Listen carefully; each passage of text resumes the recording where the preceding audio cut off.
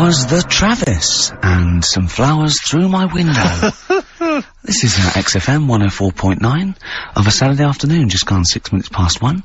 I'm Ricky Gervais, with me Steve Merchant. Hello there, hi. Good to talk to you.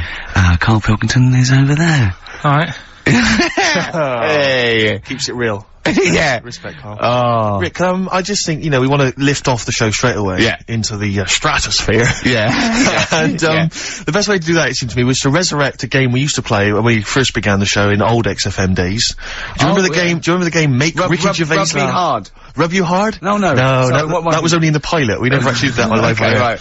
No, it was the game Make Ricky Gervais Laugh. Oh, I remember, We used to get people, Karl, you probably didn't hear it, we used to get people to sort of send in pictures and, jokes and stuff. And if I could make Ricky laugh on air with those, he won a toffee. Then they won a gift of some kind. Yeah. Anyway, a lot of emails actually saying people love your laugh, Rick. So in a sense, we're giving the public what they want. They must be taking the mickey. But this is a picture I found in today's copy of The Sun, so if you're listening at home and you want to know what the picture looks like, rush out and buy a copy, only 40p. Yeah. And, are we sponsored by The Sun? We do White Van Man. Exactly. It amused me straight away, this, because bear in mind, right, it is one of the world's biggest rock stars. Okay. Just check out the face.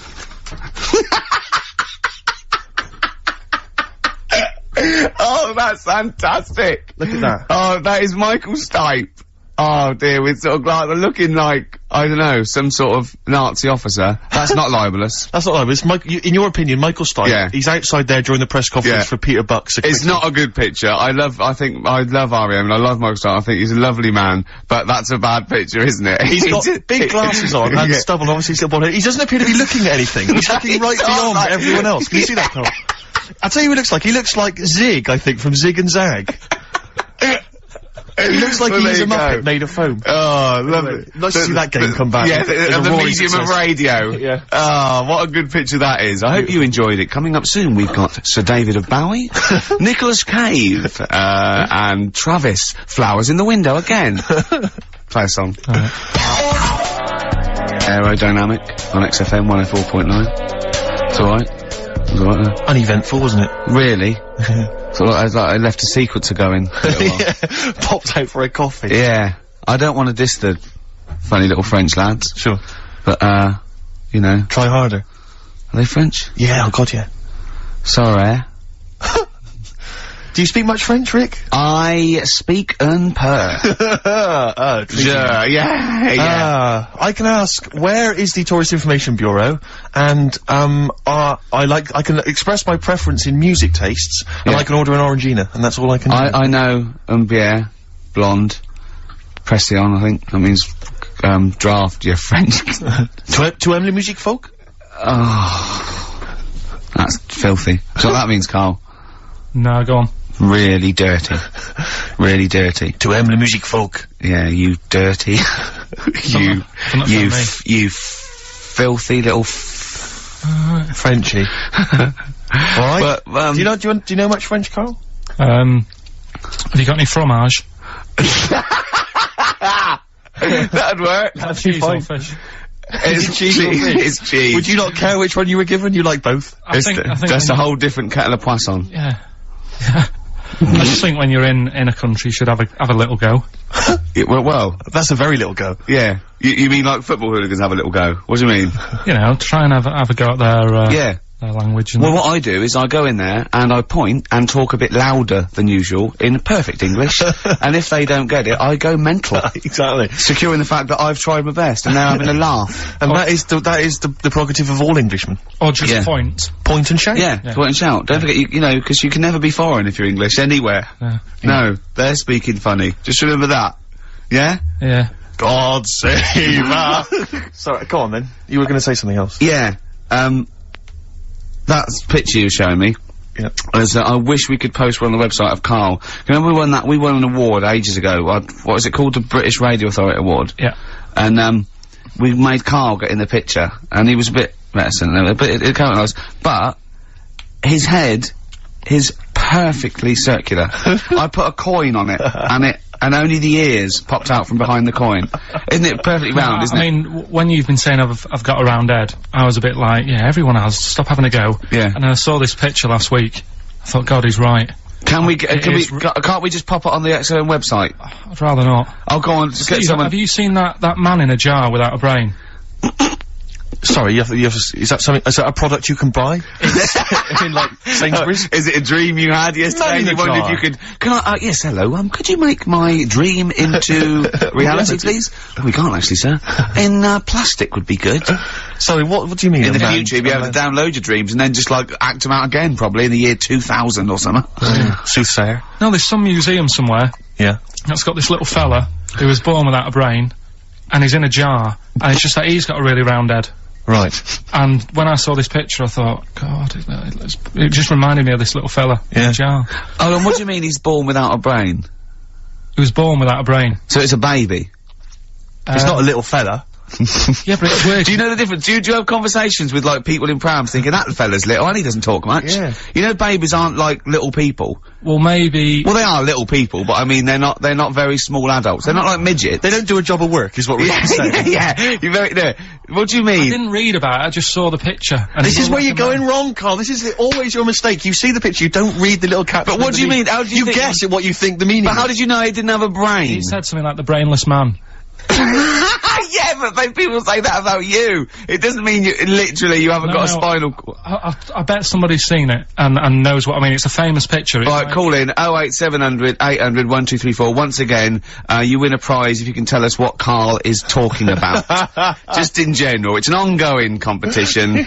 We'll try and find some CDs to anyone who knows what Karl is talking about. Stereophonics, Vegas, 2 times.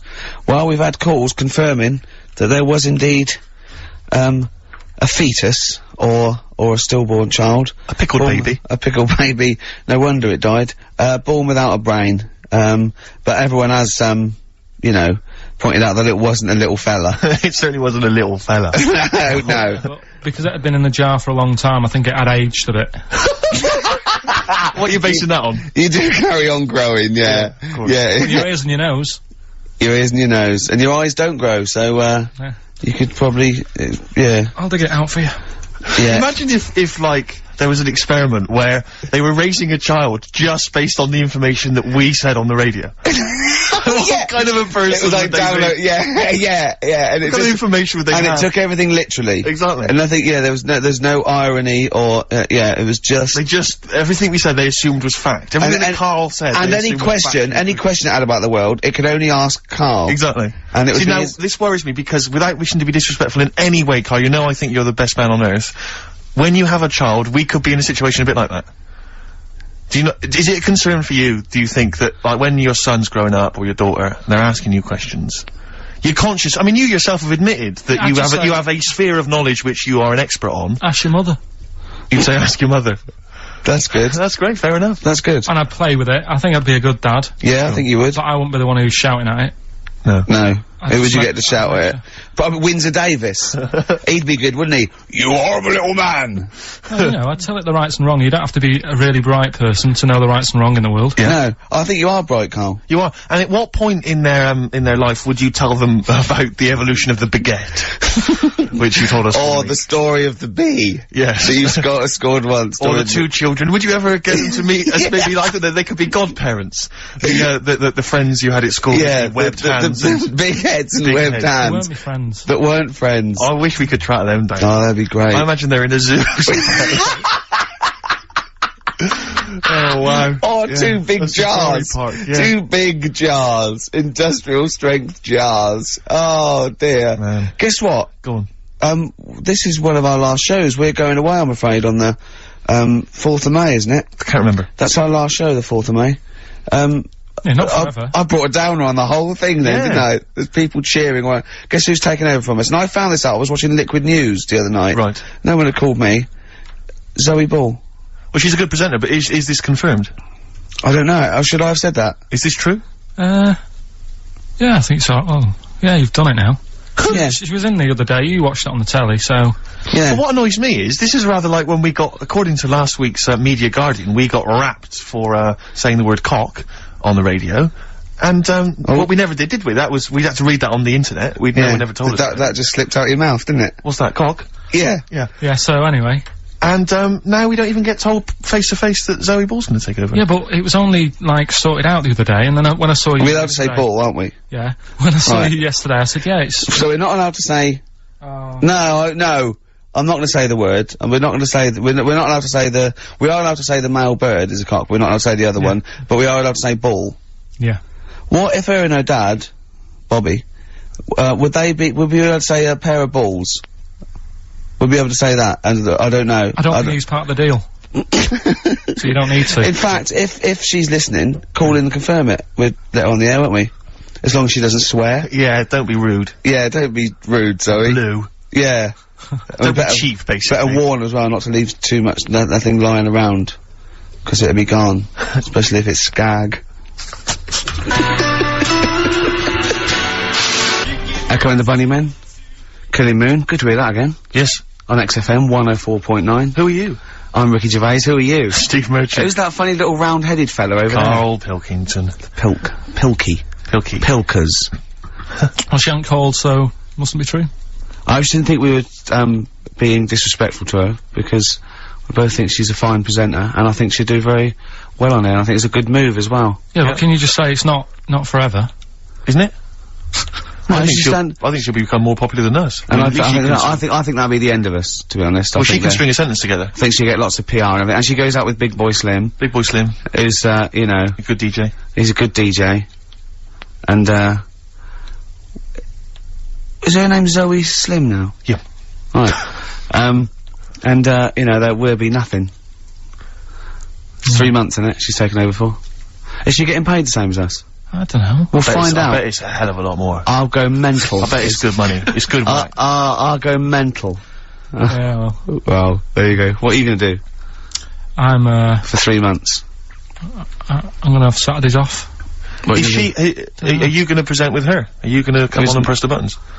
He's not allowed. No, I hope not, because, you know, you're our whipping boy, co-presenter. Yeah.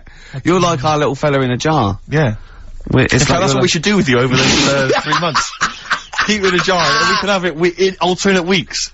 Like step-parents or whatever. Yeah, that'd be great, wouldn't it? Brilliant, just you can me and Steve will fight for custody. Yeah, it'll be a big jar though, you can put stuff in there. You can have, it won't be like, full of water or vinegar or whatever they do, or you won't become Pickled Carl. No. It'd be like an big air chamber, and you're sat there, and it'd be like a little, what would it be, an armchair or something? It'd be in an armchair, and we'd have stuff in there, and we'd bring your girlfriend, like, once a week, and she'd go, and we put a blanket over the top, so we wouldn't, you know, see anything. But like the Big Brother household. Exactly. Yeah. Now, that's a hell of a documentary. Oh, that'd be amazing, wouldn't it? Carl in a jar. But anyway, that's what, so we're going away on the 4th of May for 12 weeks. It's a long time, isn't We were doing the second series of The Office, so we can't be around, I'm afraid. And Zoe Ball's standing in for us. And, that can't be right. She's not I don't think you can say standing in for us. Isn't that right? Taking over the show, I think, would be fair to say. I don't know. I can't say anything now, can you? I'm worried about that. Just because he goes up with Big Boy Slim, you gotta be careful what you say. Yeah. Carl, you look upset. Are you starting to think that we're getting melancholy now, that you're just gonna sit at home? What are you gonna do every Saturday? Dunno. Go shopping. Let's sort out a jar. We've got to do the balloons before then as well. You've got to send you up in a balloon. Maybe we can send you up in a balloon and you come straight down into a big jar. Yeah. And they put a giant cork in straight away. yeah, and there's a big cheer. I'll tell you what we could do. We could set you adrift like Robinson Crusoe set the ball and see where you end up. If you find me, yeah. Oh, you might go to an uninhabited island or something. I'll tell you something I learned in the week. Go on. Just reminded me there about going up in the air. Go on. Right. If cars could drive up, it'd only take an hour to get into space. Which is great. Going how fast? About 50 miles an hour. You just made that up, didn't you? You just guessed that. You just guessed it. You just said about 50. Yeah, see, this is what worries me. If you have a son or a daughter, yeah, age 50, he's gonna be out in the street with a ramp pointing into the sky. Dad, how long does elephants live? About 1,000 years, 1,000 or something. I wouldn't say. Dad, how much can an ant lift? About a quarter of a kilogram, probably. About 2 bags of sugar. If you guess, it's not fact. Yeah, just because you thought it, that doesn't make it fact.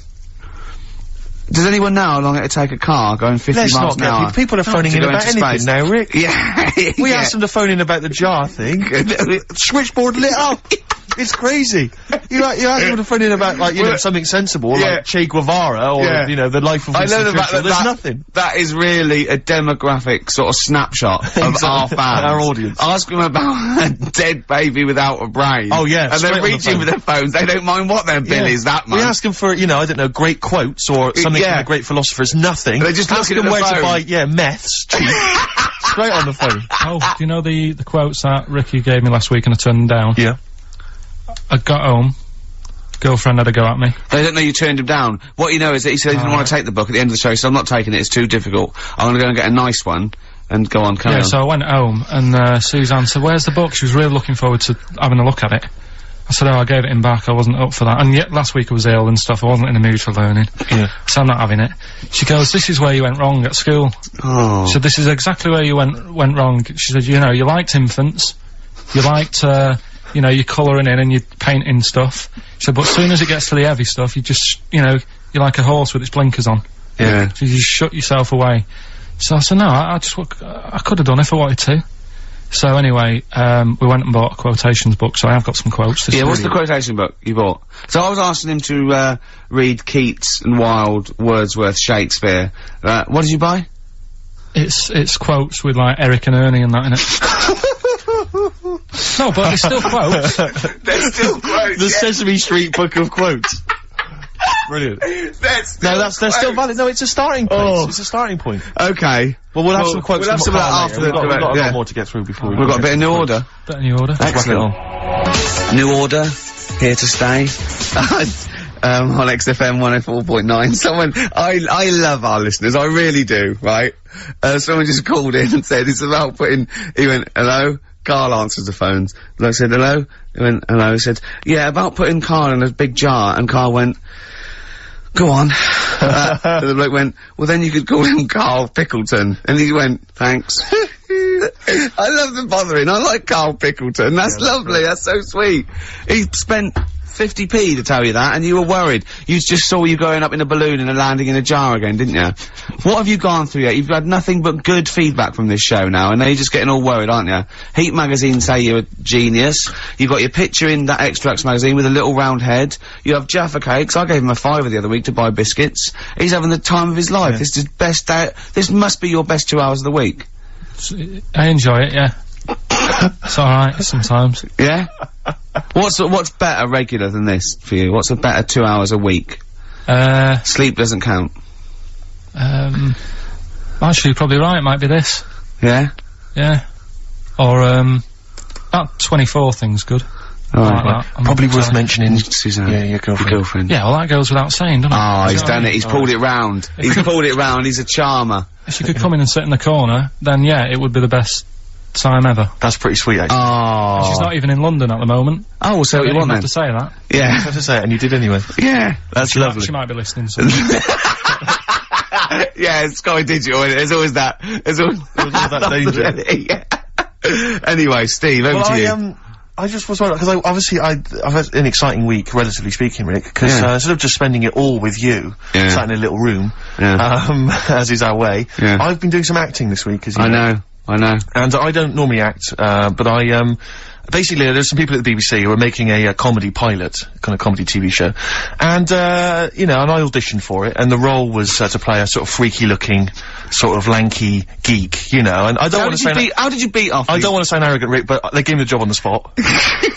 You know, so it was like, you know, obviously I'm, you know, because I'm not a bad actor, I'm not as good as Rick, but I'm, you know, what is it? It's I play a really tall guy, like a sort of that's the part though, isn't it? About you've got a I'm a character who's 6'7" inches tall, and I'm trying to win the world's tallest man. That's it, yeah. But there's always a man that beats me every year because he's slightly taller. But this year, I think for some reason, because I've been training, I can beat him. That's the conceit. Sally Phillips, I don't know if you know Sally Phillips, she's a very good comedy writer and actress, and she's written it. So it was good fun, and so we went down there, and it was good and everything. It was, you know, a little trailer and everything. It was like the proper deal. It was really good. And the problem was yesterday, I had to dance. One of the sequences had me dancing. Now, as you know, I think I'm a pretty groovy dancer. I'm a bit of a mover. Yeah. And I have to tell you this, Rick. Do you have anyone's eye out with your elbow? I have come to some serious realizations about my dancing. Really? I was moving around like a Shire horse dancing. Really? It was terrible. I was just like quick, and they had this choreographer trying to show me some moves, and it was just... He was just like crying by the end of it. It was They were, yeah. It was so bad, but the worst thing about it is, today, my whole body is ravaged with pain and agony. I'm utterly devastated by the agony of it. Trying to get down the stairs this morning, I swear to God, I look like Thor Herd. Trying to hobble down, it was mad. I was like I'd had several hip replacements. I was like, I had to go down at an angle, going down the stairs. It was ludicrous, and I was really worried. Suddenly I'm thinking, because I thought I was pretty fit and pretty groovy and everything. And I had been discussing with, this mate of mine, my housemate, that we should maybe start doing some exercise, because I'm putting on a little bit of weight, right? He's quite a thin, tall guy. He has a belly. I don't know how to summarize it. Have you ever seen the film Junior with Arnold Schwarzenegger? Yeah. It looks like that. Really? It's slightly grotesque. So the two of us, so we decided that we were going to do some exercise together, right? This is what we're going to do. Each morning we were going to get up, we were going to exercise together. That won't happen. Right, well, no, but wait, Rick. You see, you're wrong, because a couple of days ago I said to him, listen, what we should do is get one of those, like, health videos, you know, those kind of training videos, what they called, like, I don't know, they might have an aerobics thing, or a sort of hour-long workout. And I said to him, get one of the ones that's hosted by, like, Pauline Quirk. Elle Macpherson or Cindy Crawford, you know, someone like that, someone sexy, right? So, I swear to God, we went down this morning, we put it on, right? Just want you to picture this scene, right? It's me and my mate in our shorts, right? 9 o'clock in the morning, working out. You didn't actually do it. To Helen from Big Brother's video, right? It was the cheapest one, Steve, you told me. Thanks very much, mate. We saw that advertised as well. Working out, right? And the two of us in our shorts, she's there, like, you know, she's the closest there is to a living Homer Simpson, right, shouting out and stuff. I just wanted to be reassured, Rick. There's nothing gay about that, is there? There's nothing a touch kind of fruity about that image. No, I mean, the ones you do avoid would be sort of Liza Minnelli workout. Cher. Graham Norton, obviously. Yeah. Dale Winton. Gay Byrne. Right, sure. He's not gay. No. But, I mean, the name's a little bit gay, isn't it? Yeah. So I think Helen from Big Brother, you're probably safe. Mm-hmm. Who else? I don't know what else to tell you, really. But I mean, because I know you've got a personal trainer, I'm obviously not in that kind of state, there's kind of states at the moment, I don't have that kind of cash. No. But, you know, I'm obviously quite excited. What have I got to look forward to? Do I go through a my trainer, Pink Eric, we call him. Yeah. I sort of box a little bit. But what I'm saying is, do you go through a pain barrier? No, I stop way before that. Right. And I'll sit down and have a beer. Right. There's no point in going through pain, because it'd just put you off. Sure. So, if you start feeling any sort of pain, or any, breathlessness, or any aches, sit down immediately. Now, is it right that he's worked out a special routine for you where you don't have to get up? Yeah, well, he actually said, I remember I got my food diary, and he was looking at it, and I could see he sort of feared it. He feared taking on this challenge. And this is a true quote. At one point, he said, right, okay, cut cheese down to 5 times a week then. I must have haggled from 4. Cheese down to 5 times a week. And it's sort of like, I'm my own worst enemy. Because if I cut out cheese and beer, I would just lose weight. Like, it would drop off me in a month. So what I'm doing, I'm fighting it all the time. I haven't changed my sort of eating and drinking habits, but I now work out 3 times a week. It is an uphill struggle, Steve. Yeah, of course. It's just, so you're just keeping it an even keel. I know, well, yeah. So I can live longer to eat more cheese and beer. Do you exercise, Carl? Do you do any exercise whatsoever? I used to go to a gym in town, but it wasn't the sort of, the hard work of doing the, the stuff. It was just like, it was like 60 quid a month. Yeah. I thought, well, crazy, isn't it? That's not good. So I just got out of my way to sort of walk everywhere. Do you know what I mean? Instead of jumping on a bus, like a nice day like today, walk into work. Or, run up the stairs. You're skinny though. You run up the stairs. What? You're really skinny though. No, but I do eat a lot of, like, crappy food, so I reckon, I mean, what did they say? When you get to 30, it all just, you go mental, don't you? Yeah, they say that, play record. That's the philosophers, isn't it? When you get to 30, you go mental. No, oh, Descartes. Yeah, I think so, yeah. Play record. Better Bowie? Oh, yeah, I brought this in. You'll love this, Steve. Oh, you know this, I think, I'm sure. This is, a great Bowie track off Aladdin Sane, one of my favourite albums. And this is Lady Grinning Soul. It's beautiful. Badly Drawn Boy, Silent Sigh on XFM 104.9. I'm Ricky Gervais. You can do your own. Oh, right, okay, my name's Steve Merchant. Yeah, Carl. I'm Carl. Yeah, exactly. You've not lost interest, have you, Rick? No, of course I haven't. Okay. Go on. It's silly to, I've said it once, I was a bit bored with just saying your names. Okay. I don't mind saying mine, because I'm sort of interested in that. Yeah, sure. But the other ones are sort of more of a chore. Do you know what I mean? There's nothing in it for me. Yes, there's no actual I'd personal gain. rather not mention either of you. Okay. So, if you want to do it, from now on. Yeah. Okay? Yeah. Okay. Well, listen, obviously still got plenty to come. We've obviously got some great music, Rick, and that's I've got, a bit of Nick Cave and the Bad Seeds. Actually, an album you introduced me to, and I'm gonna play, Into My Arms. Looking forward and to you it. know how beautiful that song is. That's true enough. Yeah. But I was talking about this little bit of acting I was doing yesterday, and, not wishing to be disrespectful to anyone that was involved, but there was, obviously some extras or supporting artists, as I believe they're known, and, you know, all good lovely people, really putting the effort in, doing good work and everything, but there's just one guy I was stood next to, and, you know, he's quite a tall guy, not quite as tall as me, but tall guy, you know, quite a good looking bloke or whatever, and, I just sat there, and he obviously gets quite boring because there's a lot of just hanging around and people waiting and stuff, fixing lights. I just stood next to him and he just went, oh, he was looking for something to say to me, obviously, and he went, looking forward to the new Guns N' Roses album? And I went, I didn't realise there was one on the way, actually. He went, yeah, obviously they, Slash won't be in it, because obviously Slash is no longer with them, but, bloody a sweet child of mine, one of my favourites, just started singing some of the songs. I went, okay, great. Without irony, I absolutely assume. without irony. He's just wanted to get onto a discussion of Guns N' Roses, but I'll tell you this, he did not look like a rocker in any way. He looked like a bloke who would work in sort of an accountancy, agency, or Barclays, behind the counter, something like that. Very well scrubbed, well groomed. I say there's nothing wrong with Barclays or the people who work therein. That's true enough. Okay. So he goes, yeah, I mean, I got into them with Appetite for Destruction, the classic first album, but I even, you know, I enjoyed the Spaghetti Incident as well. I mean, I like all of them. Yeah. And I'm like, right, okay. And he goes, I said to him, you ever seen them live or anything? He went, I have not seen them live, no, but I was lucky enough to be at Donington, Monsters of Rock, and, Slash's Snake Pit was playing, which was Slash's solo effort. Yeah.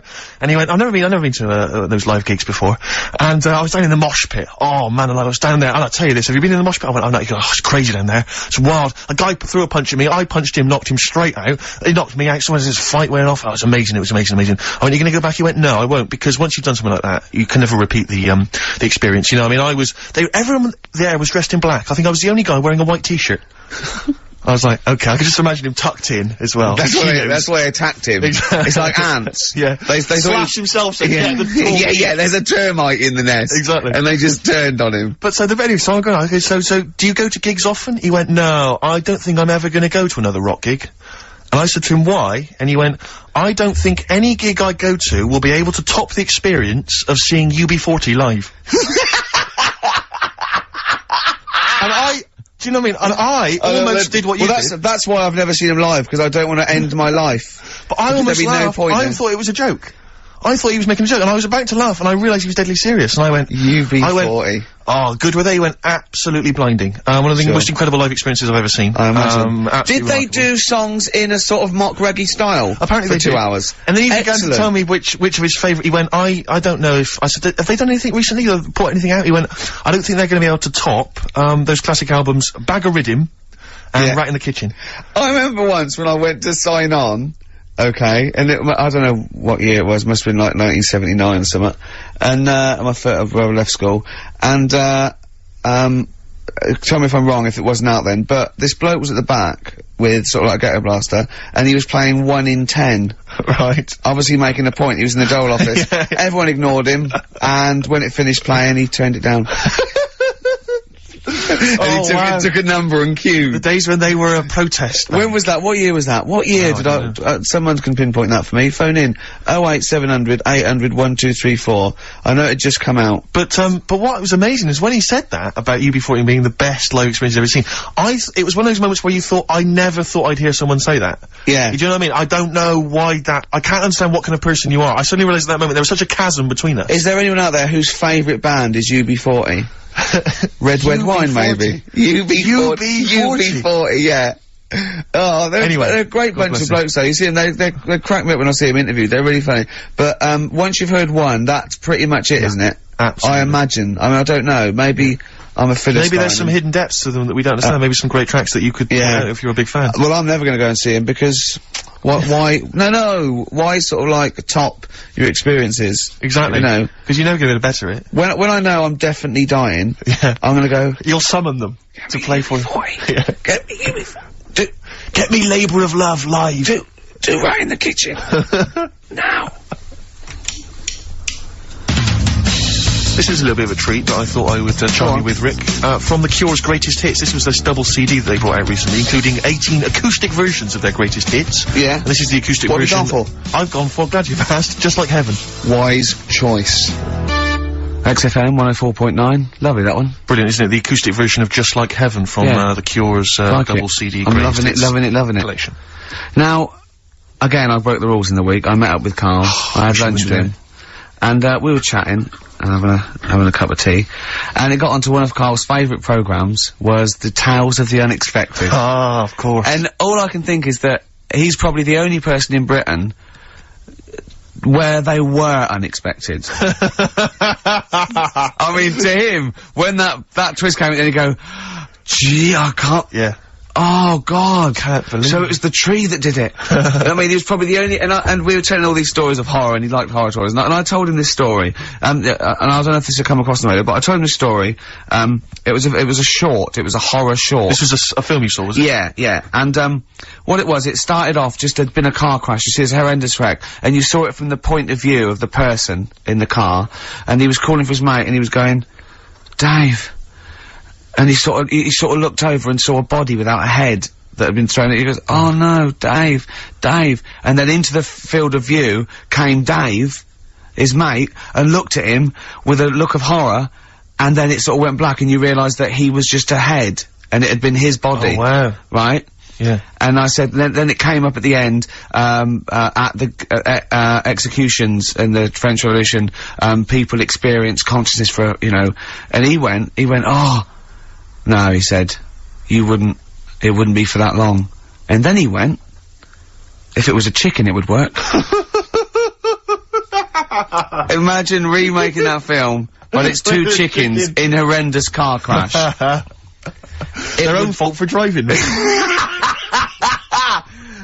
It would work. No, he wasn't having that. Yeah. No, it was too long. And I think he said, how long was this film? Went, oh no, 5 minutes. He went, no. It would work if it was a chicken. I like the way that Karl, in something like, when you relate an incident like that, he's appalled and offended and annoyed by the people that made it, even though he's never seen it. Oh, he's annoyed, yeah. Like, I want to see it. I think it's a good idea. Yeah. But they should have thought it through a bit more. Yeah. Do you have a favourite, Tales of the Unexpected, one that you remember particularly that shook you up? Yeah, we were talking about the one on, where, there's some woman in prison. Have you seen that one? No, I can't remember them all. Right. This woman's in prison. Yeah. And, she gets a bit friendly with the guy who takes the dead bodies out. Right. And, he said, I can get you out of here. He said, what you've got to do, right? You've got to, I don't know, at midnight. When you hear the bell toll, that means there's been a dead body. Yeah, there's been a dead body. So what you've got to do is go into, like, the, place where all the dead bodies are. Get in the first coffin on the right. And then I'll come along and carry you out, and you can run away and escape. Yeah. Right? So she goes, yeah, alright then. So she hears the bell go. I'll bury you, right? And then I'll come back later and dig you up. Right. Yeah, but that's the that point. It doesn't matter. It does matter. Trust me, Karl, it really matters. Okay. Listen, I don't know if I'm going to ruin this for people at home. Yeah. Can I just skip to the end? I would imagine that she gets buried and he doesn't come back, and she has to get buried alive. Better than that. Okay. Yeah, she does it. She gets into the coffin. Yeah, shh. Go on. Right. So she gets in the coffin. And, she's lying there for ages. She's buried. She can feel a bit of movement going on, so she's obviously, you know, being carried somewhere, so she's thinking, this is it, I'm getting out. And, she's lying there for ages and thinking, why isn't someone coming and lifting the lid off this? Do you know what I mean? Letting me get out. So she's really bored. She gets a lighter out, right? Lights it to have a look at who she's lying on. It's only the fella who said he'd help escape. Oh. How bad is that? That is... How bad is that? So it is quite important that she's buried alive then, isn't it? In retrospect, you realise that the jeopardy is that she is buried alive and can't get out. Yeah. It makes it so much worse, doesn't it, than just like lying in the morgue and going, actually, I'm getting out of here. Yeah. This isn't gonna work. Look at Karl's face, having told that, he's so pleased. His face is lit up, he's beaming like a child. Have you seen any? Is that your favourite horror thing ever? That's a good one. And, let's see if anyone knows what the finger is. When that bloke was under the ground, wiggling his finger. We're talking about one with, some fella who's stuck in the ground or something. This is a motif I noticed in your particular favourite ones. Yeah. Right. People stuck in the ground. Go on. Right, so it's a fella, is it? Yeah, a fella stuck. Now, I seem to remember it just being his foot, to be honest, being stuck in a hole. And No, he was under the ground and he got a little thing out of the pavement and he put his finger up and wiggled it to try and attract attention. Then you see a woman come along and her stiletto heel just knocks his finger off. You see, I'm wondering whether it's the same one as I saw. Yeah, it could be two like that, couldn't there? It's a They were running out of ideas by the last series. it's a big theme in Hollywood. Or, what was that one you told me about with the porn? That was a good one. Oh, this was fantastic, right? Right. There was this, Sorry, can I just check now? We're just remembering classic episodes of the Tales No, Unexpected this is important. Well, I saw one, right? I saw one, on Tales Unexpected, right? And it was, these two gents, what they used to do, they look down the obituaries, and they'd blackmail, the wife or the son of a dead eminent person, like might be a priest or a doctor, something like that, and they'd go and they'd say, he bought some, erotic, stuff from us, before he died, and he owes, 100 guineas and all this sort of stuff. And they'd pay up because it'd be so embarrassing. They just didn't want them, so they'd just pay him, right? And this one bloke said, who are these people? I'll meet with them. And he goes round there, and he goes round, and, they go, your father, he goes, my father could not have bought any erotic material from you. And they did it, he goes, he couldn't have, he's blind. Right, and that was the twist. And Carl went, so it was magazines, not videos then.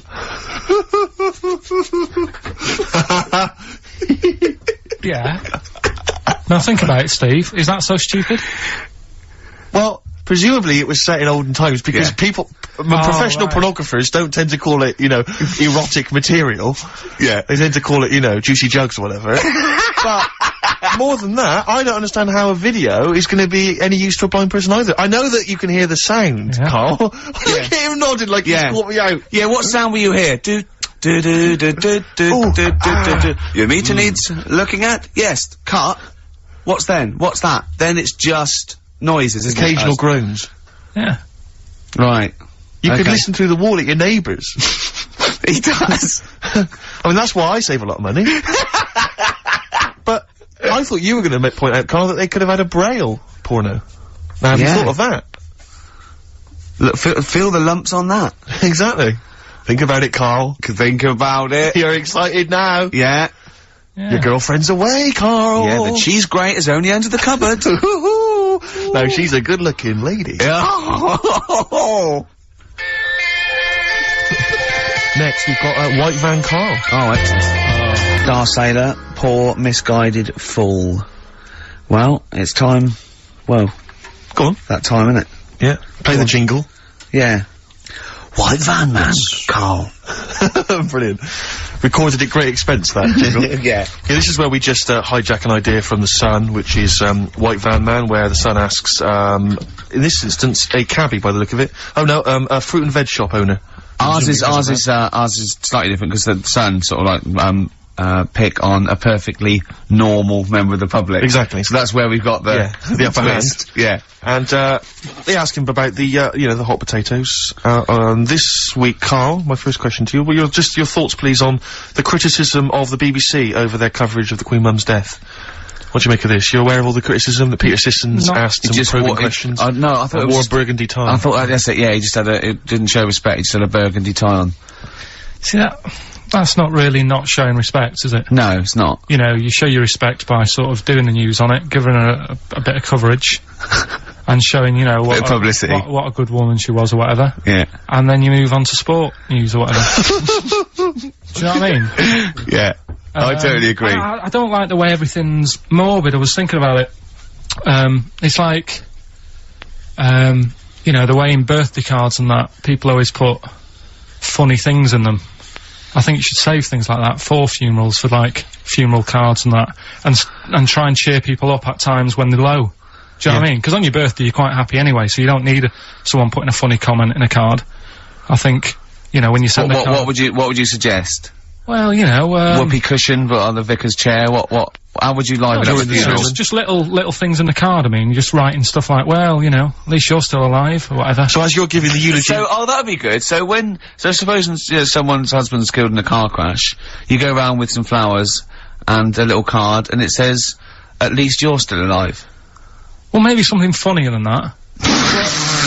Well, maybe, like, if you got up to give the eulogy during a funeral, just wear a pair of comedy tits. Yeah. Or those glasses that are eyes on sort of springs. But why has everyone got to be so sad about someone dying? No, what annoys me is that when you see the people on television, these sort of members of the public, and they're crying about the Queen Mother, who was sad when anyone dies, sad when anyone nan dies. She was 102. And, what, you know, I mean, it's sort of like, I think they should cry. Well, there's a picture in the paper today. I don't understand it. There's a picture in the paper today of, various people who were lining the the funeral, kind of route yesterday, and there's a picture of a very young child, maybe sort of 5 or 6, on the arms of her dad, and her head bowed, and it says a young girl there weeps for the Queen Mother. And I was looking at it, and you can tell she's just tired. Well, she's just tired and bored. It's so transparent that it's not crying. It's most just, what are we doing when their nan dies? Exactly. You know, it's sort of like. But what is a 5-year-old girl gonna be? Why is she gonna be crying? The Queen Mum said, I can't believe it. Yeah. Teletubbies? No. The Queen Mum.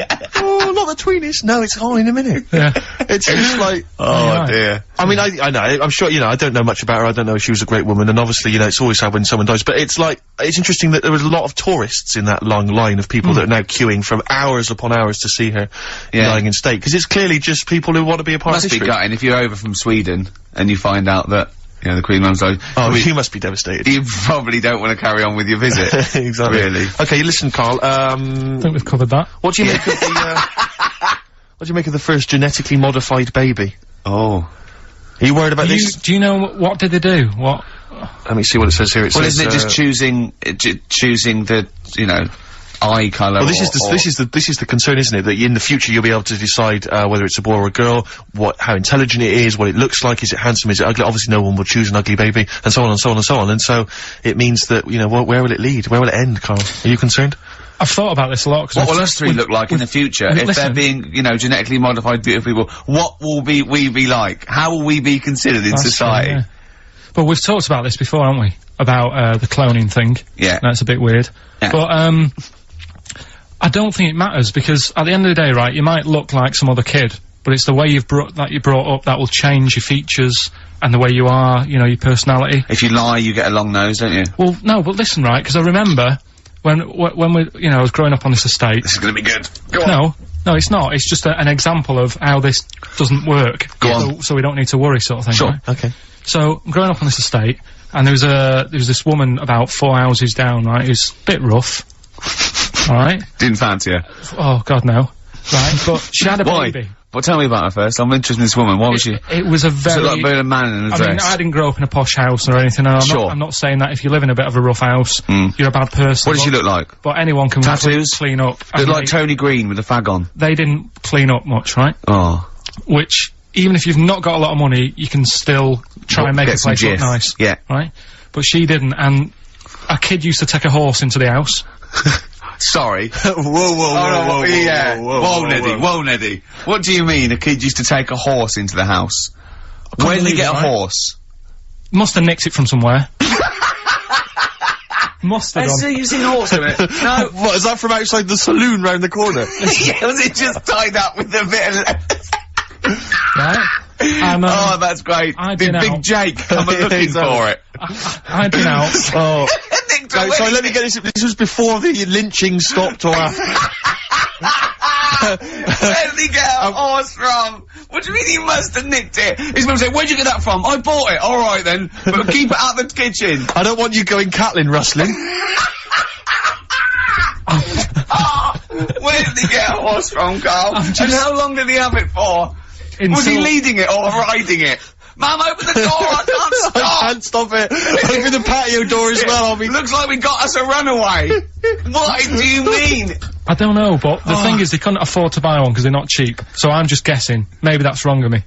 But I think... He had a horse? Yeah, right, so... That's why the family didn't have any money, they'd spend it on the horse. No, I don't think, that's what I'm saying, I don't think they would have bought it. So anyway... Yeah, it's wise to whisper, Carl, in case they're listening. Yeah, and they could be in the room next door. It's not buying it, it's keeping it as well. Oh, so I was like in the car with my dad coming into the avenue, and you used to have to drive down it to turn round and and you know, sort of go back to our house. You had the traditional method of transport. Yeah. And the horse was in the lounge. Reading a paper. Just like walking around. Oh God! What? And when I was doing, I tried to earn myself some money once by flogging little flowers in plastic cups. What? This is genius. It just keeps coming. What do you mean you're trying to flog little flowers? What do you mean? Wait.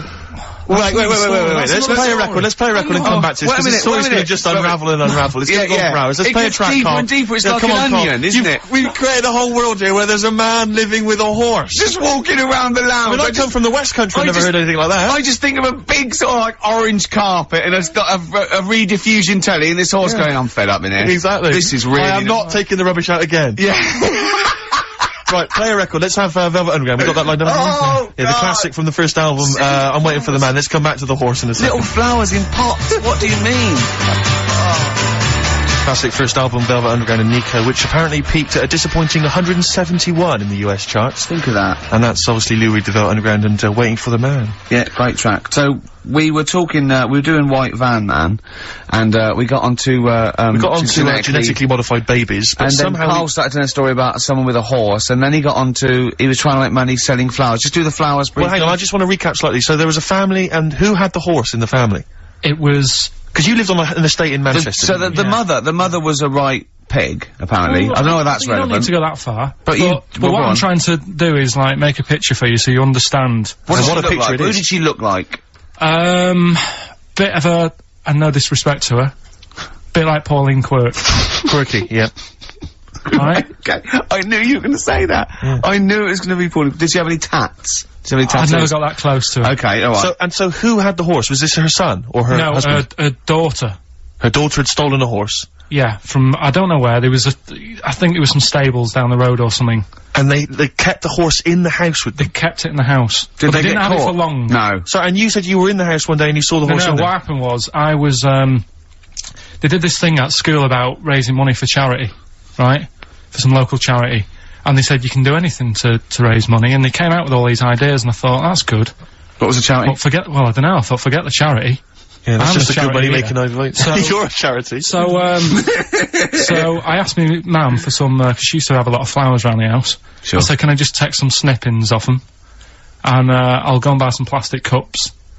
And, got some soil out of the garden, planted the bits of plants in them. Yeah. Got a tray.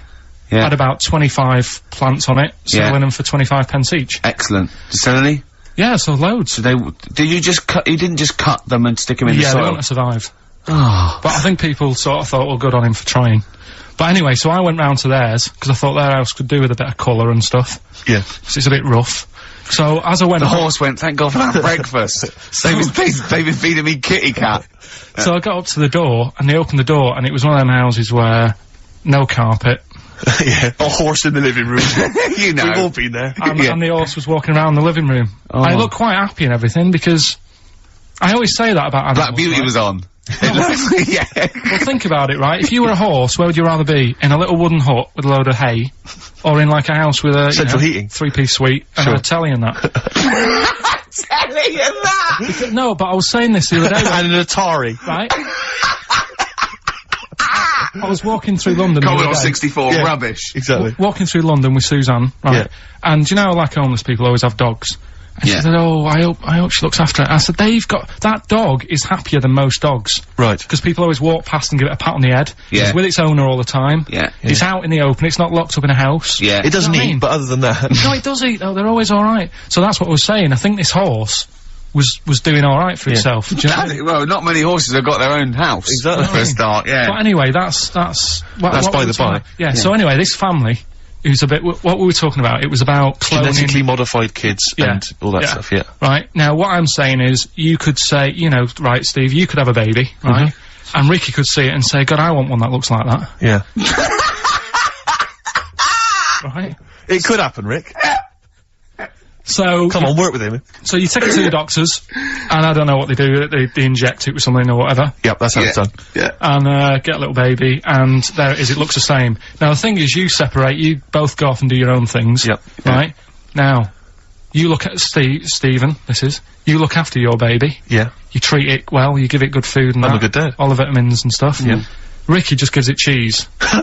Right? So, then it changes its looks, it goes a bit fat, you know, it gets tired easily, and that sort of thing. Now, when this family... Why am I just feeding a baby cheese? Right, this family who had a horse in their house. Yeah. They had a little baby, And my man went round and said, "You're not going to believe this, but it's a beautiful looking baby." Right? Yeah. And I was like, well, you know. And the weird thing is, it was a good looking kid, but as time went on, they didn't really look after it. And I'm not saying like abusing it, but it used to run around, it used to play out till like 10 at night. Yeah. It used to chase cars. Right. It was a bit...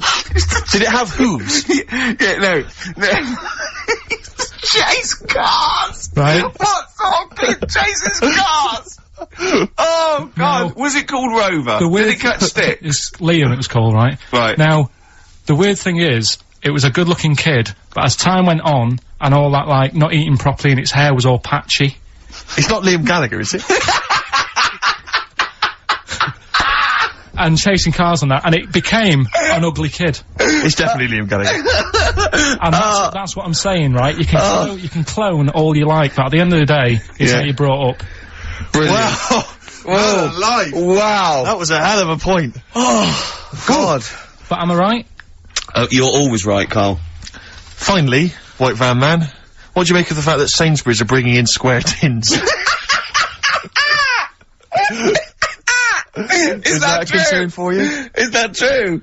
Apparently so. Why? Don't It's know. like it's easy to stack. This is what the guy in the Sun has said. That should be interesting for... That should be... His comment on Sainsbury's are bringing in square tins is that should be interesting for meatballs.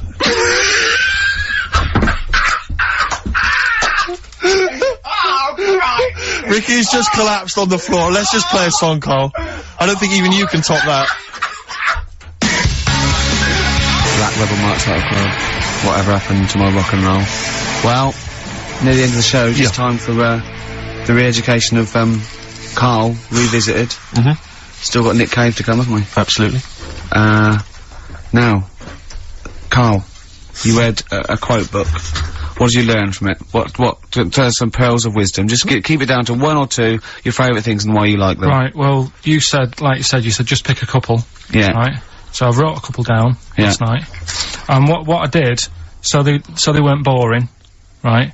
I've sort of... Don't think you can ever be boring, No, but go on. but what I've done, I've took like different ones. So I've took a good one that I think, that's a good quote, that was worth putting in a book.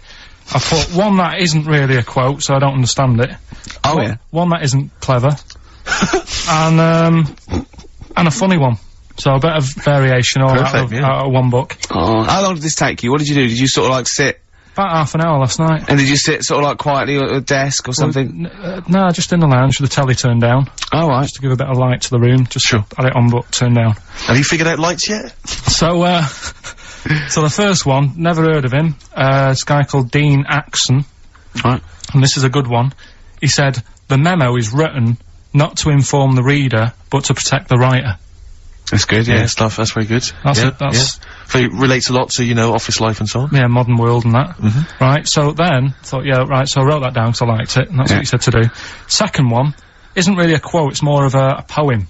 Okay. So how does that work? Well, that's okay. Just read it. Right, well, it's about suicide. Okay. Right. Razors pain you, rivers are damp, acids stain you, drugs cause cramp. Guns aren't lawful, nooses give, gas smells awful, so you might as well live. Lovely. That's from Dorothy Parker. I'll tell you what. It is, yeah.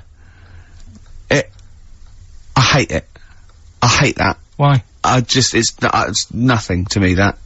I think And that... it's just a sort of weak, shallow piece of mock comedy. This is why I did it in that order, because that's what I thought. It's sort of like a zany vicar would write from living in Frome when he's about 55 and get it published in the... I hate it. Alright, so you're saying you're not a fan of Dorothy Parker's work, right? Right. Now the next one, Oscar Wilde.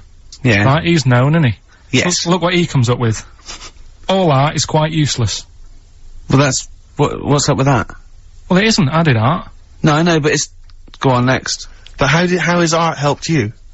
How has it been useful to you? It was a bit of a... It's one of the only things I like doing at school. Right. Do you know what I mean? When I made that little clay man, fixing a car. Yeah. You made a clay man fixing a car, I forgot about that. How can he... I think that's stupid. And especially that it's gone in a book. Sure. Do you know what I mean? Okay. It's easy to diss things. Yeah, it's harder to you're do right. things out, you're right. I don't think art is useless, by the way. But then you don't have to agree or disagree with some of these things. Some of them are, you know, sometimes it's just their thoughts put eloquently or poetically, isn't it? And it's just, you know, to provoke a reaction as much as anything. Yeah. Well, and the good one, Ozzy Osbourne. I mean, sorry, but just go back there. The irony is that is art. That he was an artist, wasn't he? So. But you don't, okay, so you don't like Oscar Wilde, but you prefer Ozzy Osbourne. Yeah, go on. Ozzy Osbourne, cracking one this. Funny and educational. I bit a head off a bat the other night. It was like eating a crunchy wrapped in a chamois leather.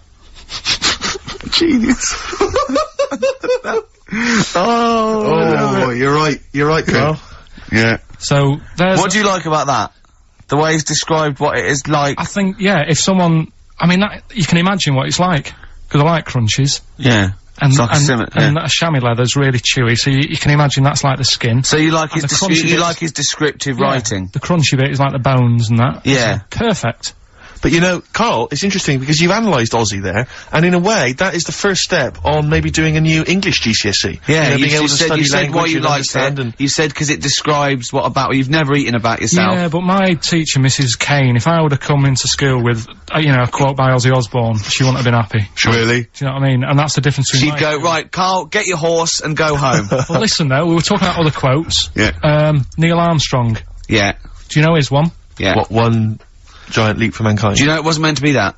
You know, it says, it's one small step for man, one giant leap for mankind, right? Yep. It was meant to be, this is one small step for a man. Right. I.e. Yes. me, the individual, on a microcosmic level, one giant leap for mankind. And he mucked it up, because if you say, this is one small step for man, one giant leap for mankind, man there means mankind. I know, it's embarrassing. So you shouldn't give people, he's not a trained actor. That's true. He's more of an astronaut, to be honest. Has he won any awards, Rick? No, there are no awards. Is he BAFTA nominated? Don't think so. But listen, right, he said another quote as he got back into the rocket. Have you heard about it? Go on. Well, we run out of time, and I'm just wondering whether it's worth saving as a bit of a teaser for next week. What did Neil Armstrong say as he got back into the rocket? Yeah. Is it Chopped gonna be away. something like, that was boring, wasn't it? The mic's not still on, is it? Yeah. They're not still listening. Well, that's what I was saying to you. He could have said that, and it would have still gone down. Cheese. It would have still gone down as an amazing quote, wouldn't it? Well, listen, I think you should save it, Carl. You tosser, I was meant to go first. No, I'll tell you what we'll do, Carl. We'll squeeze it in before the end of the show, because Ricky, you got to play your song for the lovers. Oh, we should play this. I don't think we'll fit it in. We might have to save it. Don't worry, we'll see what we can do. Well, Let's next play, week, by the way, you've got happiness quotations, a collection of thoughtful words and beautiful paintings. I'll just give you an example of one. Happiness is a perfume you can pour on others you cannot pour on others without getting a few drops on yourself. It's lovely that, isn't it? Brilliant. You can't be happy with that. This is Nick Cave and the Bad Seed, from the Boatman's Call. It's a beautiful song. Any song that starts off, I don't believe in the interventionist God is alright by me. And this is Into My Arms. Nick Cave and the Bad Seeds, Into My Arms. Well, that's it. We've run out of time. We have indeed. So no time for, Carl's quote. That'll have to come next week. Yeah, we'll save that for next time. Armstrong. Well, I hope you, enjoyed it. Goodbye. Alright, Rick, come on, sound a bit chirpier. It's not that depressing. Well, yeah. Sports next. You know how excited you are? Go on. You love the sport, do you? New Order, and here to stay on XFM 104.9. Well, we're here to stay, aren't we, Steve? True enough. Well, for another 4 weeks anyway, then we're off. Then That's 4 more right. shows. They'll have to order a new DJ. Alright? That was genius. Hey? Oh, wow, I'm it's Ricky, as simple as that. I'm Ricky Gervais, Steve Mitchell, and Oh. Karl Pilkington.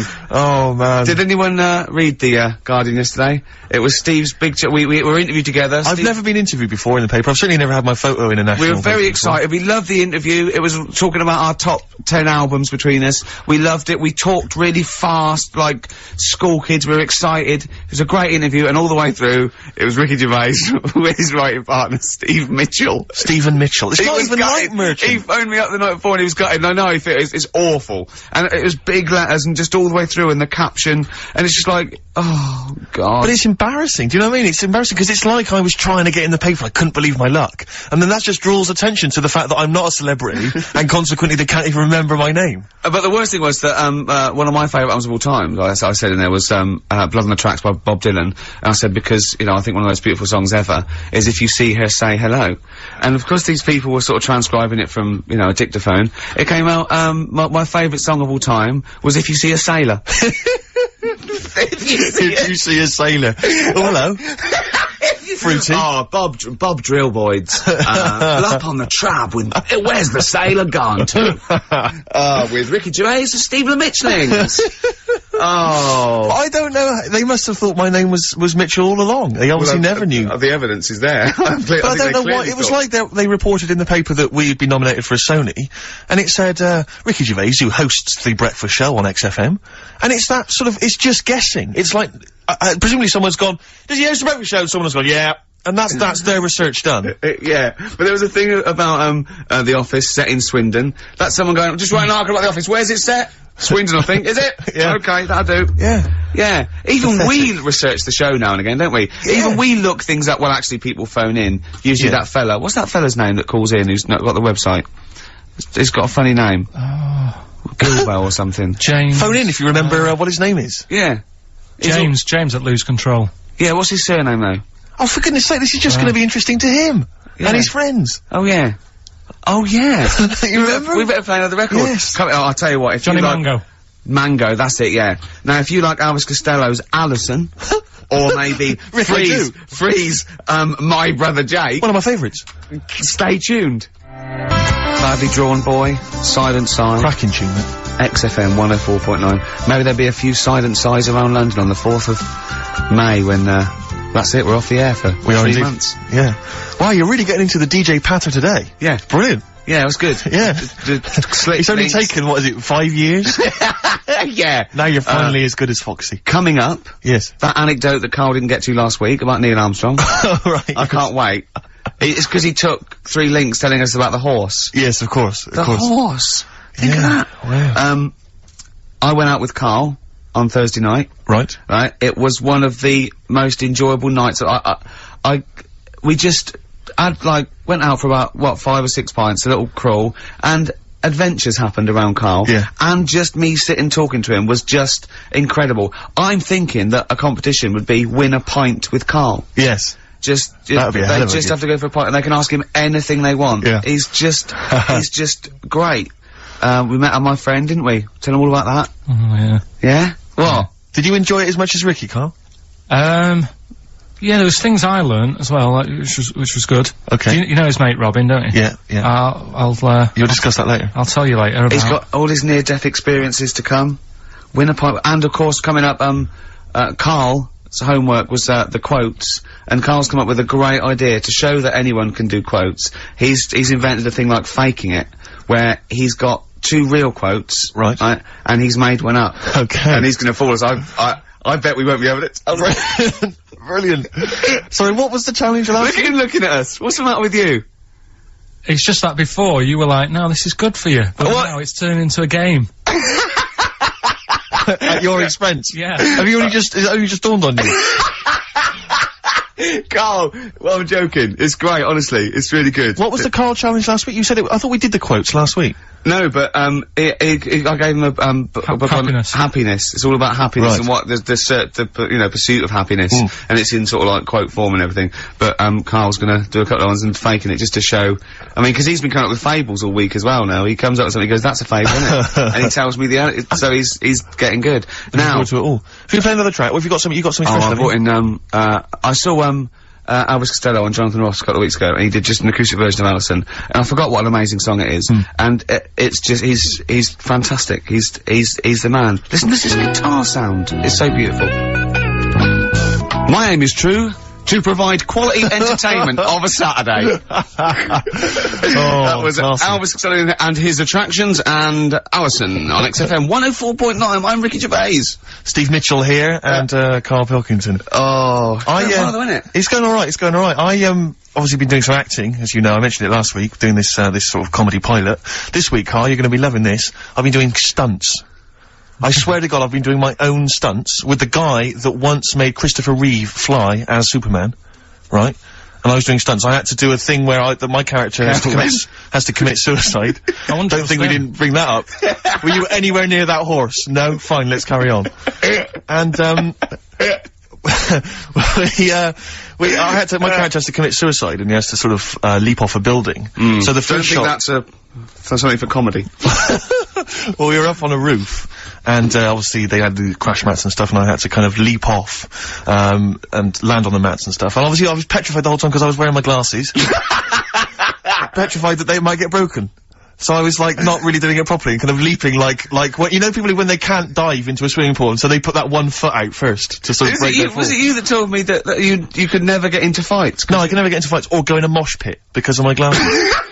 I've missed out in life because I can't. Because if I was in a fight and I say, "Come on, then you are," you know, and I was in a pub or something, they just have to whiff off the glasses, just knock them off. I'm done for. I got nothing. Really bad short-sighted, are you? Yeah, but anything's an advantage in a fight, isn't it? And the fact that they're just a blur is bound to hamper my otherwise brilliant, you know, ninja skills. So yeah, I've never got into a fight. I've never been in a fight at all. I've never, as I say, been in a mosh pit. On the wire. So this was making me sort of a bit worried. And anyway, so then I think, well, fine, I've done my stunt, and I did it, and everyone clapped. They were pleased with it, and the guy who said I was very good. So then they drive us to the next location, right? I'm thinking I've done my stunts now. There's a crane. I think, what's going on here? Now they need to shoot me. Like, I've already done the stunt where I've sort of leapt off the building. Now they've got to actually see me falling, right? So I have to get strapped in with this huge belt, and they clip wires onto me, and they hoist me about 30, 40 foot into the air on this wire, and I have to, and then they drop me at great speed, and I have to scream and shout. You know, it was partly acting. And, glasses on? Glasses, by this time I'd managed to get some wire fixed to my glasses so they wouldn't come off my head. I assured they were stunt glasses. They were doing their own stunts. Exactly. Yeah, okay. So they hoist me into there on this thing. They do a couple of sort of demo versions, you know, and just to gradually ease me up higher and higher so I kind of become acclimatized to it. And, they get me about 30 feet up, and they got these huge crash mats, like those great big ones you always see kind of stunt people have. And they set up the camera and stuff down below, and while I'm up in the air dangling there, they removed those crash mats, and they replaced them with those really thin ones that you always see like, teenage gymnasts using on Blue Peter. Do you know what I mean? The really thin ones they used to have at school, right? And I'm looking down at this, and I'm thinking now, they may as well have shouted up, if you fall, you're done for, but we might be able to protect the equipment. Do you know what I mean? It was so rubbish. But you weren't gonna land on the floor, presumably? Well, the idea was that the wire would stop that. Oh, I see, but there was no that was their safety. That was the safety net. Why did they not leave the real ones in? Because they had to, I don't know, for the shot and stuff, they had to be able to do it. But anyway, what was particularly joyful is one of the other actors pointed this out, right? This is the, this is the health and safety statement from the stunt guys, right? And they obviously have to write up this health and safety statement about how they do it. And it says, we confirm that we have proper safety policies, procedures to comply with the Health and Safety Act 1974, and that we will not do anything which compromises the health, safety and welfare of your production crew, actors or members of the public. If the above situation changes, we'll advise you immediately. I mean, if they think that maybe they do want to hurt members of the public, look at that fat one over there, just try and hit her and bring him down. Don't worry about that one. Don't worry. She can take it. She can take it. But, so that reassured me, obviously, and, now my whole body's racked with pain. Limbs, arms, head, neck. Unbelievable. Well, is the shot worth having? I mean, probably not. You'll wish you Do you know what the cameraman whispered to me? The cameraman whispered to me, he'll probably never use it. Yeah, Steve, you'll wish you hadn't told that wimpy tale when you hear just three random tales of near-death experiences that Karl told me. Right. Coming up. I mean, honestly. Really? At least you had stunt people and crash mats. Yeah. And you got paid. Yeah. The things that he got up to, just through stupidity, will put you what? What one of them wasn't through stupidity? Cakes. I'm already excited. The cake one? Yeah. Which one's that? Sorry, you had a near-death experience involving a cake? Hold on, I've got three. I've got the paper round, the nicking slate, and the Mr. Freeze. What's the cake one? Yeah, I suppose. The cream cake. Oh! Yeah. Right, now you're talking in riddles. Can you have these next? Yeah. Play record. Cooper Temple Claws. Who needs enemies? Good question, lads. Nobody. 6FM 104.9. I'm Ricky Gervais. Oh, they should print a little book of those. They're great. Oh, how you can relate any song or artist to anything else. Easy. Joyful. Easy. Well, yeah, so, me and Karl went out, for a beer, and it was great, wasn't it? Yeah, enjoyed myself. We started off, good. And you met my mate, Robin, didn't you? Yeah. And, some of the stories. Do you want to tell Steve some things about Robin that you done? Do you know him well? Yes. Well, do you know about his worm problem as a kid? Go on. Right. He, well, what I can remember is he had worms as a kid. Not sure how you get him. He never answered me. He was getting a bit touchy about it. Right. This is like the second time I met him. I think he was a bit annoyed that Ricky told me about his problem. What now straight away, you not being there, instinctively, what do you think went on with this story about worms? My suspicion is rather like when you told a group of people that Robin had once suckled milk from a cow's udder. Yeah. Did he mention that as well? Yeah. Yeah. My suspicion is that, like the cow story, the worm story is not true. But And why would he get so sort of uppity about it? Well, Because it's not true. imagine if that wasn't the first time he'd done it. Imagine if he did that every single time he was with somebody for the first time and Robin was just met them. He will tell that story to anyone. But they do say there's no smoke without fire. Oh, Robin! I also told him... That's a fable. I also told him that the way Robin cured these worms was because the doctor told his mother, right, to hold a piece of ham or cheese near Robin's anus so the worms would come out for the food, and he believed it. I'll tell you why, though. I said to Robin used to sit on Spam to try and get the worms out, and he believed it. But Steve, right, do you remember that story about 3 or 4 years ago where there was some bloke in the army, he went away to somewhere, Vietnam or whatever, he was messing about in the woods, Messing about in the woods? Shouldn't he have been fighting? whatever, Yeah. right, and he walked through some lake, and I think he'd cut his toe or something on something, and some worm of some sort crawled in the gash. Yeah. And, it was in his body, and the doctor said, we've got to get this out of your body. So, what they did was, they said, right, the thinnest part or something of your body that things can crawl through is on the top of your head. So, they wrapped Where the skull is. So they wrapped some bacon. No, they didn't! They did! That's that right. thing. So he's gone in via the toe. So what we do is, I'll tell you what, that worm's probably heading straight for the head. We'll put a bit of bacon on it. The thinnest part of the body is the skull. Of course it's not the thinnest part of the body. It's where your brain case is, isn't it? It's the skull. There was a reason for it. And it was like they stuck some bacon on his head. And As ever, the vital piece of information, i.e. the reason, Karl seems to have forgotten. Because the worm was in his body, and they said everyone likes the smell of bacon. Including worms. Even a Vietnamese lake worm. They love Remember bacon. Remember last week when I said about the little fella with the bone with no brain, and you were proved wrong? No. Please. No. We were saying it wasn't a little fella. We were saying it was a stillborn child. It wasn't a little fella. You're changing it now. You weren't having any of it last week. Right, hang on a minute. I'm getting confused. There was a Vietnamese snake that went inside of a soldier. A little, like, maggot or some sort that you have to get out of your body because it causes problems. Yes, and so in order to get it out of the body, they strapped bacon to his head. Yeah. That is great. This doctor. And did that work? I think so. They had a picture of him smiling. Oh, God, what, the worm or the bloke? The bloke. Oh, dear. Honestly, I hope someone knows the story. Right. It was about 3 years ago, I reckon. Okay. And, yeah, it did work. GI bacon. So this is why so what, the worm burrowed out of his head to get the bacon? Get to the bacon. Right. That's great. So this is why when Robin was telling his story, I was a little bit disappointed if it wasn't true. Right. Because in a way... You know Robin's never been to Vietnam. No, but what do you really think that Robin, well, as Robin said at the time, Karl, why would I sit on ham, then tell Ricky Gervais?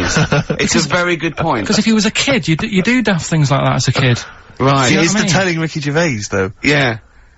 And then, Yeah, bless him. Okay. And then anyway, Robin left, and, I tried to chase him, but he got away, and he knows that and then we had a few pints, and then, Karl embarked on some of the greatest stories ever told. Can you tell the story about your dad?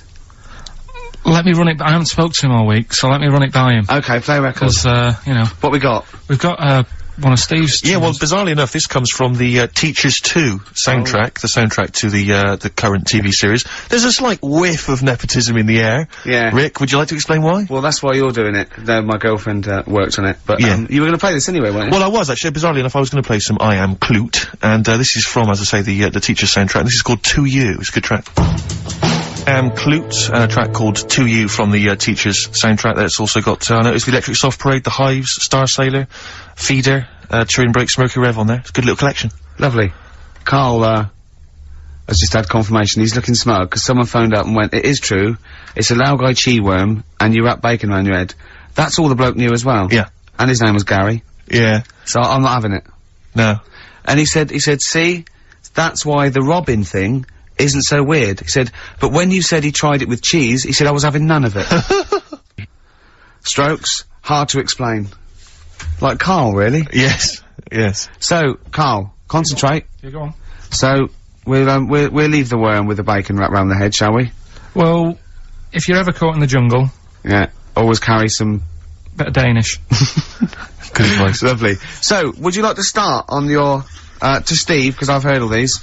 We won't do them all. Well, we'll start off with the Mr. Freeze. Tell Steve the story of Mr. Freeze. This is the first time he nearly died. This is the most serious of the lot, really. So, what it was, do you know, like, I don't know if your mum and dad did the same thing, but, like, they do the weekly shopping on like, a Friday. Yeah. So when you got to Thursday, there wouldn't be much stuff left in the cupboard. It'd just be like, you know, your Jacob's crackers and stuff like that. So when they'd been to the supermarket and they came back, I was like, you know, what's that saying? Like a pig in... You know, I loved it. It was like loads of food coming in, loads of biscuits. What is that saying? He nearly said pig in shit. Right. Is that the saying? Yeah. Right. So yeah, all this food comes in. Thank God he didn't. Otherwise he'd have been in trouble. That's true enough. Because he's culpable for our actions, because he's the producer. So technically, that twat's in charge. Go on. Right, so anyway, so there's loads of food, and I'm like, oh yeah, look at this, and chocolate biscuits, and, you know, penguins and stuff. Bacon.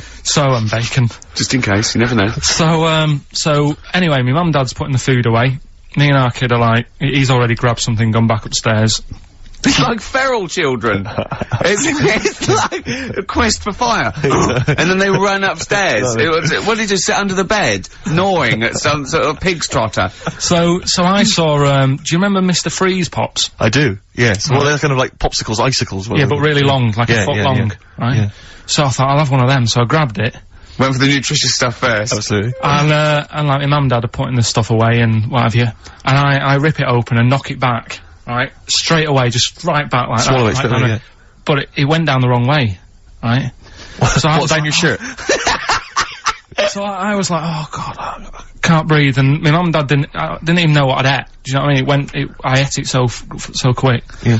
And I'm sort of tapping my mum on the back, going, she's going, oh god, you know, he's choking again, because I was always choking. If it was one thing, I don't know if I've got like a small throat, but I mean, even Ricky knows I can't drink that much, can I? Yeah. Do you know, or eat pebbles. I'm not a quick drinker. I'd always, I think I'm scared of like swallowing stuff. Yeah. And it was like bottle tops and mint imperials and stuff. I was always choking on stuff. Oh, jeez. So anyway, she's going, oh god, what's he picked up on it now? Drop it! So, and hit his nose with a stick. So I was going, I'm choking. At this point, my dad had like, I think he'd put his share away, you know, his food away, and he'd gone his share! I love it! Yeah. He'd gone to watch, like, Winner Takes All or whatever, in a lounge, and I was in the kitchen, and I was starting to, like, I didn't care anymore, do you know what I mean? I just got to that point where I wasn't struggling anymore. You just thought, I'm done I just was, like, falling to the ground. And my mum's going, you know, get in here, I think it's serious. And my dad comes in and sort of starts shouting at me, saying that's what you get for being greedy. He didn't even know what I'd eaten. Well, it was the moment to teach you a lesson, certainly. So he's there like that, and my mum's going, oh, look at him, and my lips were going purple, and my eyes were rolling into the back of my head. You look like Marilyn Manson. And, so anyway, she grabbed me from behind and did that fireman thing. The Heimlich manoeuvre. Yeah. And, you know, winded me. And it came up, and I was alright. What, the whole popsicle came flying back out? You see, that's what I don't understand. Because there was nothing there. No, just a little bit. No, it swells up, doesn't it? Because it irritated it. So it went down your, just sort of like your epiglottis. It went down the wrong way, like it went into your air canal instead of your throat, and it sort of spasms, and that's the fear. You just got to calm it down and relax. So in time, I would have been alright. Yeah, anyway. you don't. Well, no, you might have. So that's so that's hang on. one. So, but No, but the weird thing is, like, for like 3 days after that, I felt like a sort of special person. I went to school. I'm saying nothing. I did full days. A special needs person. Yeah. I went to school the next 3 days after that. I didn't like wag it or anything. I did full days. I love that. 3 days, turn over in a leaf. Yeah, exactly. After 3 days, you thought, screw it. Yeah, did a quick history exam. But have you ever had that where you've like felt like I've been given another chance here? Right, next That was one. weird. That's popsicle. That's popsicle hell, we'll call that. Right, next one. Which one's the next one? Oh, what about your paper round? Right. Can I ask very quickly, did your life flash before your eyes like they say it did? No, I just sort of went really calm and like, I'm ready for this now. Right. I wasn't bothered, do you know what I mean? You had no regrets? No. It was weird. It was really weird. Yeah. But anyway, the paper round one. Paper round, I'd still say it's the best job I've ever had. And he means it! No, I really enjoyed it. It's like, you know, you don't have to work with anyone else, right? So you make your own rules. Just think of that.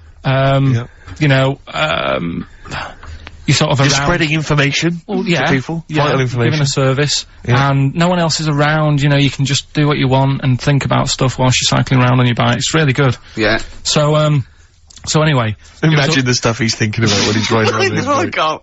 Oh, so getting in the head of a salamander. So anyway, I loved it, and even though I only got like 50p a day, right, no matter what the weather was like and stuff, I used to get up at 4:30 and go and do the round. And why'd you get up at 4:30? Because I wanted to watch the Pink Panther at 5:30, so I wanted to get me paper round done. I said, why didn't you watch the Pink Panther? And then did the paper. He went, I can't sit there thinking I've got my paper round to do. He'll ruin it for him. Yeah. So is it a good job or not? So 4:30 I was up and about, and this morning it was like winter, really bad winter, bad snow, you know, freezing cold, really windy and all that. And my mum said to me before I went to bed, she said, don't be getting up tomorrow, I'll give you the 50p. I said, it's not about the 50p. So, you know, people want the papers and stuff. So, conscientious. So anyway, I went to bed thinking, you know, that's it, I've told her I'm still going, so, you know, whatever. Go to sleep, get up in the morning, and put all my kit on. I used to have layers of clothing on because it was really cold. I had like a big anorak on with the fur on. I had like waterproof pants, and I got my paper round bag. And I went downstairs to get out, and tried to open the door and it was locked. Oh, God, so she'd locked it so I couldn't go out, so I'm searching around the house looking for the keys. She must have hid them somewhere. I thought, oh God, you know, I've got the papers to do. So I thought, how can I get out? So I went upstairs, climbed out of the bathroom window. God. Right, and to try and jump out of the bathroom window onto the porch. But the problem was, I had so much gear on, I was like the Michelin Man. So I could hardly move as it is. Yeah. And I'm trying to get out the window, and I'm like, trying to stretch down like that, get my foot on the porch, and my bag got caught on like the hook of, do you know, like how you have a hook so you can put the window open? Right, yeah, the little arm goes on. My bag had got caught on that. I was holding on to the wall and my foot on the thing, so I couldn't sort of pull it away in case I pulled it away and then fell on my head. Yeah. So I'm stuck there. Dangling. My dad comes back from working nights. Yeah. He thinks I'm a burglar. Gets out his gun. So he's shouting and stuff, going mad and going, Dad, it's me. And he had to give us a hand using a... He's heard that wily trick in Manchester before. He had to help me using a washing prop thing. A big stick. What did he do? Well, he said, just hold on for your dear life, and I'll sort of push the paper bag off the hook. Why didn't he go upstairs and sort it out? It was at that point where I was in the middle, there was nothing you could do, do you know what I mean? It's at that point where you've just got to make a decision. Yeah. And by the time you got upstairs, who knows what might have happened. Sure. Do you know what I mean? You've got to act there and then, no messing around. Yeah. So... And you could hear downstairs, now here he is, the Pink Panther. Yeah. Dad! Hurry up! Panther, ever so pink. Oh. So that was close to death, because I must have been about 30 foot in the air. Yeah. And I would have, you know, that would have been nasty if I fell to the concrete paving, so... Well, there's more to come. Should we play a record and come back to this? Because he's got more. Oh yeah, no, there must be one of them where you did fall on your head. This is the one I'm waiting for. There's gotta be one. That would explain so much. Yeah. I nearly broke my back. Jeez. Once. My dad said, I bet I can't kick me height. And I said, I bet I can. And, I don't remember this, you didn't tell me this one. No, but it can't what? I was in the garden summer's day, and it was that era when, like, doing kung fu and all that was really popular. Sure. And I was, like, messing about in the garden, punching the tree and stuff. And my dad said... Oh, what a kid he must have been. My dad said, I bet you can't kick your height, Kick your height? What do you mean, Yeah. kick as high as yourself? Yeah, so I must have been like 5 foot or something then. And I said, of course I can. So I bet you can't. But instead of doing it on the grass, I did it on like the concrete bit.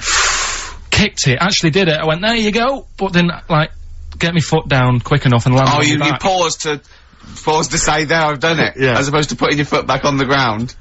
And landed on my back, and I'd still get back trouble now. Do you? Because they say that, don't they? So, to cut a long story short, he gave me about 4 or 5 near-death experiences, and he went, and the whole point of this, he went, so that's why I think I'm gonna die of something horrible, like cancer.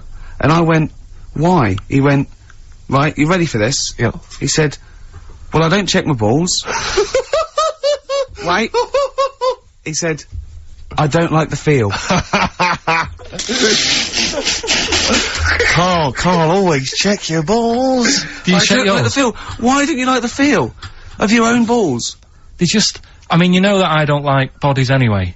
Right. Do you know what I mean? It worries me a bit that you've got all that going on in your body, right? And your skin's keeping it all in place. Stop. We're going down a whole other avenue of discussion. Let's play a track, let's come back to it. Oh, right, I've brought in this, this is, free, you'll know, from the jeans commercials. Yeah, and All Right Now Long and time everything, ago, All Right Now, yeah. But this is a great little track. This is, My Brother Jack. Stereophonics, Vegas 2 times, XFM 104.9, into the last hour. Yeah. And then 3 shows to go. That's true enough. Till we're off the air. I'm Ricky Gervais. With him, Steve Merchant. Carl. Oh, yeah. Alright? Yeah. Let's go on, tell you, we cut short last week, weren't we? You had an amazing story about Neil Armstrong, didn't you? Well, we've been doing quotes, haven't we? Like famous quotes. Sure. That have, you know, gone down in history. Yeah. And, I was saying, you know, quotes don't really matter. It's more the situation that you're in than the quote itself. Go So on. like Neil Armstrong, Yeah. if he'd have said, you know, Tie bacon round your head. I'm as happy as a pig in dust. yeah, that would have still gone down in history as like being the thing that Neil Armstrong said, wouldn't it? Yeah. Yeah. But Space is driven in mental, probably would have been the, But he chose to say something profound and Yeah. meaningful, to, was- befit the situation. It's, well, he got it wrong, actually. It's, a small step for man, one giant leap for mankind, but it was meant to say, we discussed this last week, well, Rick. Stop showing off. Well, no, but people might have been listening last week. Yeah, it doesn't I mean, matter. I can't imagine Well, people we not- better tell him every week then. Yeah, but he said, he should have said, this is one, small step for a man. Yeah. But anyway, he had a good effort, and that's quite, and that's quite an example profound of what I'm saying. The fact Yeah. that he got it wrong, but it still went down in history. Right. But anyway, the bit that, and it didn't happen anyway, did it? what do you mean it didn't happen anyway? That's what a lot of people say. That no one's actually been on the moon. Ah, yes, of course. They filmed it in Teddington Well, Studios. they were saying something about there was shadow on the film, and you wouldn't get shadow on the film, and there's all sorts of things. These people that you always quote as they, Who are they? are they living in jars? Are they little fellas in jars? Look, Go on. You know, Do they appear to you in I've dreams? spoke to different people about it, and there's loads of little things that if you watch that programme, that, you know, of them being on the moon, there is no way they could have done it. Right. Done. Fine, yeah. Done. Anyway. That's put to bed. Yeah. But Good. anyway, as he was getting back in the spaceship on the moon, or whether it be a TV studio, Yep. he said, good luck, Mr. Croucher.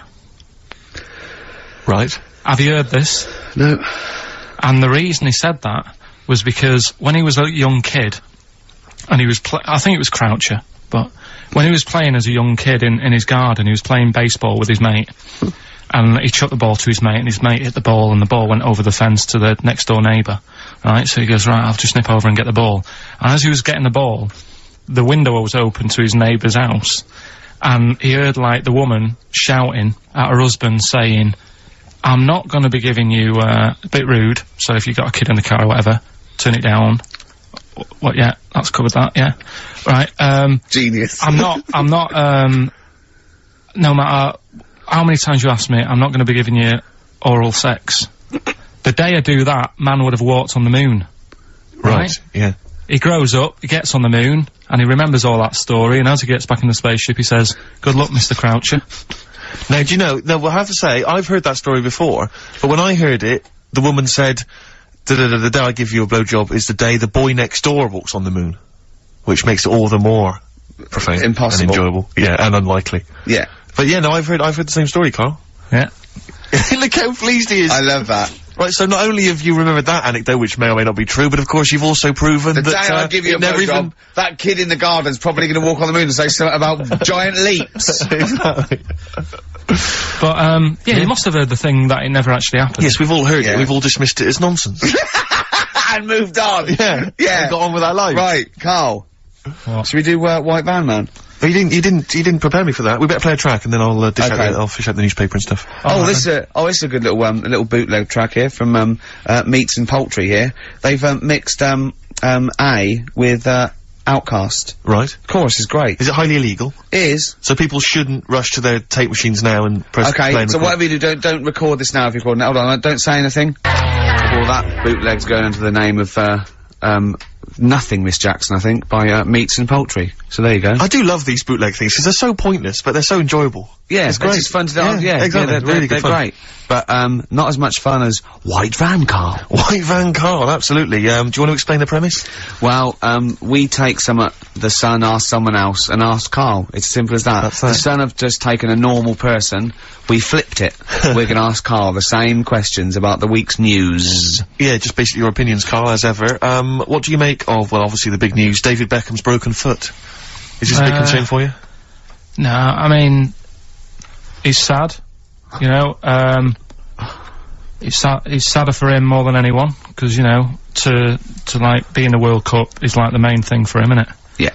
But he's still a young lad, and, I don't think he'll give up. I reckon he'll still turn up.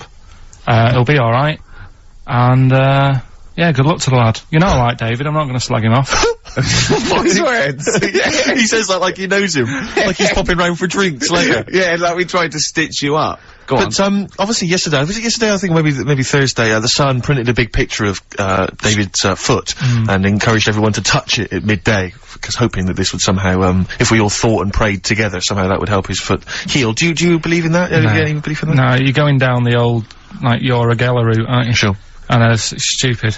Yeah. I'm sure, I mean, it's nice effort and everything, it sort of cheers everyone up. Hold on, you believe in ghosts and warlocks Yeah. and licking toads. Why is that any more stupid than all those things? It's not gonna work, is it? Alright. Fine. It's rubbish. Okay. Okay, what about this then? There's, apparently now available £1.5 million apartments available on an exclusive ship which sails around the world.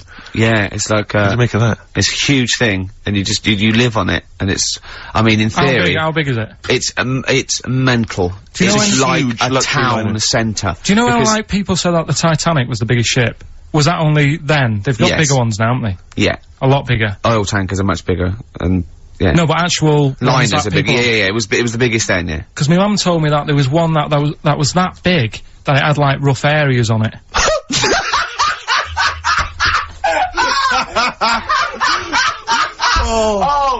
Oh, don't go starboard. Oh God! No, but do you know what I mean? Right. It was like we're thinking of moving. We're seeing Yeah. the captain. We're thinking of moving to a nicer area. Oh, Yeah. I've heard they're very rough in aft. Oh God! Oh, that's They steal your tyres. A ship so big that was rough areas. Oh. how big is this one that you're talking about? Well, I don't know. It doesn't give me the specifications here, but They're it's huge. huge. They're huge. In theory, I mean, it's that thing with it's obviously marketing, but they're gonna solve the overpopulation crisis, where soon we'll all just be floating around the sea. Yeah, But yeah, I can see that, because I mean, think about it, right? I've been talking to Ricky about it. I was hoping to buy somewhere in London, but there is no way in this world that I can afford it, right? And you look at all the wasted space, like with the Thames. All it's doing is like collecting crisp packets and stuff and Coke cans, and people have to clean it up. Whereas if you got a load of boats on there, Yeah. problem Perfect. solved. Yeah. Would you live on a problem boat? solved. What's his name did it, didn't he? What's that programme? Is it Bergerac? Noah. Oh, Bergerac? There was one where he lived on a boat. I think it's quite. That was a shoestring. Yeah, I'd give it a go anyway. Noah. I'd like to see you, living in the air, maybe in a giant hot air balloon. Yeah, alright. But, no, the boat thing, because it is gonna get bad as well, isn't it? They're saying that the water's melting or whatever. The water's melting. The ice is melting. Yeah. And there's gonna be polar more ice. water and less land, so in Yeah. the future, it's probably gonna be the way we're gonna be living, isn't it? Have you seen that film Waterworld? Nah, I don't fancy it. Because Is that what sort of predicts that, yeah. What, are they saying that the ice thing is Exactly, yeah. But at the same time, I was thinking about this a couple of weeks ago. If you get, I mean, I think I read that, like, a big chunk of ice, fell off one of the ice, what do you call them? Caps. Ice caps. Something like I think they said it's the size of the Empire State Building or something. Right. It snapped off and went into the water, and it's melted. And they say, oh, it's bad news, you know, that something that size is melting. But the way I look at it, if something that size falls into the water, it's like a big ice cube, and it's gonna freeze it up again. You with me? Not really, Carl. Go on. Right, you get a giant ice cube, Yeah. the size of the Empire State Building, Yeah. stick it in the water, Yeah. it's gonna make, it's gonna stick back on again, isn't it? Well, It is no, gonna stick back only on if it again. freezes up again. Yeah, well, do it you will mean it's freeze up, the well, it water's gonna won't, get cold again, because you've just put a giant ice cube in the water. So when you put an ice cube in a drink, the drink doesn't freeze, does it? No, the because ice it's not. melts. If you put one the size of an Empire State Building in your glass of Jack Daniels, it's gonna make it freezing. It's not going in a glass of Jack Daniels, it's going in the ocean. I know, but you see, I'm using my fables. Imagine the world. Use your brain instead! Imagine the world. Imagine the sea, Yeah. like the Arctic or whatever, as Yeah. a glass of Jack Daniels. Okay. A big ice cube falls into it. Yeah. It freezes. It melts back on again. So we're all right. I don't know why everyone's worrying. God, thank God for that, I was getting panicked. Oh, fine. Do you understand what I'm saying? Yeah, no, you're right. Yeah, that will happen. Should we play some more music and then come back to White Yeah, Carl? this is better than ever. This is dynamite this week. 9 in there on XFM 104.9. We're doing White Van Carl. Got another one there? Well, it's just your thoughts really on the Queen Mum's very British send-off that she was given this week. Yeah. What do you make of all those people queuing up to see her? Did you think that was incredible? Right. Well, what we said last week, you know, there was I don't quite understand why there's so many people there, who were, like, getting really upset.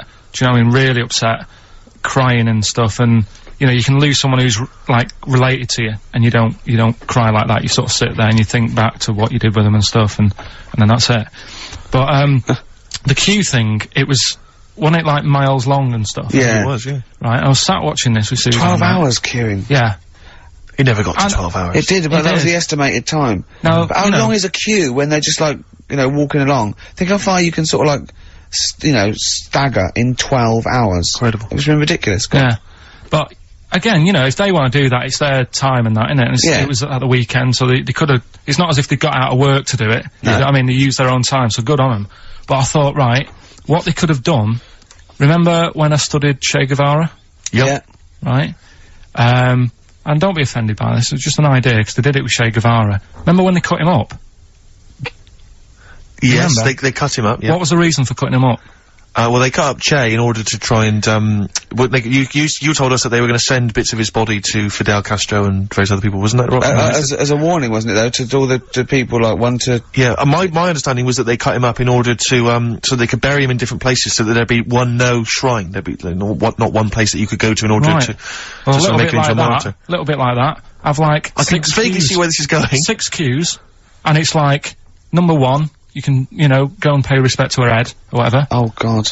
No, but I just was thinking the way of speeding it up. I'm not having a go, because they haven't done it, so it doesn't matter. God. But they did it with Che Guevara. Yeah. Everybody would have felt like they've got close to her, and it would have speeded it up. No, I mean, but I can understand. Can I just say that genuinely, Carl is not being disrespectful here. This is his best idea to cut down the queues. So don't phone in. He's not suggesting we should have done this. He genuinely Well, he is. Well, but I mean, he's not doing it to be nasty or wacky or you know. He thinks this is a good idea. So Can I just throw a Because they did it thought with at Che you? Guevara, who was like a powerful man. He did a lot for the world and what have you. yeah.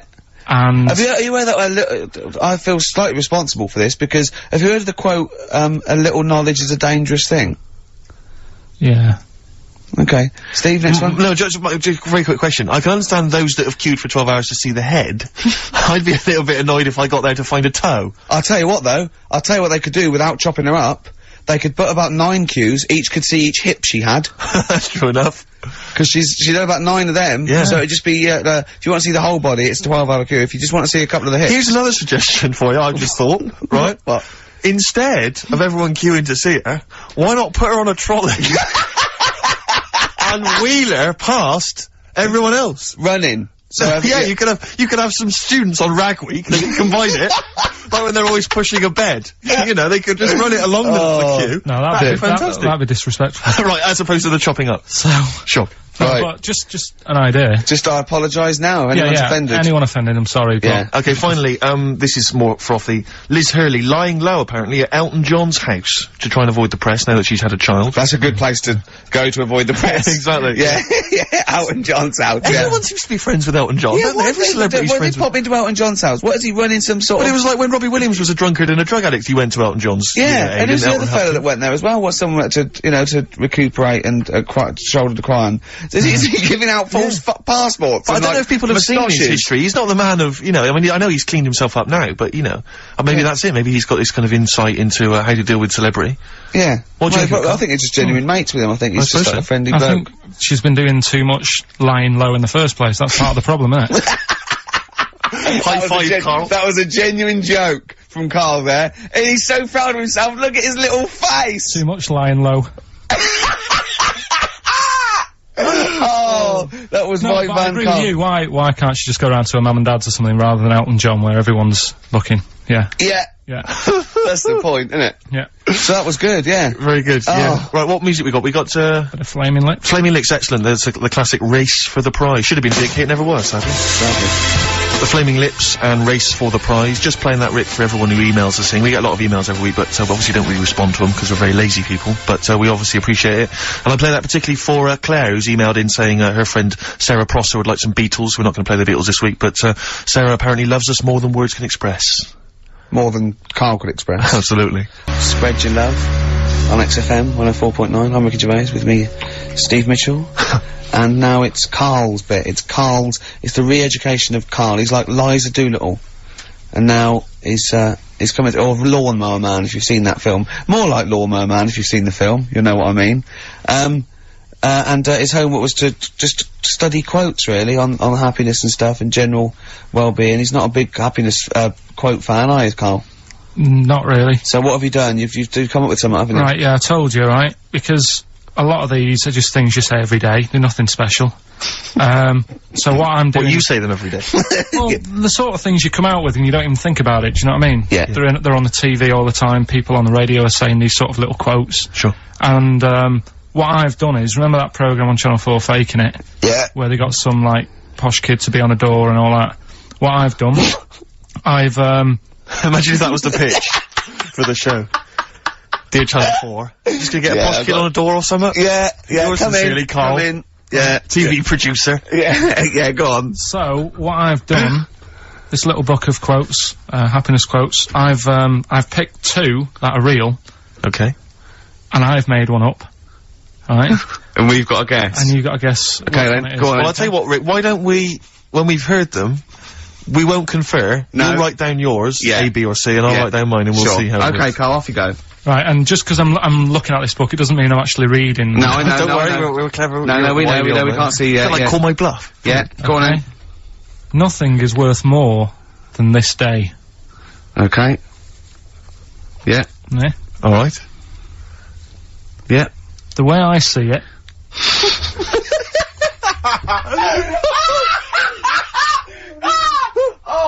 Oh God, my head's gonna burst. now hang on. My head's gonna burst. No, Hang no, on. this might not be Carl's. It might not be. How do you know I haven't tweaked them a little bit? Yeah, good Okay, point. fair Good enough. point. No, good point. The way I see it, if you want the rainbow, you got to put up with the rain.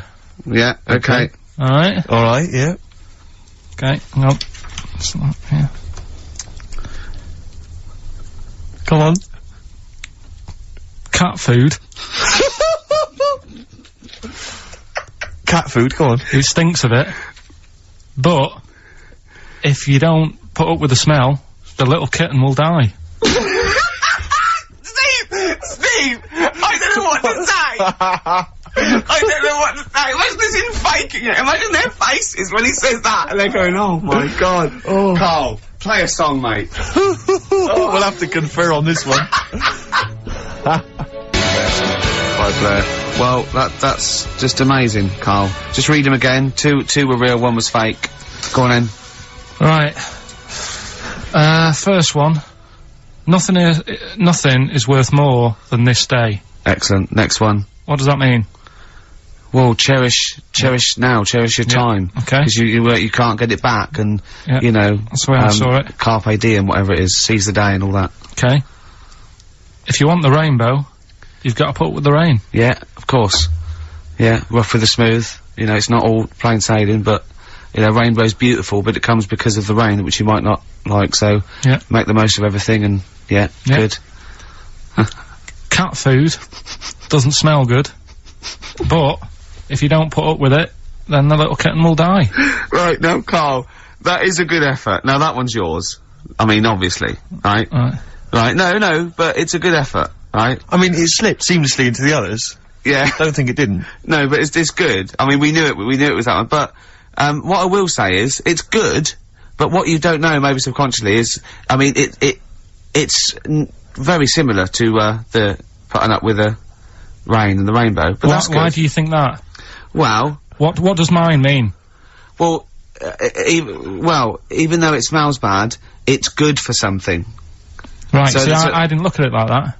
What did you look at that? I kind of thought... Was yours more specifically about cat food, generally? Because, you know, normally it's an analogy. Yeah, or a metaphor for something, you know, much bigger. Well, no, the way I mean, Dolly Parton, who I think did the rain thing, she wasn't specifically concerned about weather conditions. No. It was a sort of general idea. It was all about life. Yeah, well, that's what I've done. Go on, I've used an everyday thing. Yeah.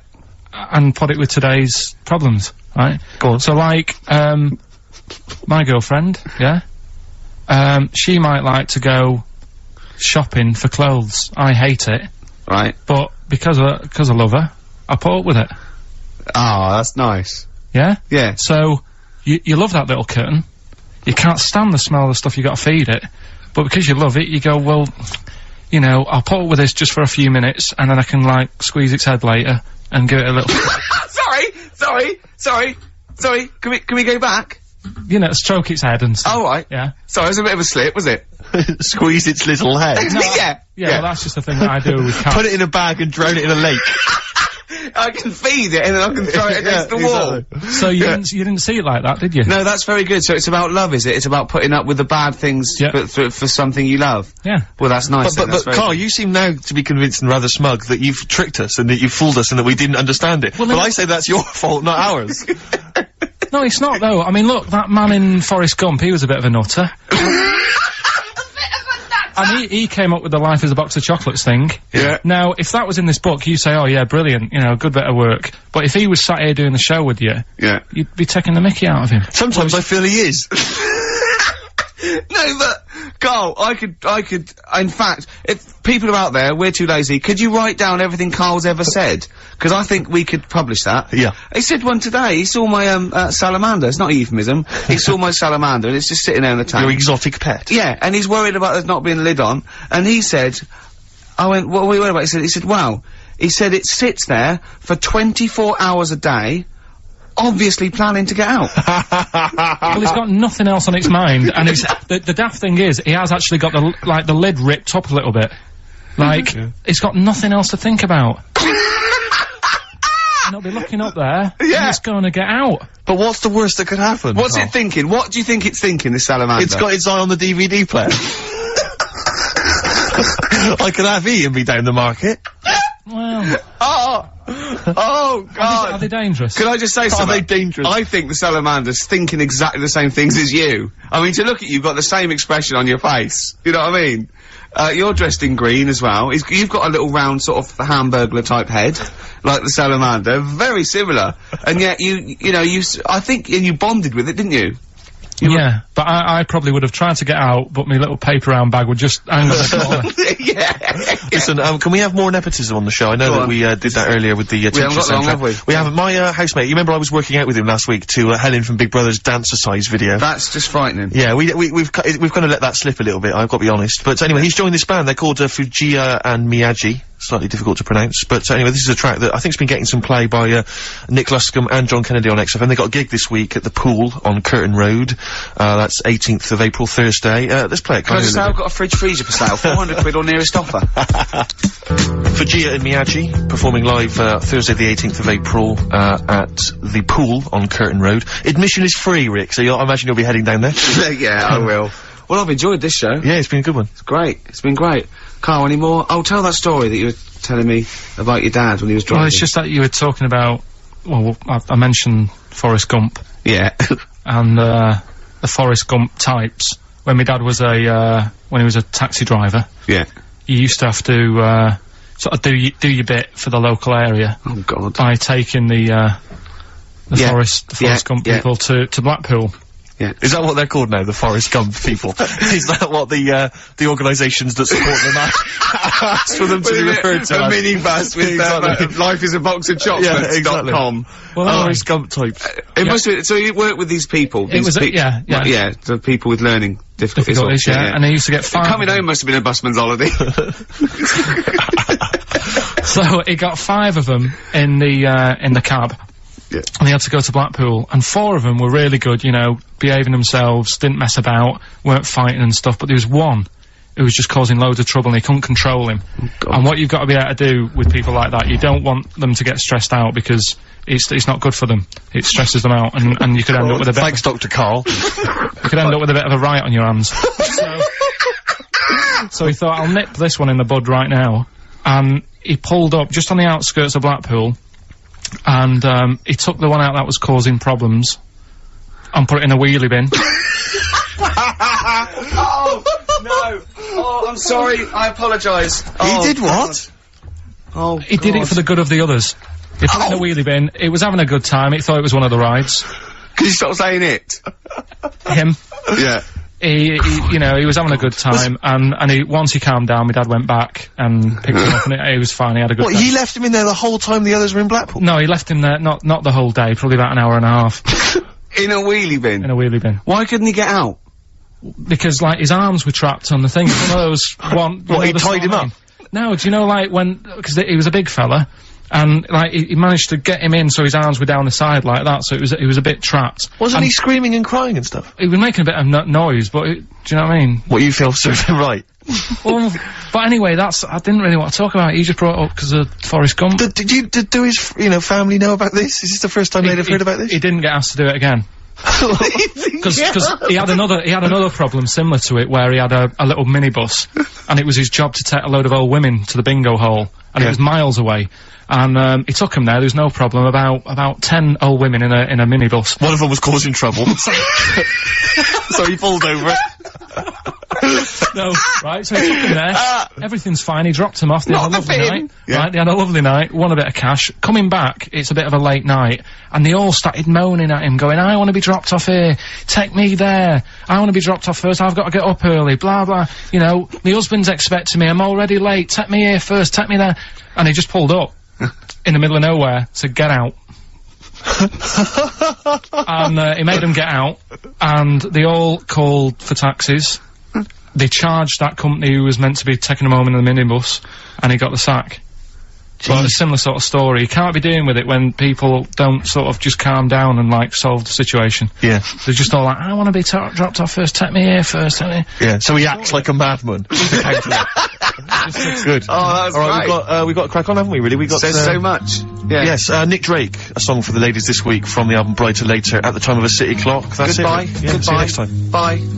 Strokes. Someday. Now, that was a better choice, wouldn't it, to start off with? Hello, ladies and gentlemen. XFM 104.9. I'm Ricky Gervais, obviously.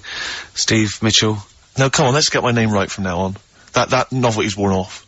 What is it? Is it Steve Merchant? Oh, yeah, that's the wrong one, isn't it, Mitchell? The Guardian got it wrong, it's Steve Merchant. And the more I say Mitchell, the more people are thinking Exactly, it might be Mitchell. Oh, God, sorry, Dave. But Carl wanted to start off with the Stereophonics. Oh, loser. Because it was a newer track. And Carl now, we've made him what he is. He was nothing when we found him. He's like work experience. And now he's going, we should start off with the Stereophonics. I'm going, trying to tell you what to do, Ricky. If I want anyone's opinion, I don't. Basically. But he'd probably come to me, I imagine, wouldn't he? I'd be the first person. Before Carl, I'd consult you, Steve. Thank you. Just keep it, just because he was in Pilkington making music. Pilkington making, I bet you never pleased a crowd once. Did. Loads of times. Go on then, what did you play? What's your biggest gig you ever played? I did, like a social club gig. Yeah. And it wasn't just about the music either. I used to What else could it be about? I used to take prizes and cigars and stuff. In a youth club? To give away. I just love these, like, 14-year-old Manx hanging out going, let's go down here, you might have some fags and cigars for us. Well, it was whatever, like, was on my mum and dad's dressing table. That could have been embarrassing. That could have been deeply embarrassing. Oh, yeah. Oh. You've won. And third prize, some handcuffs. And a black mamba. I'm not saying that at any point in your upbringing, your parents left around any kind of marital aid on the dressing table. Don't think I'm saying that, Carl. I'm not suggesting. Like, he doesn't like this, does he? Well, I can understand why. Oh yeah, because it's about his... It's about his parents having sex. Well, they must have. Yeah, at least 3 times. I think I was an accident. I still have alcohol. I think it's been ongoing. Just because me brother and sister are quite older than me. Yeah, me too. I was an accident. I know that. Yeah. How old's your brother and sister? I think my sister's about 39. Right. And my brother's about 37. Okay. And you're 29. I'm like 29. Right, so, yeah, my next one's 11 years older than me. Yeah. That was definitely a... Do you want to have a hug, you two, or...? Yeah, yeah. You're dealing with it now? You got over it? Well, would you like to see us have a hug? You had a mobile disco as well, You're having a laugh, aren't you? Every single gig I did, it's dynamite. The people loved it. It was storming. What was it called? I ran it from about the age of 14 to 18. What was it called? Was it called in the name of our mobile disco? Yeah. It had 2 names in its lifetime. Yeah. It started its life as... Bear with it. Go on. The rock and roll DJs. Oh my god. The rock and roll DJs, that's the worst. I mean, that's the worst. Yeah. That's the most appalling. But then it became pretty bad after that, when it became the Fantasy Island Roadshow. Why? I don't know. Because everyone up to you looked like Tattoo? Partly that, and because I liked the programme Fantasy Island. Why did you like the programme Fantasy Island? Well, it was about love on an island. It wasn't. It was about a midget on an island. No, the midget was a minor character. It was about people going to find love and romance. You obviously switched off once the midget had gone off and said, there's the plane. Oh, that's that then. Your parents went, that's over then. It's only 5 minutes long. Yeah, well, it's... Let's watch that fantasy midget. Yeah. What happened then? Because didn't they acted out their fantasies on an island? Well, people would pay to go to the island, to live out their own romantic fantasies, and invariably that's what was it always romantic? It was always about getting off it was a kind of love island, yeah. Was it? Well, no, not always. Sometimes they might be... Maybe I didn't watch the whole one. Maybe I did just see him, like, smacking a little tattoo round the head. I think you just saw the trailer. Oh, really? But, so what does it sort of go? I've always wanted to have someone in... Well, no, it might be something like, I've always wanted to sort of, live out, being a gunslinger in a Wild West frontier town, so you might kind of create that fantasy. But what's that got to do with Well, he invariably would find love, or he'd sort out some emotional problem he had. It was much more a spiritual, emotional journey than it was about little midgets running around. But was it like, I'd like to be a cowboy, and, like Remember the Shag?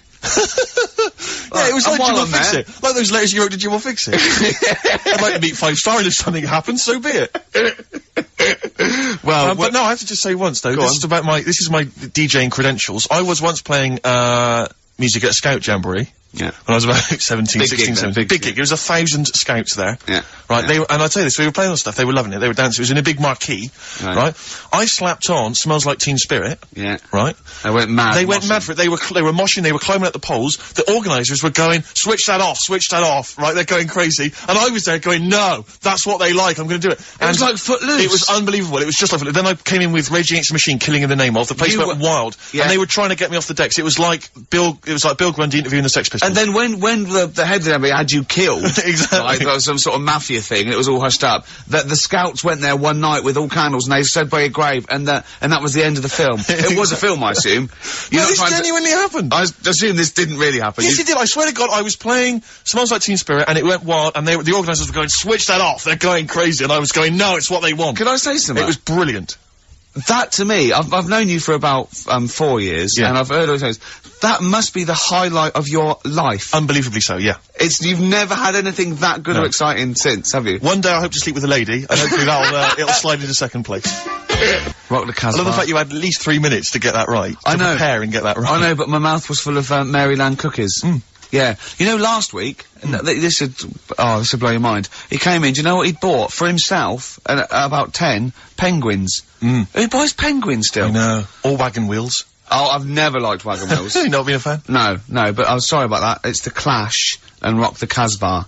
Talking about records, have I told you that time my brother-in-law, he was moving out of his place, and I think moving in with my sister, and I was about like, I don't know, 13, and so he was about, 30, and I'm moving it, and, he brought round all, his records when he was storage to leave them at our house.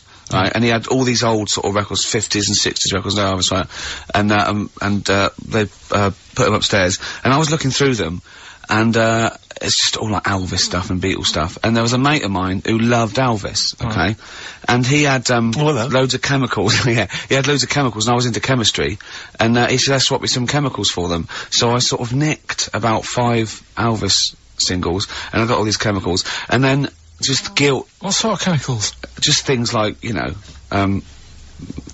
just things like from a chemistry set, just, you know, crystals and metals and manganese, all that sort of stuff that I just like to muck around with.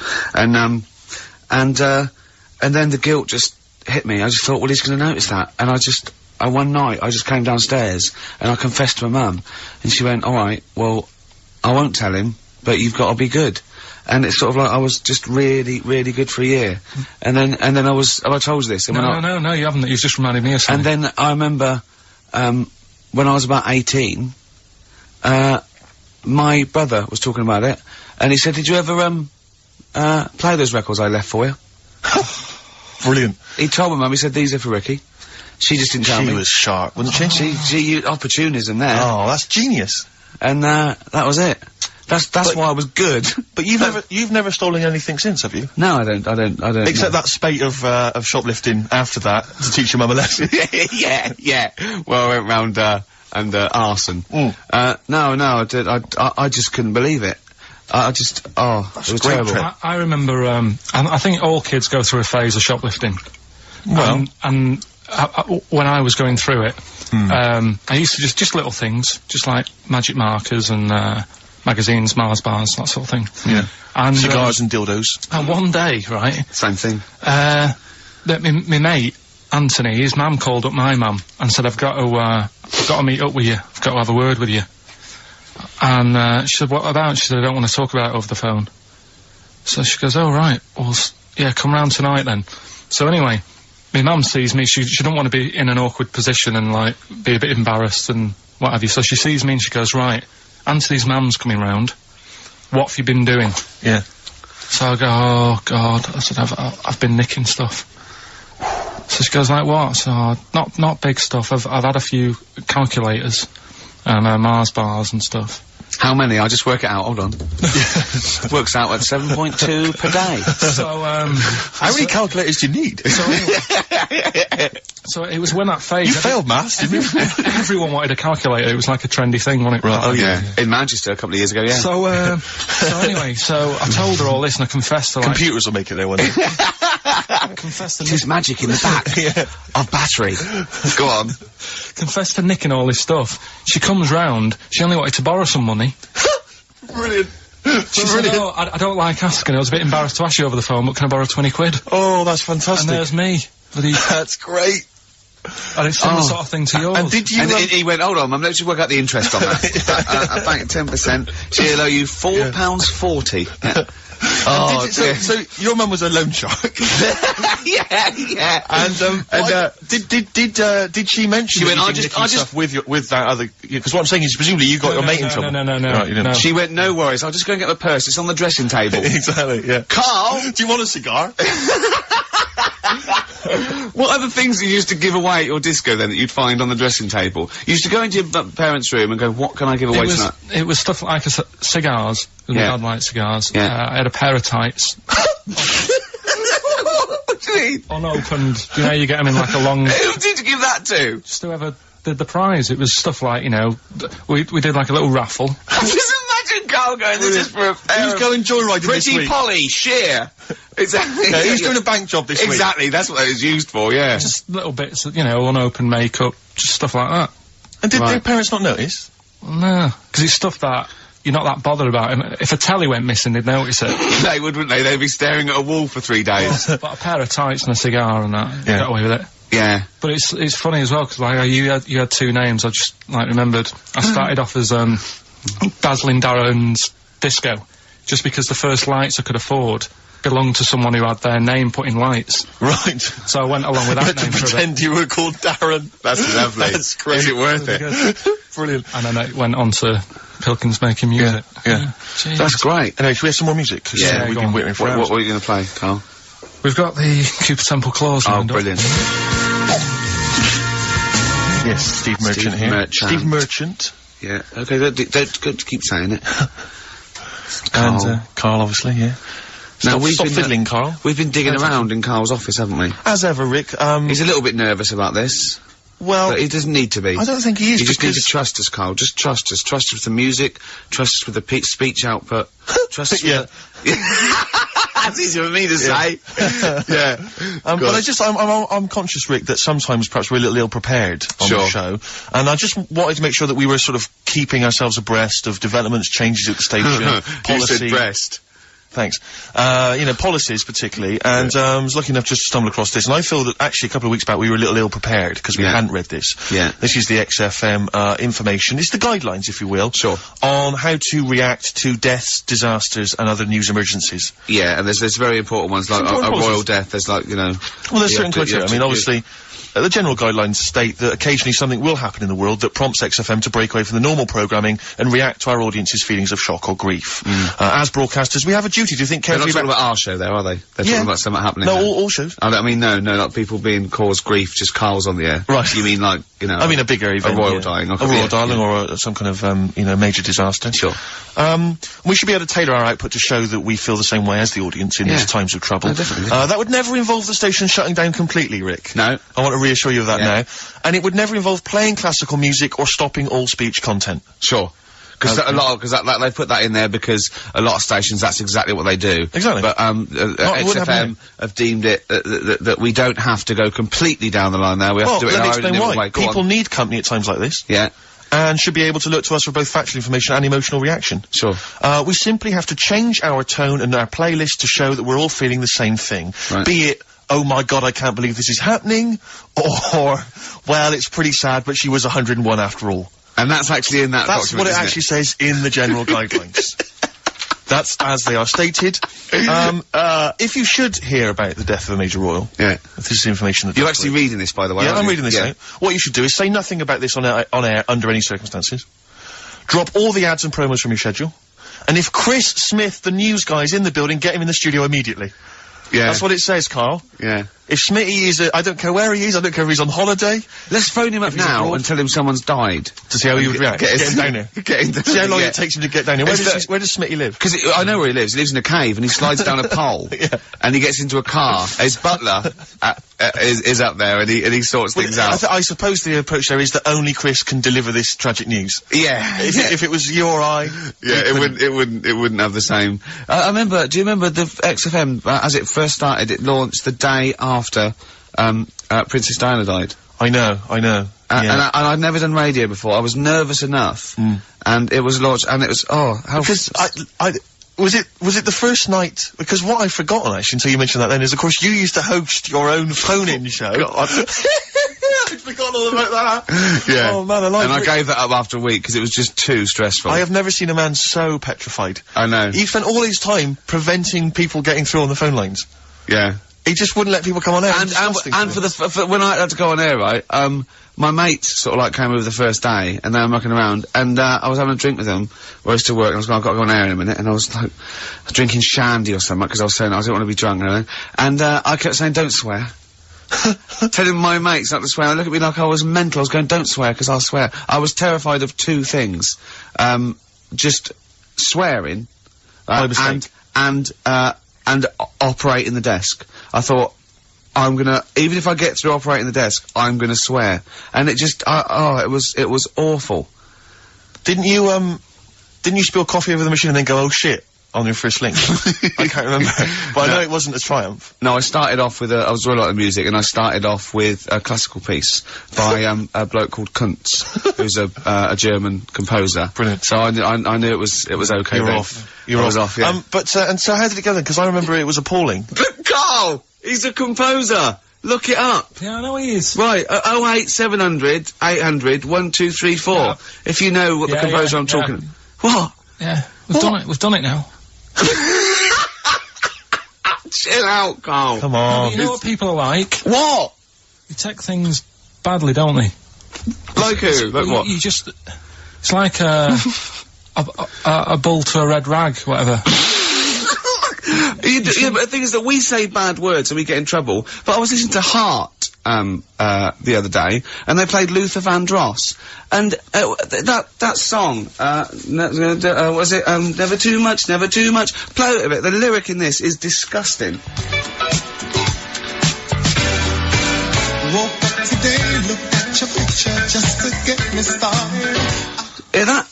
Woke up today, looked at your picture just to get me started. That's filthy. Play it again. Woke up today, looked at your picture just to get me started. That is just depraved. filthy. What is he doing? Just saying like that. Imagine that. He's got a young girl's picture, and he's going, oh, thanks for that. And he phones up and goes, what did it say? You know that picture you gave me? She goes, yeah. He goes, well, I looked at it just to get me started.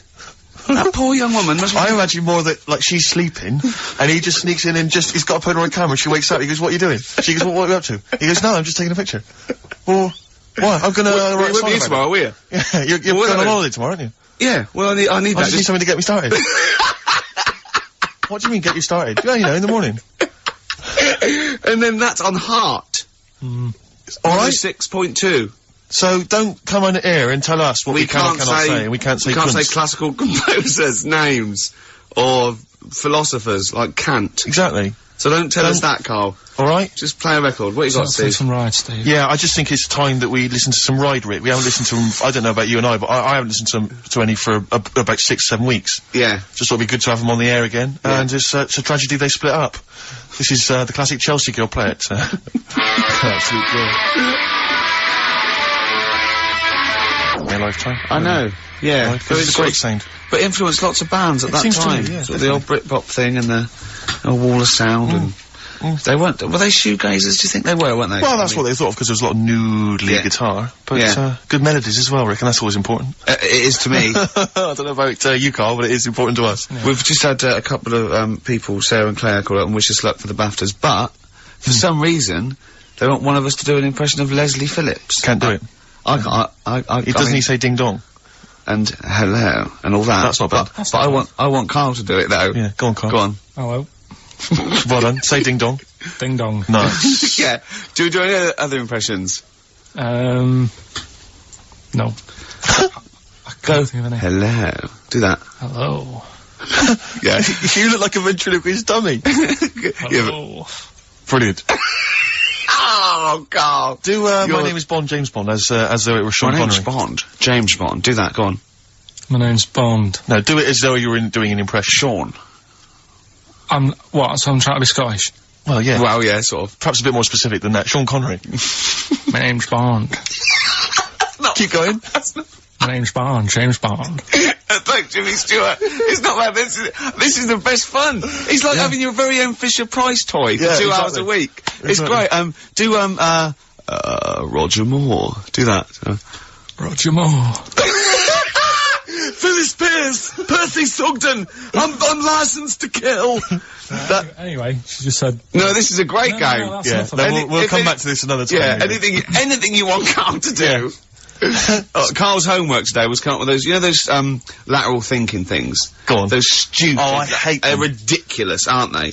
Like they, a man went into a field and died, and you're meant to ask questions like, oh, was it... And it turns out his parachute didn't open. So it's basically, it's not logic, it's what am I thinking? Yeah.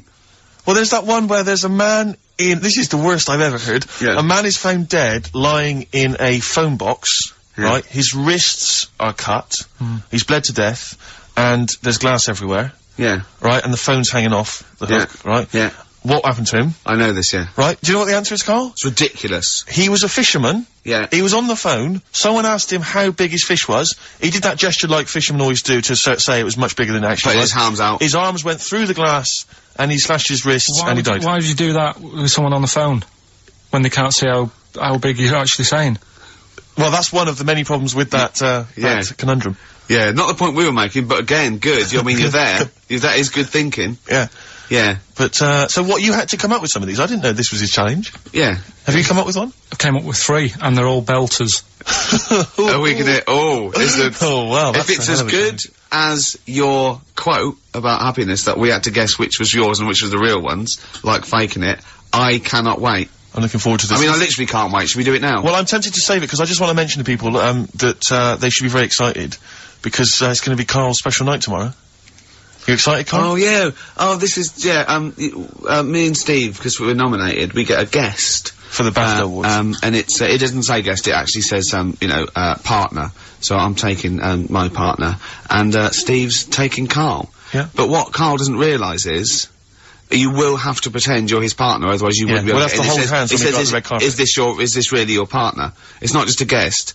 That's how it is. And either we go in like that, or we can't get in. You just have to be with him when you go up there. I mean, does he have to... We should hold hands, but I think what we should do is, just to make sure that there's nothing at all that, like, it's gonna go wrong, we should just do a little kiss. Just like, or be seen cameras. sort of like cheek to cheek, just to show them that, Yeah. you know, you're not, he's Like not Elton just John getting, and David he's not just Finnish. getting his mates in for a free meal, you are actually partners. No, I'm not up for that. Why not? Well, Because we know we're not actually gay. no, but So it's not a problem. You've come out of it looking quite good, because you've got a good-looking fella. But I meant to look like, you know, I mean, I'm not gay, but if I was, I don't think I'd go for your thing. Oh, he's done you, Steve! It's turned on you again! I cannot believe... We were trying to get in. Wait a minute. I have got the cream of London's totty phoning me up, trying to get an invite to the BAFTAs, Yeah. right? We have very graciously asked you if you would like to come along. Well, that Yeah. worries me even more, that you've got women calling you up. Carl. Karl, I can't choose between them. If I let one of them down, they're gonna destroy Yeah. them. Yeah. They'll be ruined. Their Yeah. lives will be ruined. It's better for me to take you and not, you know, ruin the lives of any of those poor women. When he told them he was taking you, it was like a scene from Graceland. There was just like... There was women- weeping. They were crying, like... It was horrible. Hundreds of them. And he Really? just went... And I got upset. He just had to say, look, just chill out, bitches, didn't you? I did. I just said, you know, you're all my hoes, but Yeah. I can't choose between you. So I'm taking Karl. So I'm taking Karl. You know he could get you discount frocks. No, I had a letter from the people that there's an organisation. good. No, listen, Karl. There's an organisation that sponsors the BAFTA Awards Yeah. in terms of clothes and fashion. They sent me a letter. They said your partner. They've not specified the sex. They've said your partner can come along and choose an outfit. Now I suspect, by the look of it, it is a woman's outfitters. I'm thinking we could get you a lovely trouser suit. Well, you have a it may trouser look suit, but- feminine, right? But I think people will be fooled. And It'd they'll think just it's be a man little bit roomy in the hip, and That'd probably be narrow fine. on the shoulders, but you're a bit skinny. Why don't you take it? Because it's a lot of an insult. And maybe just some pearls as well. Be lovely. Wouldn't you want... I haven't got anything sorted to wear yet. See, you're slagging me off. You're likely to end up going in a tracksuit. Yeah. You know? I'm going out today. I've never bought a suit since I was like 11, right? I went to my brother's wedding. That's the last time I wore a suit. Right. Really? And you can't get anywhere near it now, can you? Can't get into that anymore. No. That was a good day. What was it? What sort of suit was it? It was, like a sort of a grey silver one. Excellent. Quite flary. Nice. We'll try and go Little for something grey similar. silver one. Just think that with your little round head, what did that look like? I looked alright. Like he'd landed from the... just landed on it's her. like, who's the They walk spaceman? among us. I didn't really need to wear a suit either, because I hardly went into the church. I was in the car park, right? And it's when my brother was in the army, and he had a Ford Capri with one of them horns that goes... And you just sat there. Why didn't he come in his tank? I just sat in that, doing that all day, and the vicar was getting well annoyed with me. What, when the service was on? Yeah. It was Brilliant. driving everyone up the wall. Were you just allowed to do what you wanted when you were growing up? Like Nelson Muntz from The Simpsons? Were you just allowed, didn't matter, was there any discipline? You didn't have teachers, you didn't, why didn't someone come out and... I got a couple of good hidings off my dad a couple of times. What for? Just being mopey most of the time.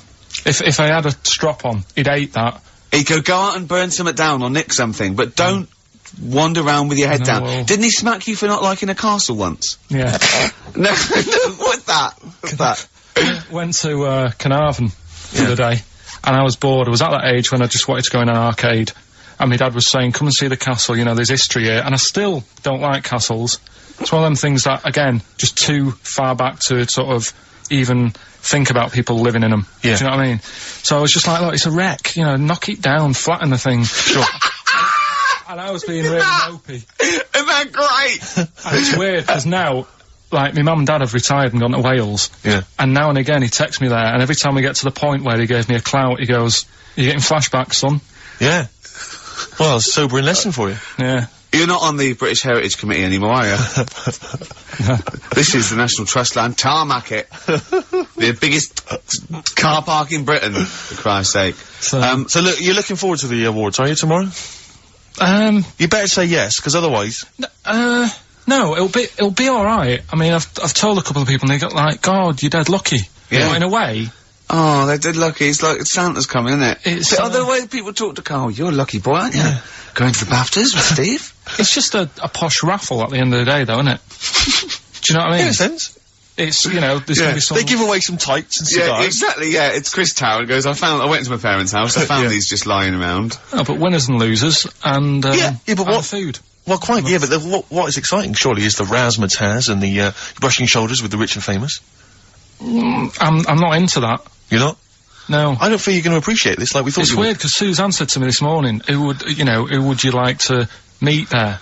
Is he anyone who, like, you know, you can get close to, and it's like, God, you know, I really admire your, you know, big fan of yours, or whatever. And it's me and Steve, so you're here now. Well, you know... I really admire your big fanny. I didn't... What did you say? What did you say? You know, if you're a big fan of it. Oh, right. Oh, right, yeah. And, Sorry. there isn't anyone, really. Do you know what I mean? Isn't like, there? you know, you two are alright. Thanks. Jonathan Ross, is he going? He might do, I don't know. But hang on, wait a minute, I can't help but feel we could have exploited this more. We could have maybe run a competition to let someone win. You Yeah. know, if you're not going to appreciate it, Carl. Yeah. Are you going to get a trouser suit? Are you going to get a ladies' trouser suit? I just think then, if you go sort of like looking macho and walking down with him, you know, they know that you're not really partners. And I just think it's a slap in the face for BAFTA. That's true enough. No, it doesn't matter what you wear, though. Elton Can't John's- you mince a little bit? Can't you at least sort of walk a little bit mincy? Because you've got such a macho What's sort of the mank matter? walk. Elton John's fella doesn't look gay and the stuff he wears and that, does he? Do you know what I mean? It means nothing. No, but that's because Elton's doing the work for him. No, but... By dressing as, like, some kind of restoration dame. Yeah, I love the fact he dressed as Anne Widdecombe for special occasions. Had his hair done like her. That's great. Anyway, music. But, yeah, this is a very underrated album. It's Richard Ashcroft's Alone With Everybody, and I know it got a bit of a slag, and it didn't sell as well as it was because people were going, "Oh, it's no urban hymns," and it maybe it's not, but he got criticised for being pop. But this is a great tune on here. You On My Mind in My Sleep, and I think it's really good. There. And You On My Mind in My Sleep. Is that one, Carl? It's alright. Yeah. Good, okay. nothing- What I did want to do is, I want to play some, adverts now. Just- There Goes the Fear on XFM 104.9. Well, into the last hour, and there are only 2 more shows. That's true enough. And we're away for 3 months. I'm Ricky Gervais. Obviously, yeah. Steve Merchant, little Carl. Now, Carl, his homework was to come up with those stupid lateral thinking problems. We maybe should give an example of the, genre. Romeo and Juliet, right? Romeo's asleep on the bed, Juliet's on the floor, covered in water and broken glass. What happened? And you ask all these stupid questions, and it's, Romeo's a cat and Juliet's a goldfish. Again, Awful. what am I thinking? Yeah. Yeah, come on then, Carl. Right, first one. Yeah. There's a bloke lying on the floor, right? He's cut his head, blood's coming out of his head, and all his mates come running up, and they're all stood round him. Yeah. And, they don't take their hats off as a mark of respect. That is outrageous. Why didn't they take their hats off?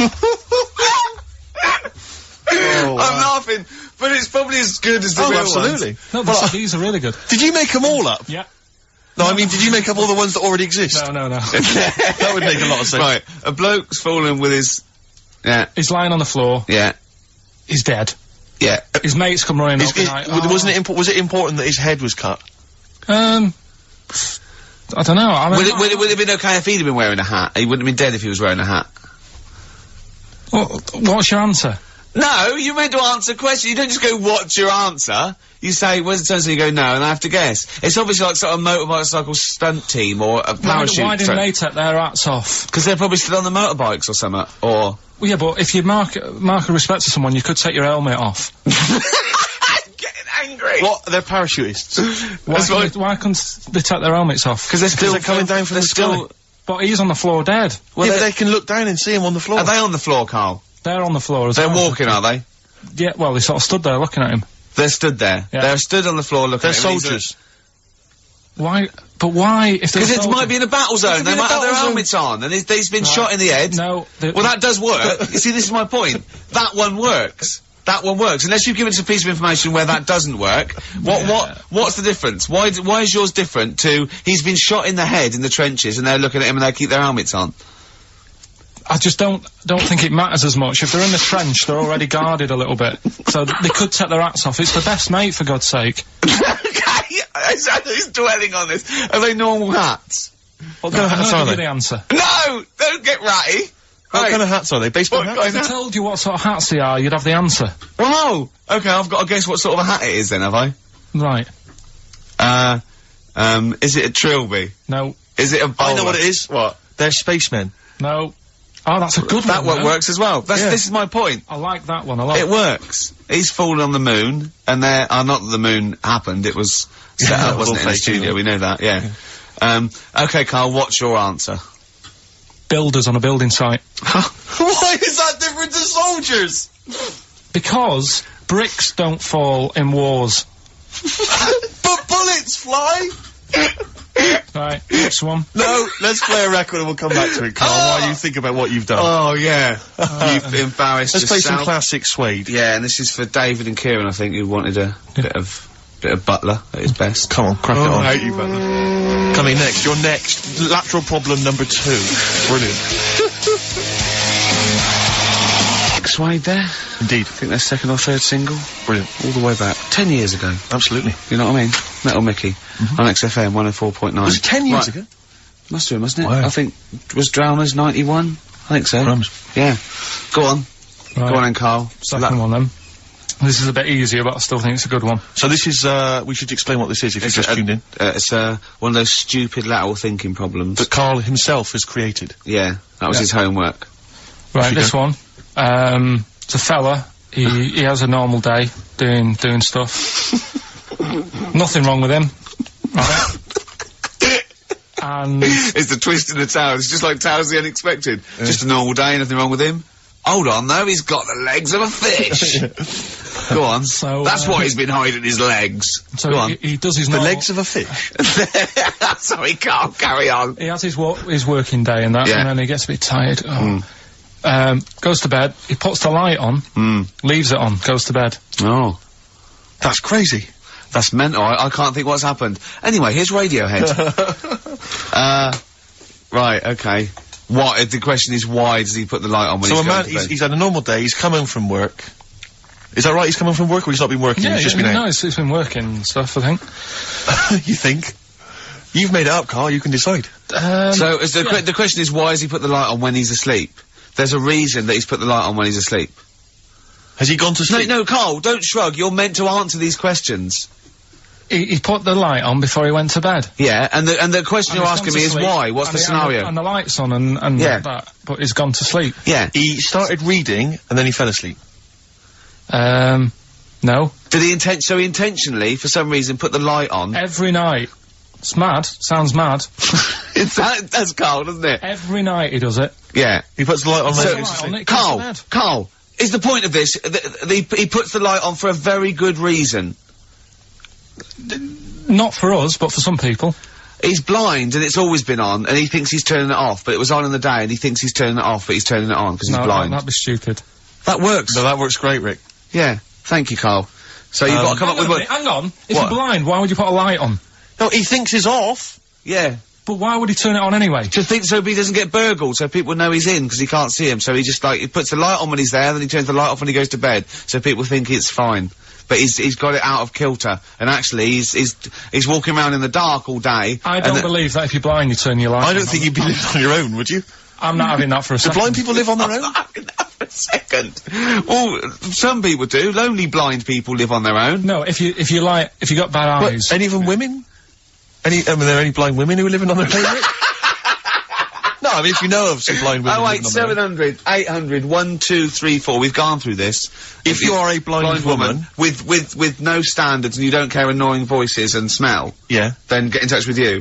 yeah. I mean, you've got to be within the ages of say 25 to 65. You know, Right. well, call it 75. You fussy all of a sudden. I know. Yeah, go on. If you were blind, would you live in London? Because someone said yesterday there was one struggling outside in Leicester Square, and I don't understand. If you would, I mean, you know, That might have been a tourist. but why come to London if you're blind? It's the worst place in the world to come if you're blind. To hear the sights. To hear the sights. It's a bit mad, isn't it?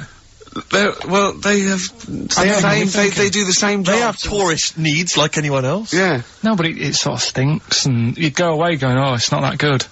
I just thought that, I thought it was a bit weird. Well, never mind your concern for the partially sighted or sight impaired people coming to London. Get on with this. Yeah. So there he is.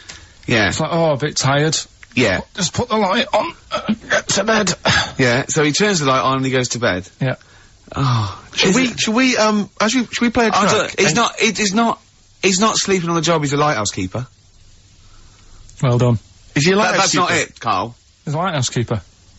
Right. Why wasn't the light on all the time? It's light in the day. You idiot. Play a record. What? Play a record. You're a buffoon. No, actually, the light isn't on in the day, is it? No, Rick? it's not. I think you're the buffoon. Yeah. Carl has won! 100 Reasons and Silver on XFM 104.9. I love the fact that Carl went a little bit mental then. So happy that he thinks that a lighthouse keeper pops the light on at the same time every... Are you telling me it was never foggy? Everyone has a routine in the job. And why was he going home from work knackered? What had he been doing all day? He never said he went home knackered. He did. He said he went home. He's just done a day's work. He said he went home knackered and puts the light on and goes to sleep. That's what he said. Yeah, but he's maybe a part-time lighthouse keeper. Oh, what does he do? Works in the library, does he, as well? No, listen, Rick, Hang on. look, I'm really with Carl here. What? He definitely got you. He Anyway, stitched I you got up it right right. and proper. Anyway, I got it yeah, right. but then you embarrass yourself by He's saying that... stupid. But you, He's stupid. you would never put What's a the next lighthouse light on during the day. What's the next and one? he'd been painting it that day. Oh, had It he? was extra shattered. Right, okay. The next one, last one this. Yeah. Lateral thinking. Lateral thinking. And you've written this yourself? You've had no help from anyone? No, I've come up with these on my own. Okay. Right, last one. Yeah. This bloke, It's always this bloke. Yeah. this bloke, he's got a brother that is, never met, right? They got separated at birth. Right. You know, anyway, he gets a letter in the post. Yeah. He says, oh, I tracked you down, Yeah. meet me at the airport. Yeah. Okay. As soon as he gets to the airport, Yeah. he goes, there he is, and he goes walking over. How did he know that was his brother? He'd never seen a They were picture. twins. They looked exactly the same. They're born the same day. No, Steve's got it. Yeah. That's what I mean. So he knew they were born the same day, so he knew they were twins, yeah. I didn't say they were born on the same day, did I? No, I'm just reiterating. They would be, though, if they looked Yeah. identical. Yeah. Sorry about that one. We've got you there, Carl, mate. Yeah. You're quite upset about that. That was 1 out of 3, though. That's What not about bad. this then? Do you know that when, two brothers, born on the same day, of the same mother and the same father, but they weren't twins? Why? Say that one again. Two brothers Yeah. are born on the same day, of the same mother and father, but they weren't twins. Why not?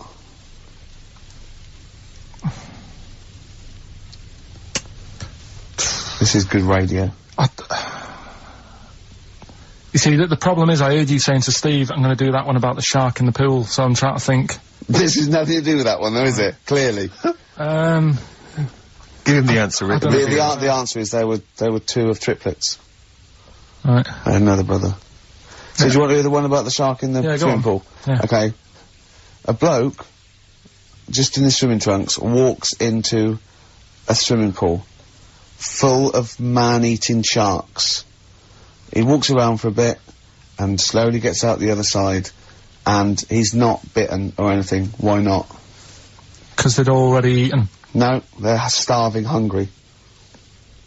He walked through the water. Yeah. He wasn't like a bridge. No. He actually was in the water, soaking wet, with sharks. He had like a metal suit on. No. Naked apart from his swimming trunks. There were real sharks. Real sharks. Swimming about. They Swimming were about, man-eating, hungry, They yeah. were really hungry. Yeah. This fella gets into the same pool. Yeah. It's the same pool. Exactly. He walks right, he gets in the steps, Yeah. he walks down, he walks Yeah. across. Yeah. He's in the water. Yeah. Up to his neck. Yeah. And the sharks are near him. Yeah, they're attacking him. They're attacking him. They're actually attacking him.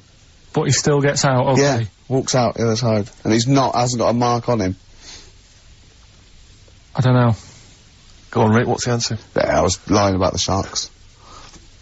There weren't any sharks No, in I there. was lying about the sharks. Completely lying, just made it up. Just an empty pool. That's just stupid. That's our point! They're rubbish. Oh, dear. Oh. Oh, That's dear. rubbish. Look at his face! He's so offended. Oh, offended and confused. Come on, play a song. No, go on then. Good Fortune, PJ Harvey on XFM 104.9. I'm Ricky Gervais, obviously. Steve, Carl. I've got a real one for you. This is a logic question, not a stupid one. Just very quickly. Go on. 10 black balls in a bag and 10 white balls in a bag. Yeah. How many balls do you have to pull out to ensure you've got a pair of the same colour? Well, what's stopping you putting your hand in and pulling out? Jesus. Because I asked for the minimum number. So how many do you have to pull out to ensure you've got a pair? That doesn't say all of them, that'll Right, ensure it. no, What's the minimum number you have to pull out? 11. Because if the Why do you need 11? What? Because Sorry, go on. there's 10 black balls, 10 white balls, yeah? Yeah. Say if you're, for some reason, you pulled out all the 10 black balls. Yeah. Right? Yeah. You'd have a pair, wouldn't you? You'd have a pair. After the first 2? Yeah. So what's the minimum number you have to pull out to ensure... 2. No, because you might pull a white one and a black one. Yeah, but... I don't understand what you're saying. Sometimes I get that impression, the way you look at me like Helen from Big Brother. Yeah, but I've always assumed that. Look, Right. What's the minimum number you have to pull out to ensure you have 2 of the same colour? 3. Yes.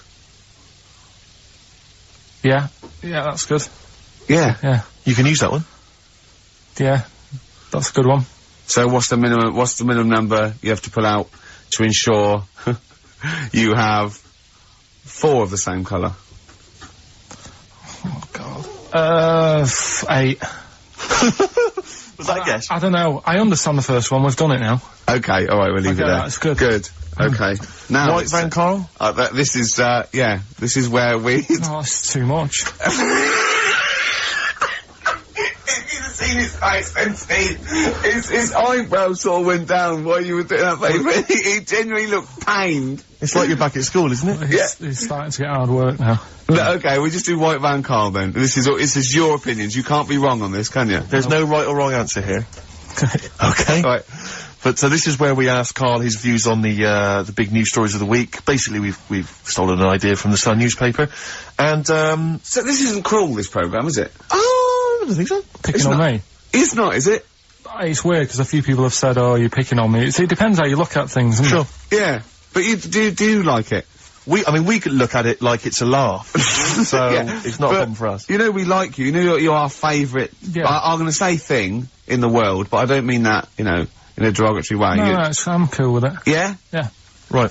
Okay. So your views, please, on the fact that attitudes are changing to the possible marriage of Charles and Camilla. Oh, what do you think of that? The roars at the moment, because of recent tragedies, are apparently high in the polls, and people are coming around to the idea of Charles and Camilla getting hitched. What's your thought? Whatever, really. I mean, if they're happy with it. The thing that comes out of it most is it just goes to show, right, that there is someone for everyone. Just because, I mean, no disrespect to Camilla, I'm not a good-looking person either, but she isn't a stunner, and yet she's gone and picked up a royal. Right? Yeah. So I think it's good for things like that to happen, because it cheers you up. Do you know what I mean? gives you a bit of hope. Thanks, Carl. So yeah, it's good. You know, if they're happy, if anyone's happy, it's a good story, isn't it? Yeah. You know what I mean? Yeah. You know, he's had a bit of bad luck, and now he's got someone else in his life. So. While he's doing this, I'm just doing a list of questions to ask him what he thinks of things in the world. Is that alright? Yeah, no problem. No problem. Okay, what do you, make of, well, now listen, this may be a non-story, or it may be the biggest story that's about to break. Ulrika Johnson and Sven-Goran Eriksson's affair. Are you familiar with this? It's over the papers today. Apparently, Ulrika and Sven are going out, although there appears to be no evidence for this. Yeah, I don't even give it time of day. Do you not? Quite right, well done. Doesn't affect me whatsoever, as long as he does his job well. Yep. And what's she doing at the moment?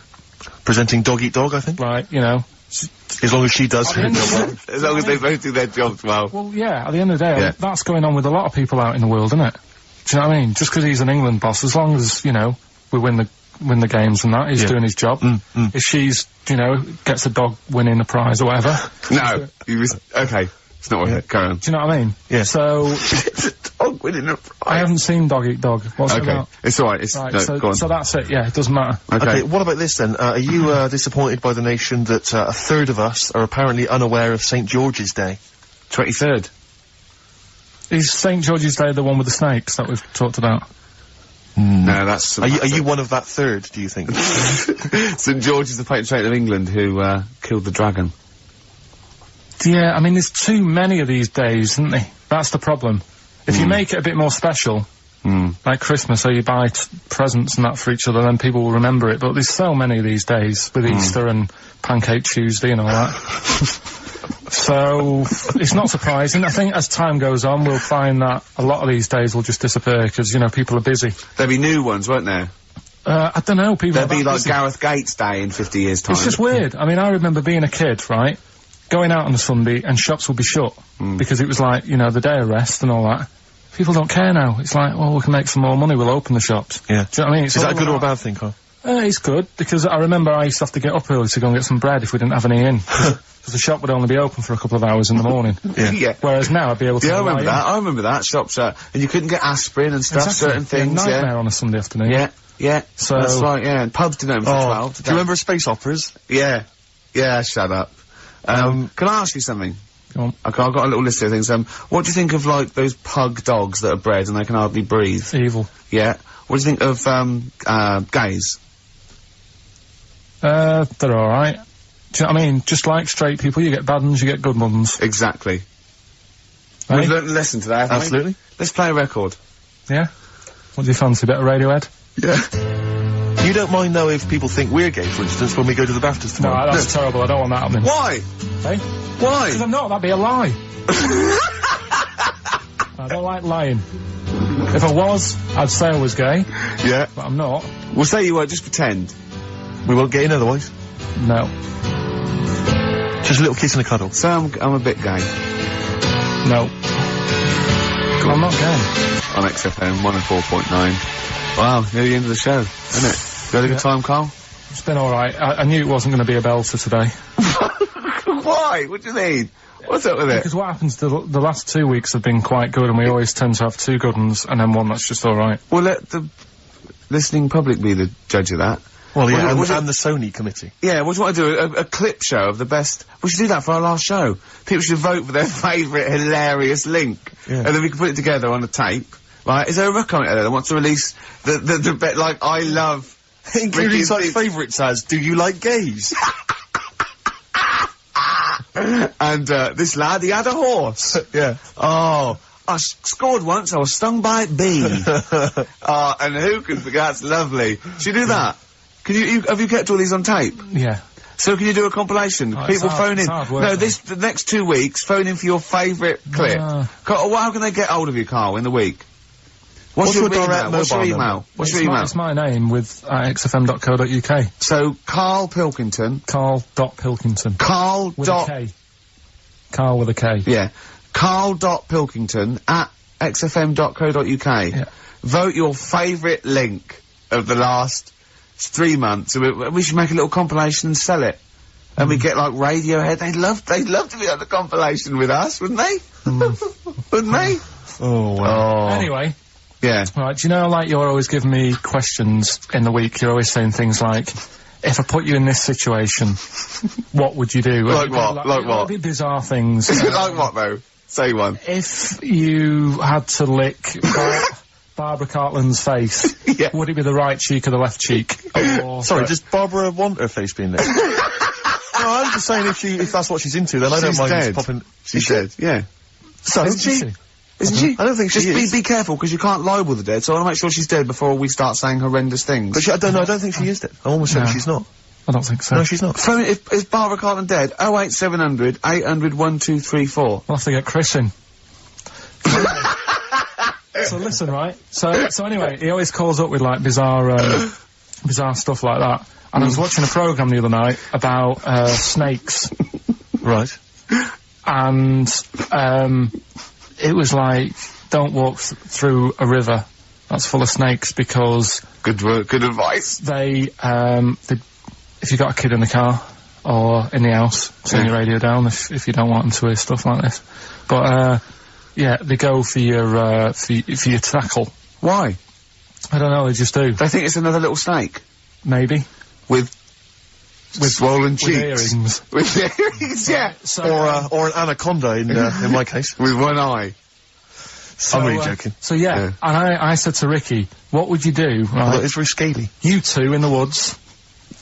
You're having a wandy, Steve. Having a wander. Oh yeah. Oh yeah. You walk through the river. What, me? And yeah, Okay. because you're tall, so it's like you can check out how deep it is before Ricky goes through. Right. Yeah? Which you do sounds right. You do that sometimes, don't you? Yeah. But a snake bites your tackle, Yep. Yeah. and Say penis. yeah, It's the correct word for it. It's I not know, but I don't- offensive. it doesn't sound nice. Say it. Say Yeah, it. penis, but I don't. Oh, like you the sound of it. dirty little, No, dirty little slut, Carl. You're a dirty It's little. just one of those words. Yeah. Right, carry on with let's carry on. What's the story? I'm wandering through a river. Yeah, Yeah. and the snake Bites. your penis. Right. And You know Ricky, like, doesn't leave, like, WC1. Why on earth we're gonna be anywhere near a river where there's sort of... Well, anyway, Snakes. Yeah. anyway, Yeah. you are in this situation. Yeah. Okay. The snake bites you, and I said to Ricky, if it was a matter of life or death, would you suck out the poison? What do you think he said? And the bit I made, because he was thinking about it, you know, like, oh god, well, he's my best mate and everything, what will I do? And I said, and then Steve starts sort of groaning like he's enjoying it. I'm just trying to remember what I did do. What did happen in that instant? Okay. So I've been bitten on the penis by a snake. Yeah, there's poison in There's your no cock. poison in it. Yeah. I've had a go at trying to suck it out myself. Yeah. Yeah, but That's not you've worked. never mastered that I've one never been yet. able to master that. Yeah, yeah. It's just such a long spine and such a short, stubby knob that he's Exactly. got no chance. Yeah.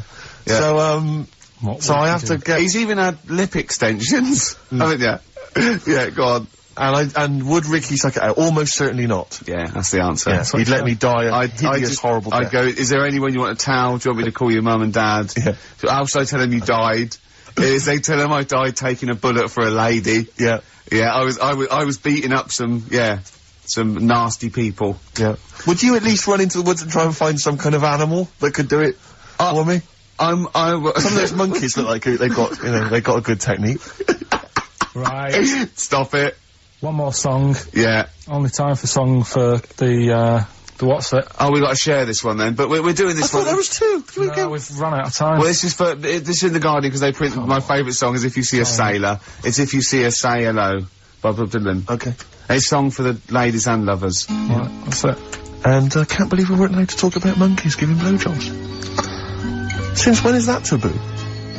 It's nature, Carl. They go absolutely mental. They love it. God, I don't believe this. He's got one day. He's got it. Carl's really grumpy and all stressed because he didn't have the record. We didn't want to play so I won't say it. We didn't want to play a certain record he had lined up because it's rubbish. I know, but you do this every week. Because most of them are rubbish. So that's why we choose up. No, but 30 seconds to go on the track and saying don't want to play that. And you're going, oh, it doesn't matter. You're meant to be at our beck and call. We've made you. We've made you. We got you out the gutter, and now you're getting greatest mind in the world and all that. That doesn't mean you can mess me about. If you were a doctor and you saved me life, Yeah. right? there comes a point. In a way, we have, Carl. Yeah. Where were you Go going? on, what were you before we saying? came along? No, what was he going to say? He was going to say something wise then. No, I was going to say, right, if you were a doctor Yeah. and you'd saved me life, Yeah. there's only so much that I could give back to you, right? Okay. What would be can't unreasonable? keep- What would be unreasonable? Well, you know. Forget doctor, don't forget, because no, the doctor's, that's its job, right? Supposing I was just walking along and I saved your life, I gave you a kidney, or I, resuscitated you, or I dived into icy water. What could I hope from you then, before you started going, hold on, what would you be willing to do for me until you sort of got, lost your rag a little bit? Because I was asking too much. So, didn't I know you before you've, like, sorted a lung out for me? No. I just Right. gave you a lung, for example. Well, I'd be a bit I'd be thinking, why has he done that? If he was- Suspicious!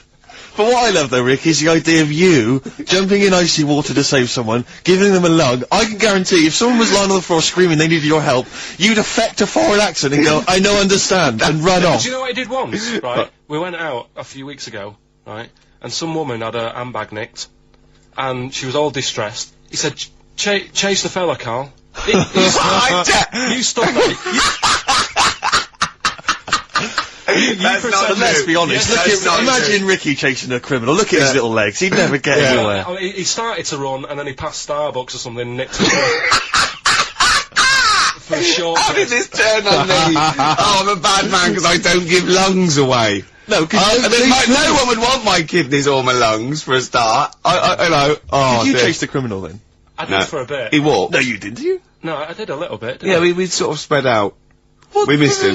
Where was it, and what was the situation? It was Did near. you see a bag get snatched or It was something? Carl No, she was Street. sort of crying and she was running to, some blokes came in, sat next to her and then just ran off with her purse.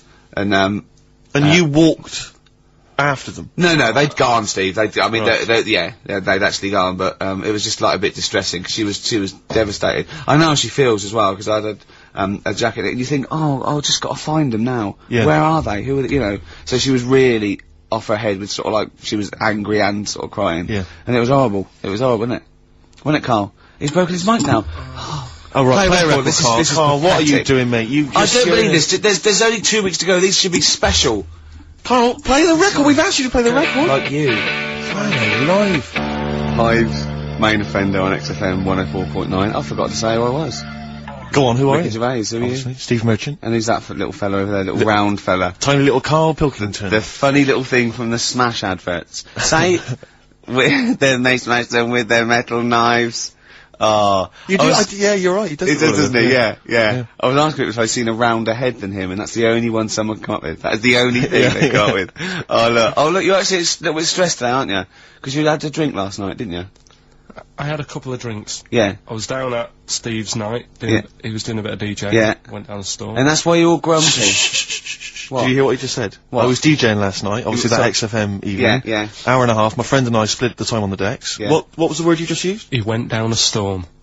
We went down a storm. Right, 3 girls, I was walking to the toilets during my set, 3 girls went, you are a genius. Right? What's his name? Dane Bowers? Zane Lowe? Because you played records in a certain order. Yes. Sorry Rick, if you can't deal with that. Sorry if you're a little bit jealous, because this time you can't share the award. Alright? Dear. But it was my credit this You time. can tell he hasn't been a DJ. Because it's not just about It's not just about that the songs you play, choreography. it's the way you play them. Oh, The way you play them, whether it's 33 or 45, is very important. Yeah, But the point- leave your hand on Exactly. them as they're trying to go round. But so 3 girls there, Yeah. charmed by me, they loved it. Yeah. Zane Lowe, XFM DJ and MTV presenter, probably one of the coolest blokes alive. He came up, gave us massive respect. He said, I'm loving your set. He actually used those words, right? There were people coming up, they couldn't believe their luck. It was roaring. We'd stick on a track, people would cheer as it came on, right? My particular favourite, Carl, I think you'll agree, my particular triumvirate, LL Cool J, Mama Said Knock You Out, leading straight into House of Pain, Jump Around, then straight into that current Elvis track that's been re-released, remixed by Junkie XL. I played the original, which I'd already played on XFM before. I'm already there, cutting edge. Yeah. Right? Three old tracks, you mean? 3 old tracks. In a row? Yep.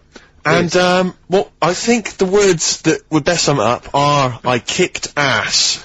Great. Rick. Alright? Well, I'm going to be kicking some ass today because I I'm look forward to it. going to be shamelessly self-indulgent. And we've only got 2 shows to go, so I'm playing some of the most beauteous tunes in the world. And I was just telling Carl, lined up a Simon and Garfunkel track, Only Living Boy in New York. He went, why is he the only living boy in New York? I went, what? He went, what does that mean then? I went, I don't know. He went, well, what's it about? I said, I don't care. I said, it's lovely something. No, but what's it? I said, I don't go into that. I said, he went, I like a story. I said, like what? I said, killing of Georgie, no trickery. Killing of Georgie. I think we should play that at the last. It's good. I heard it the other day on Radio 2. It was cracking. It sounds like well. It's really good. Tell them what it's about again. It's about, little gay fella. A little what? A little gay fella? Yeah. Right. Who, I haven't heard it for a bit, so it's all off memory, this. But, gay bloke, is he from Scotland? I have no idea. But he's from somewhere where gays aren't liked. Okay. Right? No. No, he is. Georgie Boy was gay, he's nothing more than the kindest guy I ever knew, right? Now, all he did was, right, his father said, how can my son not be straight, kicked him out, right? Goes to America. Yeah, but you can handle all that. You can handle your dad not getting on with you if other people around you are into the same scene. Yeah. But he was left on his own, he didn't know what to do. Yeah. He was getting stressed out. Yeah. So he goes... And this was before, I mean, this is, when did this record come out? 77? 77 years, something like that. Right. And, he's... During punk. Right, I see, yeah. So, you know, the village people had come along and made gay cool. Yeah. That had already happened. Yeah. But it wasn't respected. But he was watching the telly or something, and he saw that New York had loads of them over there, and they're all having a good time. Sure. No, sorry. At no point in the song does Rod Stewart say little gay Georgie was watching telly and saw loads of gays in New York. At no point in that song. No, but this is what I like about that song. You sort of picture what's going on. You make it up. Yeah. Okay, so the little gay fella was watching telly, and there was presumably the and now from New York, the gay show. Yeah. Or whatever, because it was a big scene over there, wasn't he, in the 70s? Yeah. Okay. Right. Go on. So he goes over there, and he's having a great time and that. He's meeting... Went to New York town, very quickly settled down, soon loads became the toast of the Great White Way. Yeah, they loved him. Went All down. the old queens blew a fuse. Yeah. Yeah. And then, I don't know, he was out late one night, Yeah.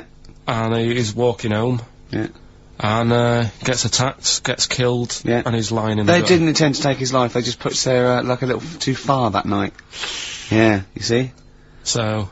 Yeah. But what's good there? Is it good that he had a bit of a good life, and was able to be himself? Yeah. Or should he have stayed in Scotland? He didn't come from Scotland. Again, I really... Well, I think, is there any way we can get this song before the end of the show and play it? Because I've heard it recently. A lot of people listening will have never heard this song. They wouldn't have any idea what we're talking Can about. I say what you said when we were talking about that song once before?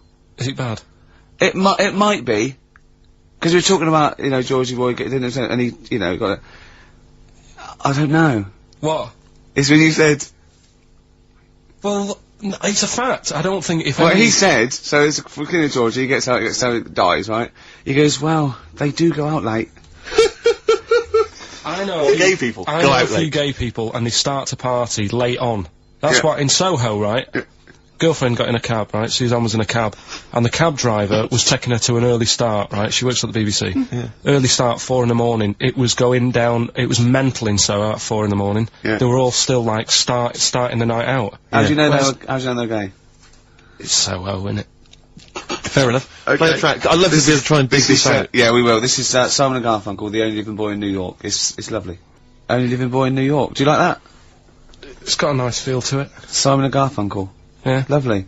Bit later I'm going to be playing a Cat Stevens track. It's one of the most beautiful tracks ever written. It's called Lily White off Mona Bone Jack On. Look forward to that. We've got Eminem coming up. We've got the new Eminem single as well, and a big giveaway, Rick, lest we forget. I think we should tell them what that is. Do you think so? Yeah, well, we all went to the BAFTAs, as you know, and we thought we could get a good prize out of this, so we got some celebs Yes. to sign the BAFTA bag they gave away. It's just a nice big chunky sort of cardboard carrier bag, you know. It's not the value that counts. This is what values it. Read out the sort of names. These are the kinds of celebrity names that have signed that bag. Obviously us three, plus Graham Norton. Yeah. Angus Dayton signed it, Alan Davis, Jonathan Creek, Jamie Theakston, Paul Whitehouse, a lot of comedians you'll notice, Helen Baxendale from Cold Feet, who's also been in Friends, right? I don't know why that's so exciting. Steve Phil Mitchell McFadden. Yeah. It's an eclectic bag. I noticed actually that Steve's signature is also mentioned, I think he says Steve, aka Phil Mitchell. Which is very nice of him. Yeah. Peter Davison, former Doctor Who. I noticed also that when you gave him the pen to sign it, he put the pen away. Yeah, he pocketed We had to it. say, oh, Yeah. whoa, whoa, whoa, whoa, whoa, whoa. Just his wily Cockney ways. You're not Phil Mitchell now, man. Exactly. Give us the pen back. Exactly. Yeah. Simon Pegg, and of course, one of broadcasting's biggest legends, Steve Wright. Oh, so Yeah, got him yeah. to sign it as well. Yeah, yeah. But that's, you know, you're not going to find that. That's quite an eclectic and kooky mixture of celebrity names. Yeah. You know, autographs on one bag. And we maybe photocopy it and it's just, you can't We make can out explain who signatures, they we are. can explain they are. But we can give that away. And there's, you know, it's a little commemorative thing of the BAFTA. It's got a big BAFTA logo on there and everything. It's pretty classy. Did I mention this? That our agent, who was there, he ran around getting a few of these autographs, and I think he held him back to a few people. He went up to him and told him it was for charity. And that was why they signed it. Which I think's, you know, a little bit cheeky, but that's what agents are like, Carl. You've got to But then again, he didn't understand get anything from it. It's not like he said, give us £1. that. No, he just got. They just got their Well, he said that signature. as well. He made 42 quid. Yeah, exactly. So anyway, we're going to give that away. Is that a good prize? I think that's a nice prize, isn't it? It's a little commemorative thing. Carl, you're turning your nose up on it. No, it's alright, I wouldn't want it. Didn't he? Do people get you to sort of do campaigns on the radio, like drink Fosters? I wouldn't, but you know, you can. Yeah, but look, I noticed on the big board here, it tells us that you can win signed and framed Chemical Brothers album covers on Sunday. Well, that's just 2 geeks who've signed that. We've got like We've got 3 alone in this room. Exactly. Plus, we've got some of you know, the cream of Britain's light entertainment who've signed that bag. No, I'm appalled by you that you're just so disrespectful of us. No, but it's like how when I went to the BAFTAs with you, and I wasn't really enjoying it, you were I like... can't. He's what? No, You you didn't are tell us such an this. ungrateful. You There are are so many You're people. like a little charity case. You're like, oh, I had God. chicks queuing up Yeah. around the block. You'd wanting to usually come. have to. I know, but I Someone told like you you. would have to write to Jim or Fix It or Esther Ranson to get them to meet us sort of people. And now it's on your doorstep. I'm amazed that you didn't enjoy it. Why didn't you God. enjoy it? You got to walk down the red carpet. You went in. There was George Best, one of your footballing heroes, was there. A load of was other good. big names. You sat there, you had prime position. You came backstage with a load of other big names. Hey, you had a lovely bit of You were grub. filming this thing for the DVD we're making. That's you, a cameraman on our DVD. And yet you think, oh, and now you look grumpy because you had a couple of pints and I can't believe So it. tell us why you didn't enjoy it, because the ceremony, what didn't you enjoy about that? It was interminable, wasn't it? far too long. Wasn't it awful? 3 boring. hours. I thought you were going to say something. Really? Sorry. 3 hours. Yeah. I mean, I suppose for you two, at least, you know, you were going to get something. Sure. Yeah. But with me, it's like, I mean, I've never graduated or anything, so Have you not? I'm trying to think of a situation. Basically, I sat there 3 hours knowing that I'm not going to get anything out of the night. Yeah. Right? Now, Sorry, when we invited you and you said yes, did you think you were up for an award? no, I thought we were going to be sat round tables, having a nice bit of food, Yeah. whilst people are going up there winning awards. Yeah. But 3 hours of the same thing over and over again. I mean, if a film's 3 hours in the cinema, Yeah. you go, well, it's long, but, you know, I wonder how it's going to end. Yeah. But this was just like the same thing over and over again. Some guy going up, thanks a lot, cheers for the bit of brass. And then going down, sitting down, the same thing over and over again. I wouldn't, honestly, right, I'd say it was one of the worst things I've ever had to do. No, I enjoyed the night afterwards when we did have a bit of lamb and a nice bit of veg and that. That was Yeah. alright, and I went home and I was happy, and I got the little freebie bag that you're talking about that we're giving away. Yeah. Which wasn't much good stuff in it. Oh, Right. No, What would you have done on that Saturday night? Suzanne What said- would you have done or the Sunday night rather, what would you have done had you been at home? I would have stayed in with Suzanne, right, watching telly, having a nice bit of pate on toast or something, cup of tea, watching 24. But instead, I had to buy an expensive suit, so I didn't show you up. Right? This is right. Yeah. How much did you spend on your suit? Well, in total, right, because, you know, the shoes and the suit and the shirt and the tie, it was about 600 quid.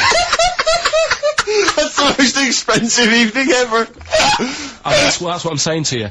And the daft thing is, it's dark in there. I don't know why you've got to wear a nice suit. You can't wear a tracksuit, for goodness sake. It's dark in there.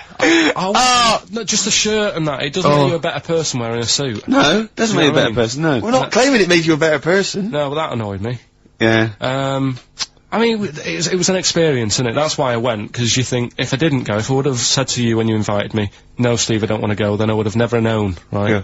And that's my sort of thing in life, right? If Yeah. something comes up, you should take it, even if you're not gonna like it. It's a bit of an experience. Right. Do you know what he said to me? I phoned him up because we had to meet up, and obviously he had to pose as my gay lover. Yeah. Get in, right? Yeah. He phoned, he said something to me like, I bought a suit, I'm looking good. He said, I'm looking good. People will think, how on earth did he end up with that good-looking guy? So he got into the role. That was what he said to me. Started getting into it. Such an insight. Play a record. I just must say that we've had an email from Daryl Foss. Lots of people have emailed in and said, well done on the BAFTAs and well done on your Room 101. They really liked that. Thank you. There's one guy, and it's Daryl says, Ricky, has your dad only got one D-Mob suit? Because I know you notice that Ricky wears the same suit every single time he appears on TV, because he spent a fortune on it getting it tailor-made. I've only got one. It's a good suit, and I he wears it all the time. And it's winter as well, it's like a pure wool, so I'm sweating everywhere I go. Anyway, usually it's too much cheese. I won't be buying another.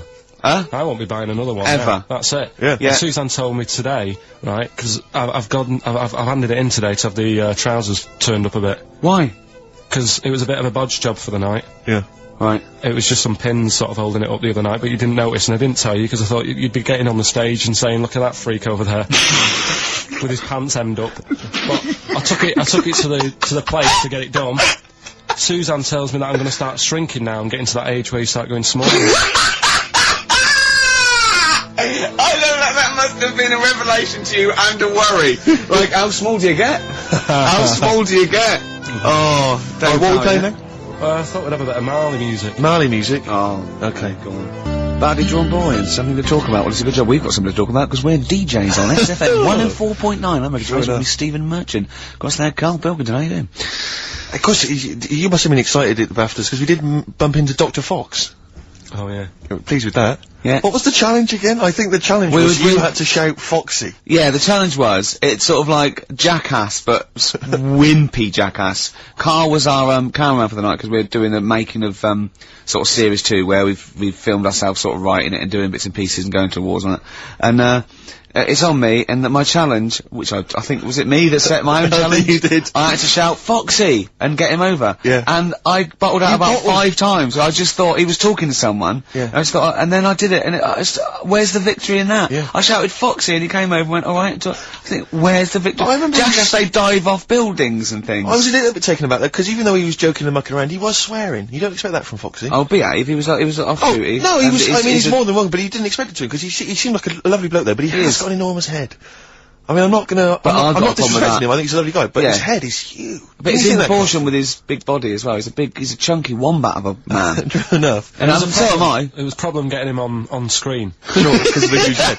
Yeah. I was struggling. No. I know, well, I know that Popeye people have worries about that. I had to get special lenses. Yeah, yeah. I love the fact that us 3 freaks can take this out of anyone. Stop there though, Rick, because I was on TV briefly. There was a thing about The Office on Top 10 TV Bastards on Channel 4, and I appeared on there briefly talking about the show. And there's this girl who's a girlfriend of a friend of mine, and she's like, I saw you on TV last night. I went, yeah. She went, I'll tell you this, you're better looking on TV than you are in real life, and that's good for you. And I was like, oh, I don't know if that was a compliment, because it's like... Definitely not. Well, I'm not on TV, so it's not beneficial in any way. Yeah. But that's like... right, you have to step out of the TV. That's like saying, I normally find you pretty repulsive. Yeah. My opinion changed slightly last night because you were on the box. Yeah. And I didn't know, it sounded like it was a compliment. Through the aid of a different... Through the aid of lighting and appearing like for 12 seconds on screen in small doses. Oh, God. You thought I wasn't as bad looking as I am in real life. A lot life. of people have phoned in and wondered if you are Morph grown up, because they've seen a picture of you on the website. Do you mean me or Karl? Karl. Right. Yeah. What do you mean? No, because people have seen you next to a picture of Morph, and it's if you draw honestly, Karl, if you lay you down and draw around you, it's exactly the same shape as Morph. Yeah. Or the Pillsbury Doughboy. Or, yeah, gingerbread man. You do look like a gingerbread man. That's great. Oh, I love Karl. We think you're brilliant. We like looking at you, talking to you, hearing what you've got to say. We think of you, don't we, in the week sometimes? Rick, I had a bit of good news this morning. Go on. And I don't mean this in any way, I'm sure it's an emotional thing for her, but in the Sun it says that Dido, her wedding's off. Right. Just thinking, ding dong. Because for some reason, I don't know what it is, I was having a chat with my mates, I've always been under the assumption I could pull Dido. Because she's quite ordinary. Do you know what I mean? She looks a bit ordinary. She's quite an attractive one, but like... Would that be your opening chat-up line? You look quite ordinary. Dido, I don't think you could probably get anything better than me, because you're not too hot yourself. Exactly. My name's Steve Merchant.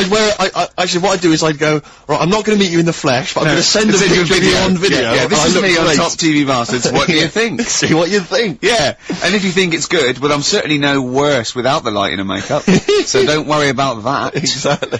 Oh, Dido. Have a little bit Bowie. What was your thing about Dido? That, she's like a kind of, she's a bit like a receptionist. Who got up and sang once, because she At didn't know karaoke. tunes, and a bloke came up, hi, I'm Gridlin Records, I'm thinking of releasing a CD, and it just goes mental. Exactly. Everyone buys it. Yeah. It's good though, isn't it? But she should be doing photocopying or filing, do you not think? Just the way she looks, she's got that very kind of suburban the whole look. look thing annoys me. Do you know there's another pop stars thing starting? Yeah. Like, it's going on in Ireland. Apparently it's Ireland's version of it. Okay. And today it was like, you saw all these kids rushing in, there was fat ones there and ugly kids, and you're thinking, it's sad and everything, they might have a good voice, but there's no chance, right? And there was a woman there who looked a bit like Britney, and the bloke, straight away, before even hearing the voice, Britney looking like over there, go and get her in, give her a ticket, she's through to the next phase. And it's just annoying. Dido isn't beautiful, but she's nice enough. Do you know what I mean? Well, yeah, that's why she's fine for me. I mean, you know, I mean, my standards are quite low. So, do you think Steve should go out with her then? I mean, that's what we're asking you. Do you think he should? Yeah. Okay, so a little bit of Bowie. Thanks, Carl. Try and fix that for next week. Fashion, David Bowie. We were doing a bit of voguing, sort of cross with body popping there, weren't we, Carl? Yeah. Played that last night, Rick, during the set. Yeah. That was described by, Zane Lowe as, one of the best sets he's ever seen. Well, he didn't say those No, but I think, Zane just sent an email and said he's giving up because there's no point. Yeah, exactly. When he hears stuff like that, he said, I thought I was a DJ. Yeah. After seeing Steve Merchant, I'm obviously not. Exactly. Yeah, exactly. no, so, yeah, Big Boy Jim was down there. Yeah, and Big he got Boy very Jim was going, well, you know. I don't know what I'm thinking. Yeah. But I like the idea, because you know, Fatboy Slim did, Brighton Beach, didn't he? And he had like 20,000 people in Brighton Beach. Yeah. And everyone was loving it. Just the idea of me down in Western-super-Mare doing the same. With 80, the donkeys. 86 people. Have you ever seen, have you ever seen that thing, karaoke challenge on Challenge TV? Yeah. It's great, they're all doing it, and it's sort of like, Jonathan, what's his name, from Jonathan Bread, Morris, and all those sort of, people there. And the camera falls out, and there's about 8 people there. Yeah, but what I love about karaoke challenge is it's not even night fever. Do you imagine that? I mean, talk about... Wow. Oh dear. We tried to get on that once, didn't we? On karaoke challenge? Yeah, when we were doing that comedy we were lab. gonna I was do- going we to do were it in gonna- character, yeah, wasn't you were I? gonna do it, yeah, it's And David Bowie. So we'd have a little bit of footage, but Yeah, that'd be great. Yeah, that wouldn't even let that you was on. terrible. That was how minor a celebrity you were at the time. I remember once, right, this is how sad we were. We tried for about an hour to get on the Chris Moyle show. They were doing a competition. He was doing this competition. It was about golf, wasn't it? So it was like things with, It was, you had to think of a song title, but Yeah. you had to make it into a golfing pun. and people were calling up and going, now what about Drive by the Cars? He was going Drive by the Cars, very good. And it was like, things like, you know what I mean? Things like something T and that. And I wanted to phone up and go, hello, Chris Miles. Yeah, what about, Spandau Valley Golfy? Just me. And I was just like, we tried. I was just about 30 quid just to get on and do something stupid. How pathetic. And they was wouldn't that? even let us on. What Yeah. were the others? It's a good game, that. What? Oh, God. Phone in if you've got any amusing puns on songs and golf. Yeah, please. What did you say? What was it? Spandau Valley Golfy. Yeah, do you like that one? It's a good game, good little game. Yeah, you're thinking of what you're doing, Carl. What you're thinking on the radio. That's what you're doing. It's a first. You're actually broadcasting thinking. Can we just be quiet and just listen to Carl think? Yeah. Oh. Anything? Got anything there? Any golfing puns? You know, some people say, Carl, it's impossible to catch yourself not thinking. Now, I reckon if there's one man in the world... Hole in my shoe. That fella in the young ones. Hole. And there's one on a golf course. He's got a little, has he got a little cold as well? Cause you're, Yeah, well, I was telling, Steve before I went on the tube last Saturday night. yeah. It kills me. There's every time I go on the tube, I just get full of a cold and everything. I'm full of flu, and it's down to going on the tube. Is it? Someone told me that every time you go on the tube, it's the equivalent of smoking 2 cigarettes. Really? Because of the sort of gunk and pollution down there. And have you heard the other one? And I always smoke 2 cigarettes Yeah. on the tube. Yeah. These are my nerves. Yeah. What's the name one about the, Oh, here you go. all like the hairballs that are in the tubes? because yeah. of like people stood on the platform. Trains go whizzing past at high speeds. Yeah. Right. Takes a bit of your hair off. Don't say anything. What, you mean don't question the science of that? No, he means Because of my it doesn't head. affect him. Oh, I see, yeah. Right, and apparently they all get caught up in the tunnels, and they have to like clean it out now and again because there's big hairballs on the lines. On the lines? On the train lines. Right. Yeah, it's a terrible place. So that's why I'm all bunged up, and that's when you came in today. I was like looking on the websites to see how much badness there is down in the tubes. Yeah. How much badness is there? Oh, loads. Is there a lot of badness?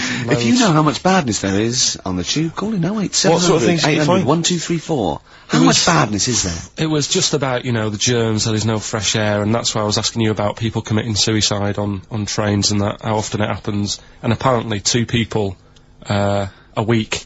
Was it two a week or 2 a day? It was $2. 2 cigarettes. How many people is it? 2 people. 700 800 1234. How many people per cigarette is it like killing yourself on the tube? Call in.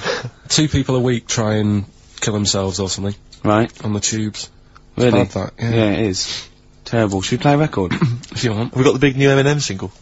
No, I was gonna, We'll tease them with that. We'll play that a bit later. We are going to play it though. We're going to play the new Eminem single. We will. Plus, of course, obviously, we got this big celebrity bag to give away as well. Oh, Bag of yeah, let me celebrities. just do a quick Well, no, play let's record play and I'll a record. explain We'll explain what the competition after that. Doves. Doves would be good. Eminem, Without Me, on XFM 104.9. I'm Ricky Gervais with me, Steve Merchant. Hello there. Little Karl Pilkington. Into the last hour, 3 hours of broadcasting to go, Karl, for us. 3. Yeah. Yeah? What are Three you going to be amigos, doing while 3 we're away? Musketeers. Because you'll obviously still be working here. You have a day job, don't you? What is it you do exactly? I make stuff. You make stuff. What, like furniture? Promos and stuff. Oh, right. Sort of a bit of in talk there, but basically like little trails for the station. Yeah. Yeah. That's what I do all week. Yeah.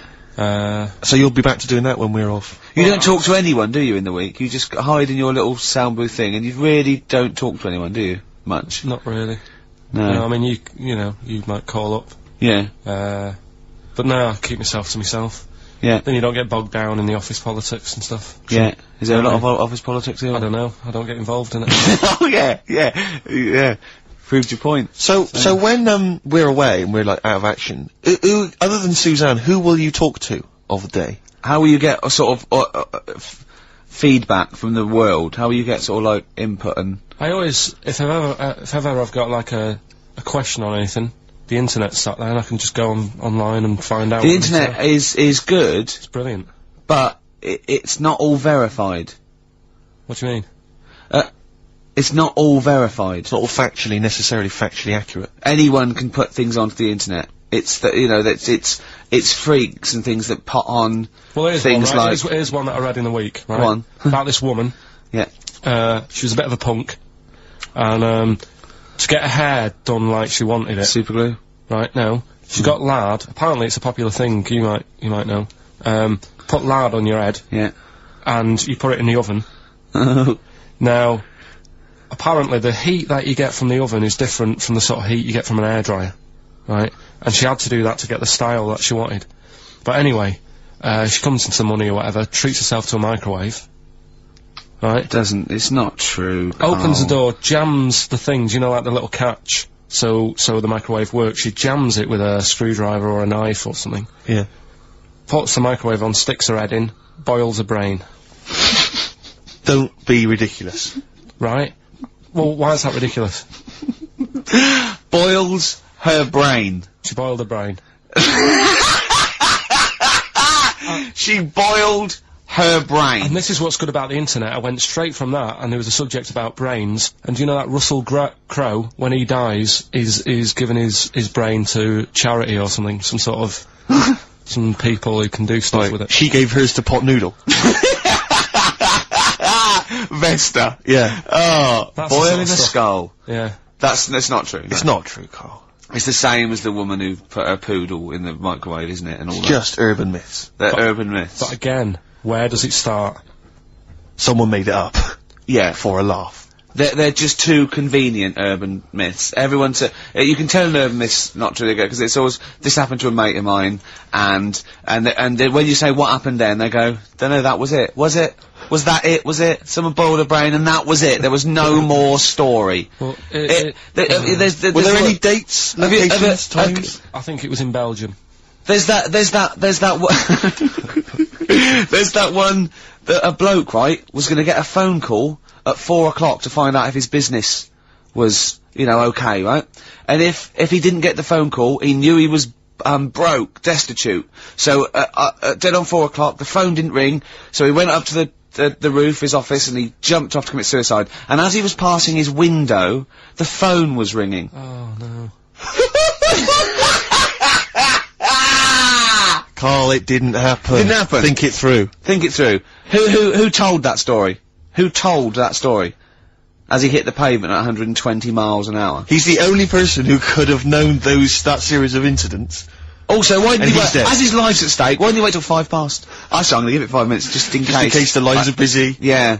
And what sort of bloke goes out, I'll call you at 4, okay, if your business, well, call me anyway. No. If I don't call exactly 4, then, no, you commit suicide. Commit suicide. I would, because if I don't call at 4, that's the end of it. Well, call me anyway. No, that's not the way I work. Why can't you just call me and tell me either way? Well, I'm telling you how I do it. If you're bust, I don't call.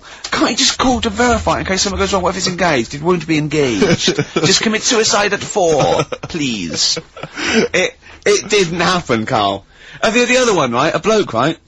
He's on a train station, and I'll tell you how I heard it. He's waiting for a cruise station, waiting for, and he shits himself. As you do. And so he goes, oh, my train's in 5 minutes, so he runs across to Millets, and goes, quick, Levi's, 36, the bloke just puts it in a bag, he runs onto the train, he goes into the toilet, takes his, trousers and pants off. He's soiled. Yes. Throws them out of the window, I won't be needing those again, cleans himself off, open the bags, it's a jacket! Oh. No, it didn't happen, Carl! At what point did he go into it and go, quick, Levi's 36, and the bloke went, sorry, Levi's 36, what, a pair? No, shall I wrap them? Them? It, shall I wrap? Just wrap whatever it is. Do you want to look? No, I'm not looking when you're putting it in the bag, please. Right? Well, 36 way story, so, well, don't say anything. I've told you 36 Levi's, and put it in a bag and charged me for it. Yeah. I don't want to discuss it further. Yeah. There was one, Here we go. there was one about a woman whose husband died, and she had him cremated. Yeah. And made like a little egg timer out of him. Mm. And she said, I did that, so it can still help around the kitchen. Well, that might be true, that might be a joke. That's quite sweet. That might be That true. is true story, again. It was all... No, not again, because the ones I just told weren't. Nor is the boiling the brains in a bag curry microwave. Head story, true. Yeah. They're too convenient. Will you be buried or cremated? What? Will you be buried or cremated?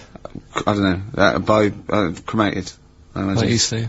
I don't know, it's out of my hands. Yeah, I haven't thought about I've it. not thought it through, and No, to be I don't honest. care either way. Have you heard the one So about... Sorry. I'm just worried that we're getting into a macabre world now of ashes, boiled heads. I think we should play some music, let people just calm down. Levi's. Just think about some of the urban myths they've maybe heard, assess them, maybe they are absolute bollocks, Yeah. and they can move on from it. Well, it's just that, the death thing, right? Yeah. There was an argument on there about, do you know that Twilight Zone or whatever it was, Tales of the Unexpected? Oh, yeah. Where the woman got buried alive. Yeah. They were saying how, like, years ago, they'd bury people thinking they're dead. Yeah. And they've recently, like, dug coffins up, and then the people who were in the coffin weren't dead, they might have just been, like, in some sort of deep sleep or whatever. Catatonic. And they've lifted the lid off, Yeah. and there's scratch marks Yeah. on the thing, Yeah. and that's pretty scary. And Makes you think. I mean, I hope they check these days. That's all. I'd like to play a beautiful song now by Cat Stevens called Lillywhite. It's lovely. A song for the lovers room? Yeah. The big cell. Cooper Temple Clause there. Who needs enemies on XFM 104.9? Well, it's competition time.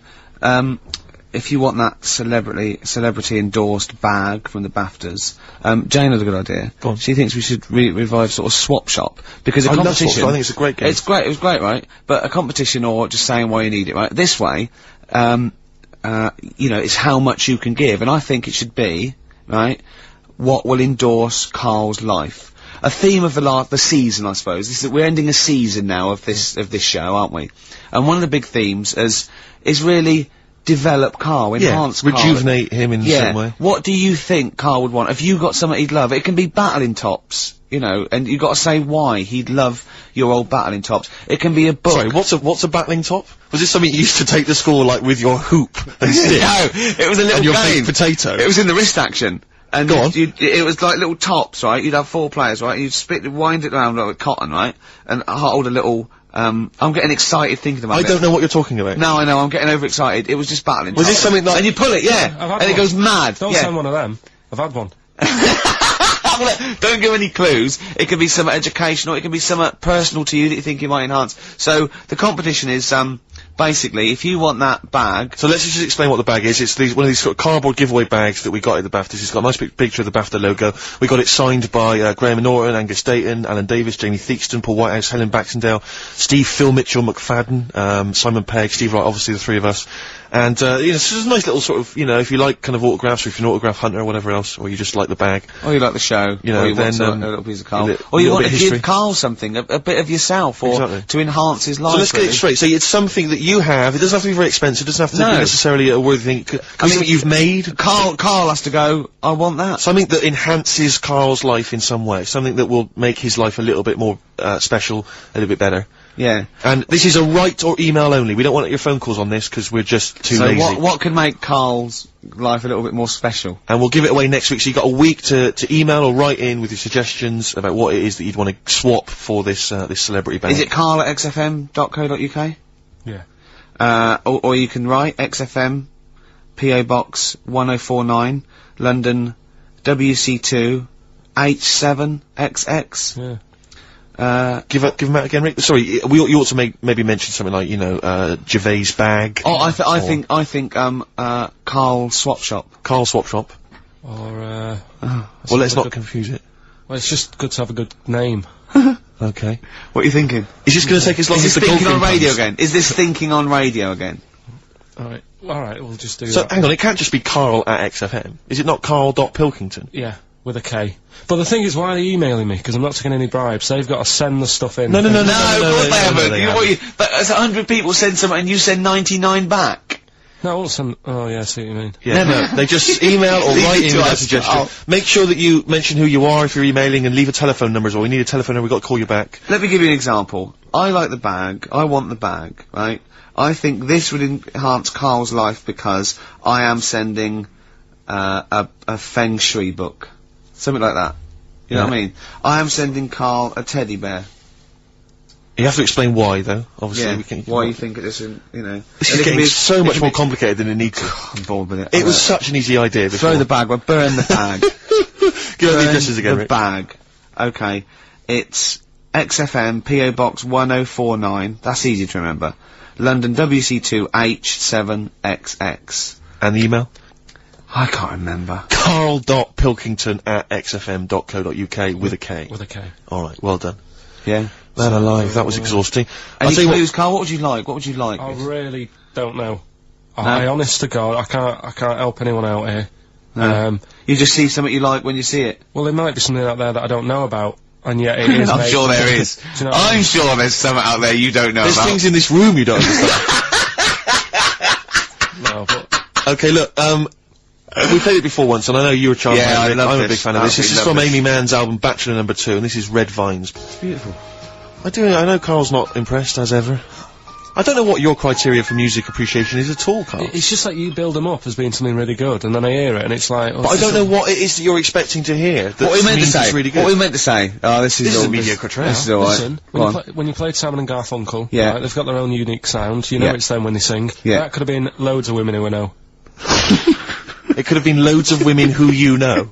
You only know your girlfriend. What I mean, Sheryl Crow sounded like Sheryl Crow to me. Yeah, but Well, only superficially. but man's been around longer than Crow. who knows what, you know, influences she may have had. That sounds like a fable, doesn't it? Man's been around longer than Crow. Eh? But, you know, I mean, that's just, you know, there's a number, let's be honest, really, I mean, there's not that many great female artists, are there? Oh, hey, be careful there, Steve. Some of the sisters out there will be disagreeing with I'm you. not saying that they can't sing a beautiful song, I'm just worried they can't write the material, I'm you know? thinking of Bush. I'm thinking of... Aren't we all, Rick? Aren't I'm we all? thinking of arm trading. That's true enough. I am thinking of... Anastasia.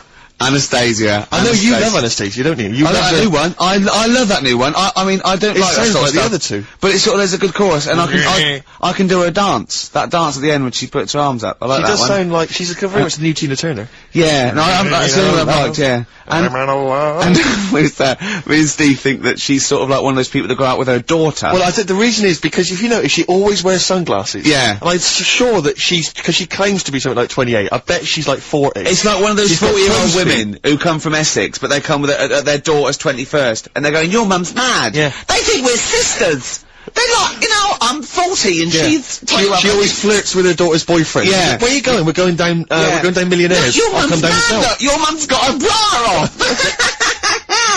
Yeah. Don't you think she looks like that, Carl? Yeah. I can't picture her. You can't picture Anastasia? No, she wears glasses. Sunglasses all the time, yeah. No. You're not into this, are you, Carl? You get this whole sort of broadcast thing as just, you're fed up with it, aren't you? You can't wait to finish next week. Well, it just seems I can't say anything right. Why? Well, whatever I say isn't right. Or funny. No, but do you know what I mean? What? Because what are you upset about? Well, I laughed at the urban myth, but not being true. Mm-hmm. Yeah, and But one of the things, I'll tell you, that if you take nothing else away from our time on the radio, it should be to be more inquisitive. When a piece of information comes to you, don't just take it at face value, query and question it. That is what has made Ricky Gervais one of the premier thinkers in this country. He will not accept anything on face value. He queries everything. Anastasia, she looks glamorous and wait a minute, those glasses, what do they suggest? Actually, she's 40, I'm not going to buy her records. and that's Things like that. and that's libelous. That's potentially libelous. You see? So, hang on a minute. Roy Orbison then, was he starting to look old? We're not saying everyone who wears sunglasses is necessarily older than their years. No, we're not even saying about Anastasia. We're just doing about an image, one of those sort of like ravers that goes to their daughter. It was a little bit of light observational comedy, to be honest, Carl. You've seen through it, mate. Yeah. You've torn it to shreds. She's not 40. You know what I mean? She doesn't hang out round with much younger people, chatting at their boyfriends. It wasn't true. What do you want? What do you want in life, Carl? Tell me now, because me and Steve can probably sort it out. That is true enough. Come on. What do you want? What's the best thing? What would make your life song? happy? If you could play any song now, what would it be? Well, we're going to be spinning one of my favourites later on. Killing a Georgie. Killing a We've Georgie. sorted that out. You've probably got a lovely few gifts you can choose from, just because we got a few signatures on a piece of paper. Do you know what I mean? Yeah. What more do you want out of life? I always find that Do you want a cat? You want a cat, don't you? it's the things that you don't think you're going to get that you enjoy the most, right? Go on, like what? No. Well, like, when you go out for a night and you're expecting just to have a simple little drink and it turns out to be a really nice night, you see people you haven't seen for ages. Yeah. Now, the BAFTAs, so sort of, you expect so much He's having a go, isn't he? that when you get there, you get that little bit of veg as a starter. And you think, look at it, they've tried to make it look good, but really, as I said to you, I mean, you don't eat veg, which No. I find mental. But like the starter that we had, that was like, how would you describe that? It was a veg pie. It was like, I thought, I was starving when I came in there, right? And from the, stairs, I could see the tables, and it looked like there was pate laid out, and I was getting excited, I was salivating. Got there, it was a vegetable pie. I said to Steve, So, Vegetable pie. someone took mine, It I gave wasn't it a away. vegetable White House pie. took mine, didn't he? Yeah, but Rick, you won't eat anything. We've discussed this before. All you'll eat is pizza and crisps. Do you know what he said to me in the week? I was picking up my food in the BBC canteen, and he went, right, I'm honestly thinking of stopping having lunch with you. I went, what? He went, it winds me up. I went, what? He said, it winds me up. It winds me up. You won't eat anything. That's a lovely bit of chicken there. You're not eating that. You're not eating that. It winds me up too much. Like you get irritated by people, noise. He said, you eating, it just winds me up, Gervais. And then he went, you're a cock. Yeah. It really annoyed me. His eating habits drive me mad because he's constantly whinging about the fact that he thinks he's got cancer. Every 25 seconds. Wait a minute, I can feel a lump, It's your cock. No, it's not, it wasn't there before, it's a lump. I'm dying, quick to the hospital. How many times have you been to, like a doctor's clinic and sat in the waiting room, right? Carl, how many times have you been there, right, with a friend of yours? Twice I've been with Ricky.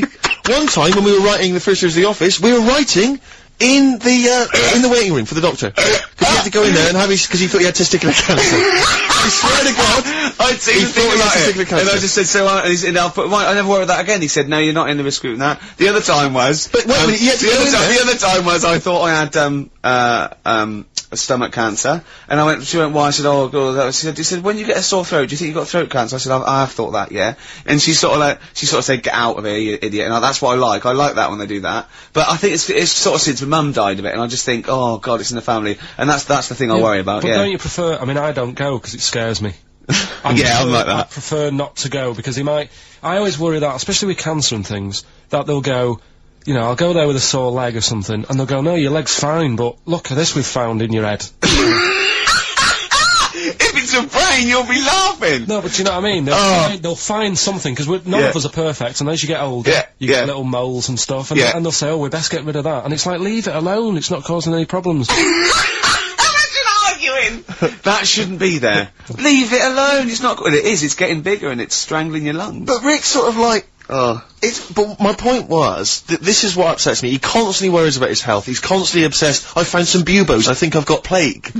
every 10 minutes he's got something. I started choking once because I thought it was some dust, didn't I? Yeah, he swallowed some dust. He started choking like he'd swallowed a fishbone, right? It was literally, I thought he was gonna die. And he panicked dust. and he shouted, right, I'm choking, I'm going blue, and I'm trying to hit me, and he's hitting me on the back, and he shouted, I don't know the Heimlich manoeuvre.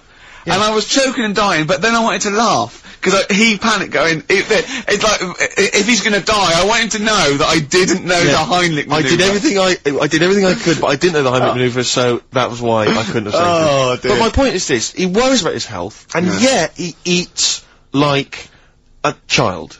He eats crisps, constantly, Coke. He keeps going, oh, I've got a headache, drink some water. Yeah. No, boring, hate it. I did say that, yeah. Chips, pizza, sausages, beans and chips. I've never seen someone eat so much. Sausage. I don't know how he's not bored of it yet. Sausage, chips and beans. Everything that's got to have cheese on it. Parmesan cheese, please. You know, on anything. Why don't they leave it in a restaurant as well? Seriously, why don't they leave the Parmesan cheese? It's like it's gold dust or something. The salt, have as much salt as you want, but they come on, and I found myself sneaking. I've said to Jane, look out, is the waiter looking? And I've leant over and did some more Parmesan. I feel really guilty. Just leave it. It was on a trifle. You don't need cheese on dessert. I've explained it to you. Oh dear. So this is why I get angry, and that's why I'll tell you this, if I had to be on, I mean, Ricky was on Room 101, if I had to be on there, I'll tell you this, Ricky Gervais would be the first person in there. He'd be straight in there, man, because I got a list as long as you are. What did you think when I said, annoying people, like making noises? Unbelievable. So, you talked about, annoying noises, and people that make noises that are annoying. He is the most irritating man I've ever met, and I swear to God, I don't mean that as an insult, you really are, because you go out of your way to be insulting and irritating. Thanks. That's fine, you know, but you'd be straight in there. Yeah. In fact, we should do this next week for Karl. We should draw up a list of Karl's hates, what he'd put in Room 101. Oh, Think about that next week, That Karl. is genius. Next week, so we got the competition, we've got Karl, I'll tell you what, let's play a record and do White Van Karl. Yeah. And just let's slam dunk this mother. That's true enough. What are you gonna play? Some Alpine Stars. Okay. Alpine Stars, Carbon Kid, featuring, little Brian from Placebo. Oh yeah. Thought I recognised him. Yeah. So like that. Right. White Van Karl. White Van Karl. Yeah, this is where we steal the White Van Man column from The Sun and basically fire those questions at Karl, getting his opinions on the week's news. Okay, Karl. Let me see. Okay, what do you make of this? The average woman apparently takes 27 minutes to get ready to go out. Did you know that? Are they saying that's a good thing, or? No, they're saying that the bare minimum takes... No, this is what surely. No. But I remember reading, I'm sure they said that, it takes them 27 minutes to get ready to go out, at the very least, I think. It's not that bad if it's for a night out. It's I mean, 30 minutes is alright. If it's going to get to 20 woodbines. But, yeah, or, you know, if the house is on fire, and it's like, quick. Yeah. Get ready and get out. I don't think it's in a fire, no. I think, yeah, go on. I think that's 27 minutes, right? I'd take about 27 minutes. I can take up to that. But do they include the getting up, having a bath? Doesn't give me any more details. No? 27 Well, minutes. that's difficult to go by. Difficult to go on that one, isn't it? How long does Suzanne take to go out of the house? Depends, like I say, if we're just nipping out shopping, The old flip-flops and trackies on? yeah. But if you're going out for the night, it takes a bit longer, doesn't it? Yeah. Yeah, you got wire in the trackies. yeah. Go on. Okay, no, really don't know what the ins and outs of this story are. Is Sven Goran Eriksson sticking with Nancy rather than Ulrika? Well, it's his wife and not his girlfriend. Yeah, I don't know if this story's true. No one seems to have offered any evidence for it. Anyway, Everyone remained silent. It's rubbish. And, look at what to make of this. David Beckham apparently was driving despite having an injured foot and, just further threatening his World Cup chances. Now, obviously you're a big football fan. Well, I'm not that big. I like the odd game. Sure. Would that hurt him? Would that hurt his foot? It can be good. Is it in a plaster? It's not in a big cast, Sure, is it's it? better to drive than it is to walk on it. Good point. Fair enough, yeah. Go on. Can't argue with Can't that. get the bus, can he? Okay, and what do you make of this, fascist leader who's having a lot of success in the French presidential elections? What's he doing? Have you not come across this story? No. Right, this is one of the big political stories. He's got far right that got nearly 20%. He's a far-right fascist leader and he's, having, considerable success in the French elections. I don't think we should be asking Carl questions like this. Not something you've got to I'm getting scared. There's all sorts of bad stuff going on in the world that we don't know about. Yeah. But we know about this. Yeah, but you're better off not knowing because there's nothing I can do about it. You're absolutely right, Carl. I can't argue with that. Oh, God, man alive. fantastic. That is brilliant. Have we got it lined up? Bit of Rolling It's the one song I've been wanting to play since we've been on XFM, really. And, it took me a while to track it down, obviously, in the XFM library. But here it is, Give Me Shelter from the Rolling Stones. It's an amazing track. Give Me Shelter from the Rolling Stones. That's Surely, if there was a soundtrack to the Vietnam War, that would be on there, wouldn't it? Can I just reiterate this giveaway then? We got this bag signed by a number of celebrities, Graham Norton, Angus Tate and different people on there. Yeah. And if you want to win that, then you have to, email or write in with what you are willing to swap.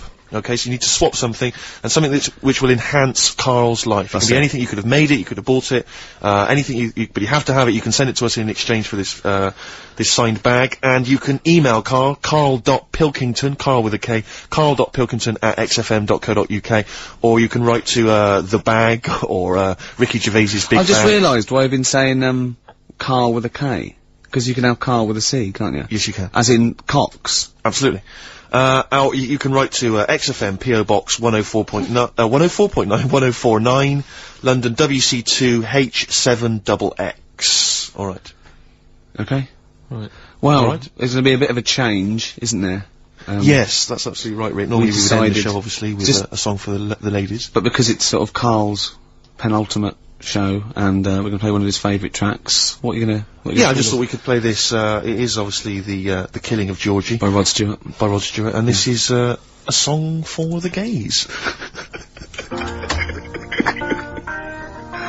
Absolutely. Stone Roses on XFM 104.9. I'm Ricky Gervais, with me Steve Merchant. Hello there. And Karl Pilkington for the last time, Indeed. I'm afraid. Yes. So, you know, we're going to have a little bit of a chat. We're sewing up some things with Karl. Indeed. We're giving away that prize, that BAFTA bag, and, you know... Playing some great music. And we're just, I mean, I'm bringing in my favourite tunes. I'm bringing the Smiths, Radiohead, Cat Stevens, David Bowie, Neil Young, the classics. Steve's doing the same. Indeed. Well, Karl, the last time for, apparently, someone's got it a bit wrong. We're not actually away for 6 weeks. We're away for about, we'll be back in, August, won't we? Bloody hell. Yeah. No, don't swear. Yeah, that's outrageous. On the last show, you have to say that. Already brought the tone down. Yeah. Cheapened it. And I think it's blasphemous as well. Yeah. No, it's not. No, hell isn't, is it? Isn't it? No, I don't think that's not blasphemy, is it? Taking hell's name in vain. Yeah. Yeah, but what was it you were saying the other week about the Queen Mum used to have the right mouth on her? What? I don't think we said that on air, Carl. What? No, but last week you were saying about bad language, and I was saying, you know, there'll come a time when bad language isn't, you know, doesn't matter anymore. You can F and Jeff and stuff. Oh, I know what he's talking about, Steve. Really? Right, let me explain to you, the listener at home. Carl was worried about swearing, and as a joke, off air, it was last week, we were saying that in the 1940s and 50s, the Queen Mum used to say things like, and we were quoting things she'd said, like, but putting F's and C's in there, and you believed us. What, so this whole week you've believed that we somehow had knowledge that the Queen Mum used to swear like a trooper? We were doing fake quotes from her in her voice, but putting in F's and C's, and you believed us. I mean, I didn't even think, I thought you were going along with a joke, but it obviously made an impact. Carl, we've said this, you've got to question and query everything. You can't take things at face value, certainly not if they come out of the mouths of Ricky Gervais. Yeah. Alright. Yeah, sorry about that, Carl, it was a little trick. Is there any other things now that, as you look back over this said that you've been thinking about that I can tell you now that was a lie? Anything you've maybe queried or questioned, you know, you've thought, oh, that doesn't seem right, that maybe Ricky's told you? Something might come to me later on, but... Okay. Well, what about, Carl, I mean, we love you, right, obviously, we know that, we've got great affection for you, we look forward to this, I'm gonna miss you, really, and I'll tell you what, you've got a heart of gold. Now, wait till you see what the record is, Steve, and you'll see what I've done. Is it heart of gold? Yeah. Brilliant. Brilliant. Alright, that's why he's a bronze award winner at the Sonys. I don't get up for bronze. I don't get out of bed for bronze. No, that's a waste of our time. Karl Pilkington over there on XFM 104.9. Winner of a bronze award at the Sonys Radio Awards. The Radio Oscars.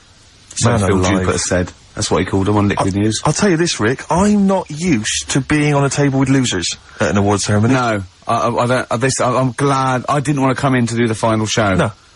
You know, I went straight over and sat with Pete and Jeff, didn't I? Yeah. I went over Radio to 4. I went over with Paul Gambaccini. I went over to BBC World Service. Yeah. You know, it's a lot funkier. A lot cooler. Won an award. Yeah, they swept the boards. Yeah. Bronze is nowhere. What was the mood? Silver's, what was the mood here? The mood, because the day after, because people were, I mean, let me tell you that, I think XFM deserved an award, and I thought it was criminal, actually. But what I did like about it, that we certainly had the room, because Pete and Jeff said good luck to us and Christian, that was really nice. And then someone else mentioned it, James Nesbitt. James Nesbitt said, XFM and stuff, so it certainly had the... Gambaccini said something about it. Yeah, so it certainly had the room. And for a local, you've got to realise it's a local radio station, you know, and it can't compete really with Radio 2 and Radio 4 and But what was the mood the day after, here at XFM? It was alright. I mean, I think we expected a few more, but... you shouldn't take these things seriously anyway. But what I didn't realise, take awards seriously. But what I didn't realise is you have to pay thousands of pounds just to nominate. Just to get into the running for an award. So, you've already, you know, they've squandered thousands of pounds. No, it's not thousands, is it? Well, it mounts up because you pay to enter. And then the table. You've got to buy, like, mini-discs and that to send your stuff in on. Sure. Which up with Sony mini-discs. Oh, I see what you're saying, Carl. I'm not saying anything. No. And also then you've got to pay for the table. Right. And the food and the drink. I mean, it's a few grand. I swore on live television as well that night. Yeah. But I've never done that before. I mean, I've sworn before, but never accidentally. And we were being interviewed for, and Christian was sort of like, quite, you know, being a bit boisterous, and he must have brought out the worst in me, and I just accidentally said the F word, and I apologised straight away. I didn't want to embarrass Phil Dupas. He was doing a good job. He does that himself, yeah. but I was thinking about yesterday, and you're saying a bronze isn't worth having, right? Yeah. But, say like... We're only joking, none of them are worth having, but they're very nice. They're very nice to win. No, bronze is pointless. But you say that, because, like, bronze is, like, coming last, isn't it? Yeah. Yeah. Right. Yeah. Can you tell me the name of the person who won the marathon this year? No? Yeah, but that's because we're not sporty. I'm sure there's lots that can. But then... The guy who came last, who was in the swimsuit, people remember him. And no, I don't remember his name either. No, what's his name? No, but he was 6 days late. I mean, he was really Yeah, but bad. what's his name then?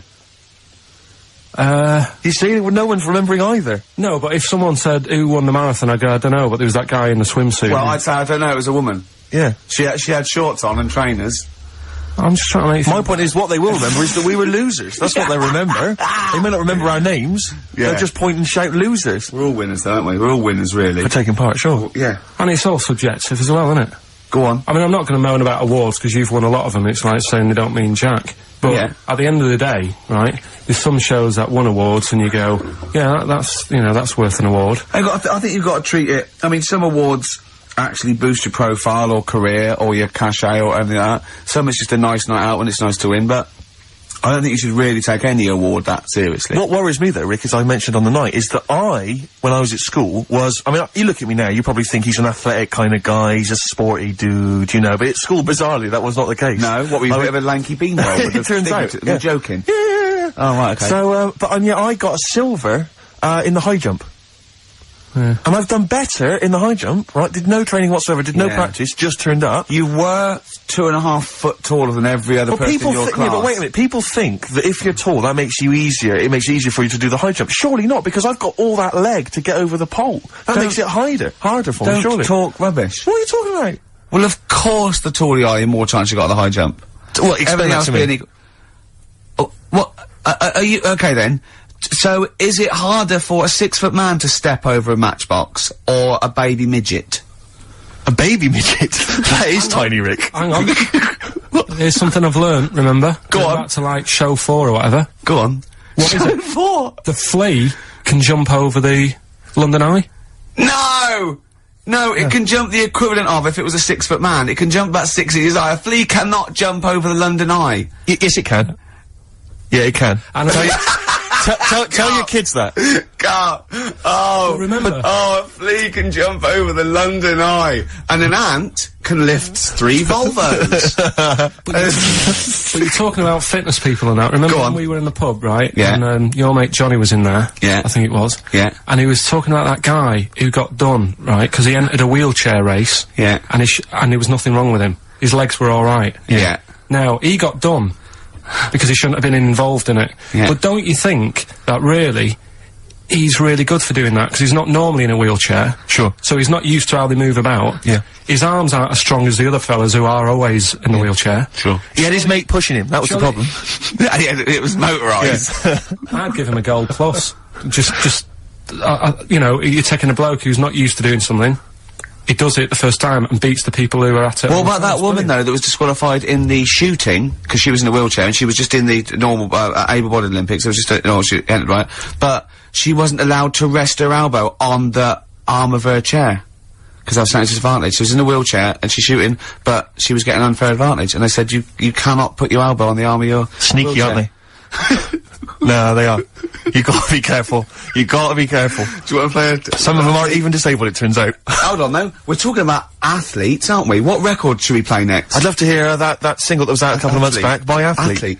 Let's have Athlete. Man alive.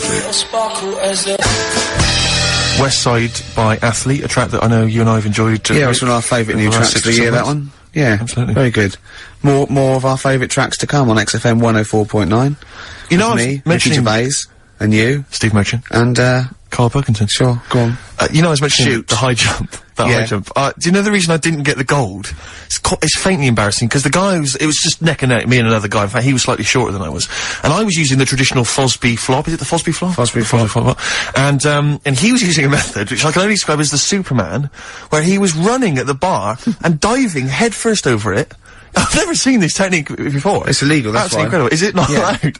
The Fosby flop only works because his shoulder and are going over before his head. Right. That's they got around the rule. You weren't allowed to dive over because it was obviously no one monitoring that. Yeah, no. Just the games teachers having a quick fag. Yeah, yeah. What was his name again? The fag. I think his name was Mr. Woodbine.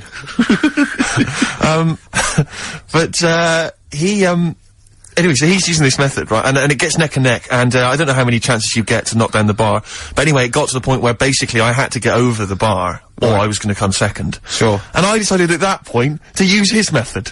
Because he'd seemed to be doing so well with it, I thought, well, I'll try that then. That looks easy. Oh, dear. And ran at the bar, launched, didn't actually get my feet off the ground, just hit the bar like I was someone finishing a race, you know. Did you have... It was so pathetic, it just clattered everywhere. I just want to get this picture of you at the age of, what, 15, 16? Yeah. 6'5" already, probably? Yeah, probably, yeah. Probably, what, about 9 stone?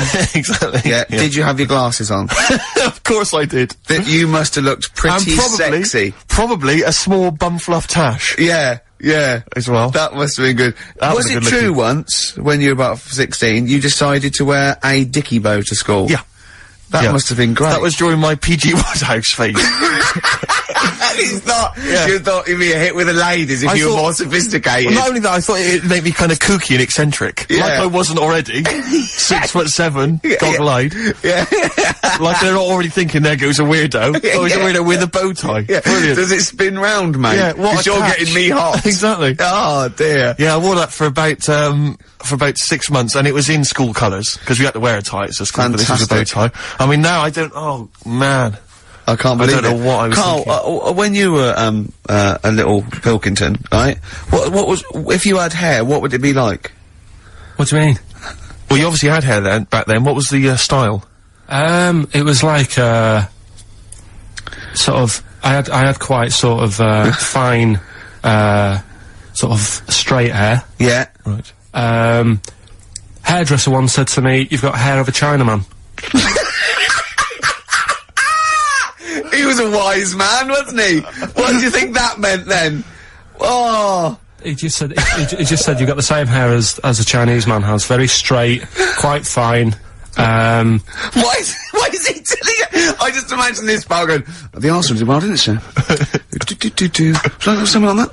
You have the hair of a Chinaman. I'm sorry, nothing. You're not the spy. No, I'm not. Thank you. Good night.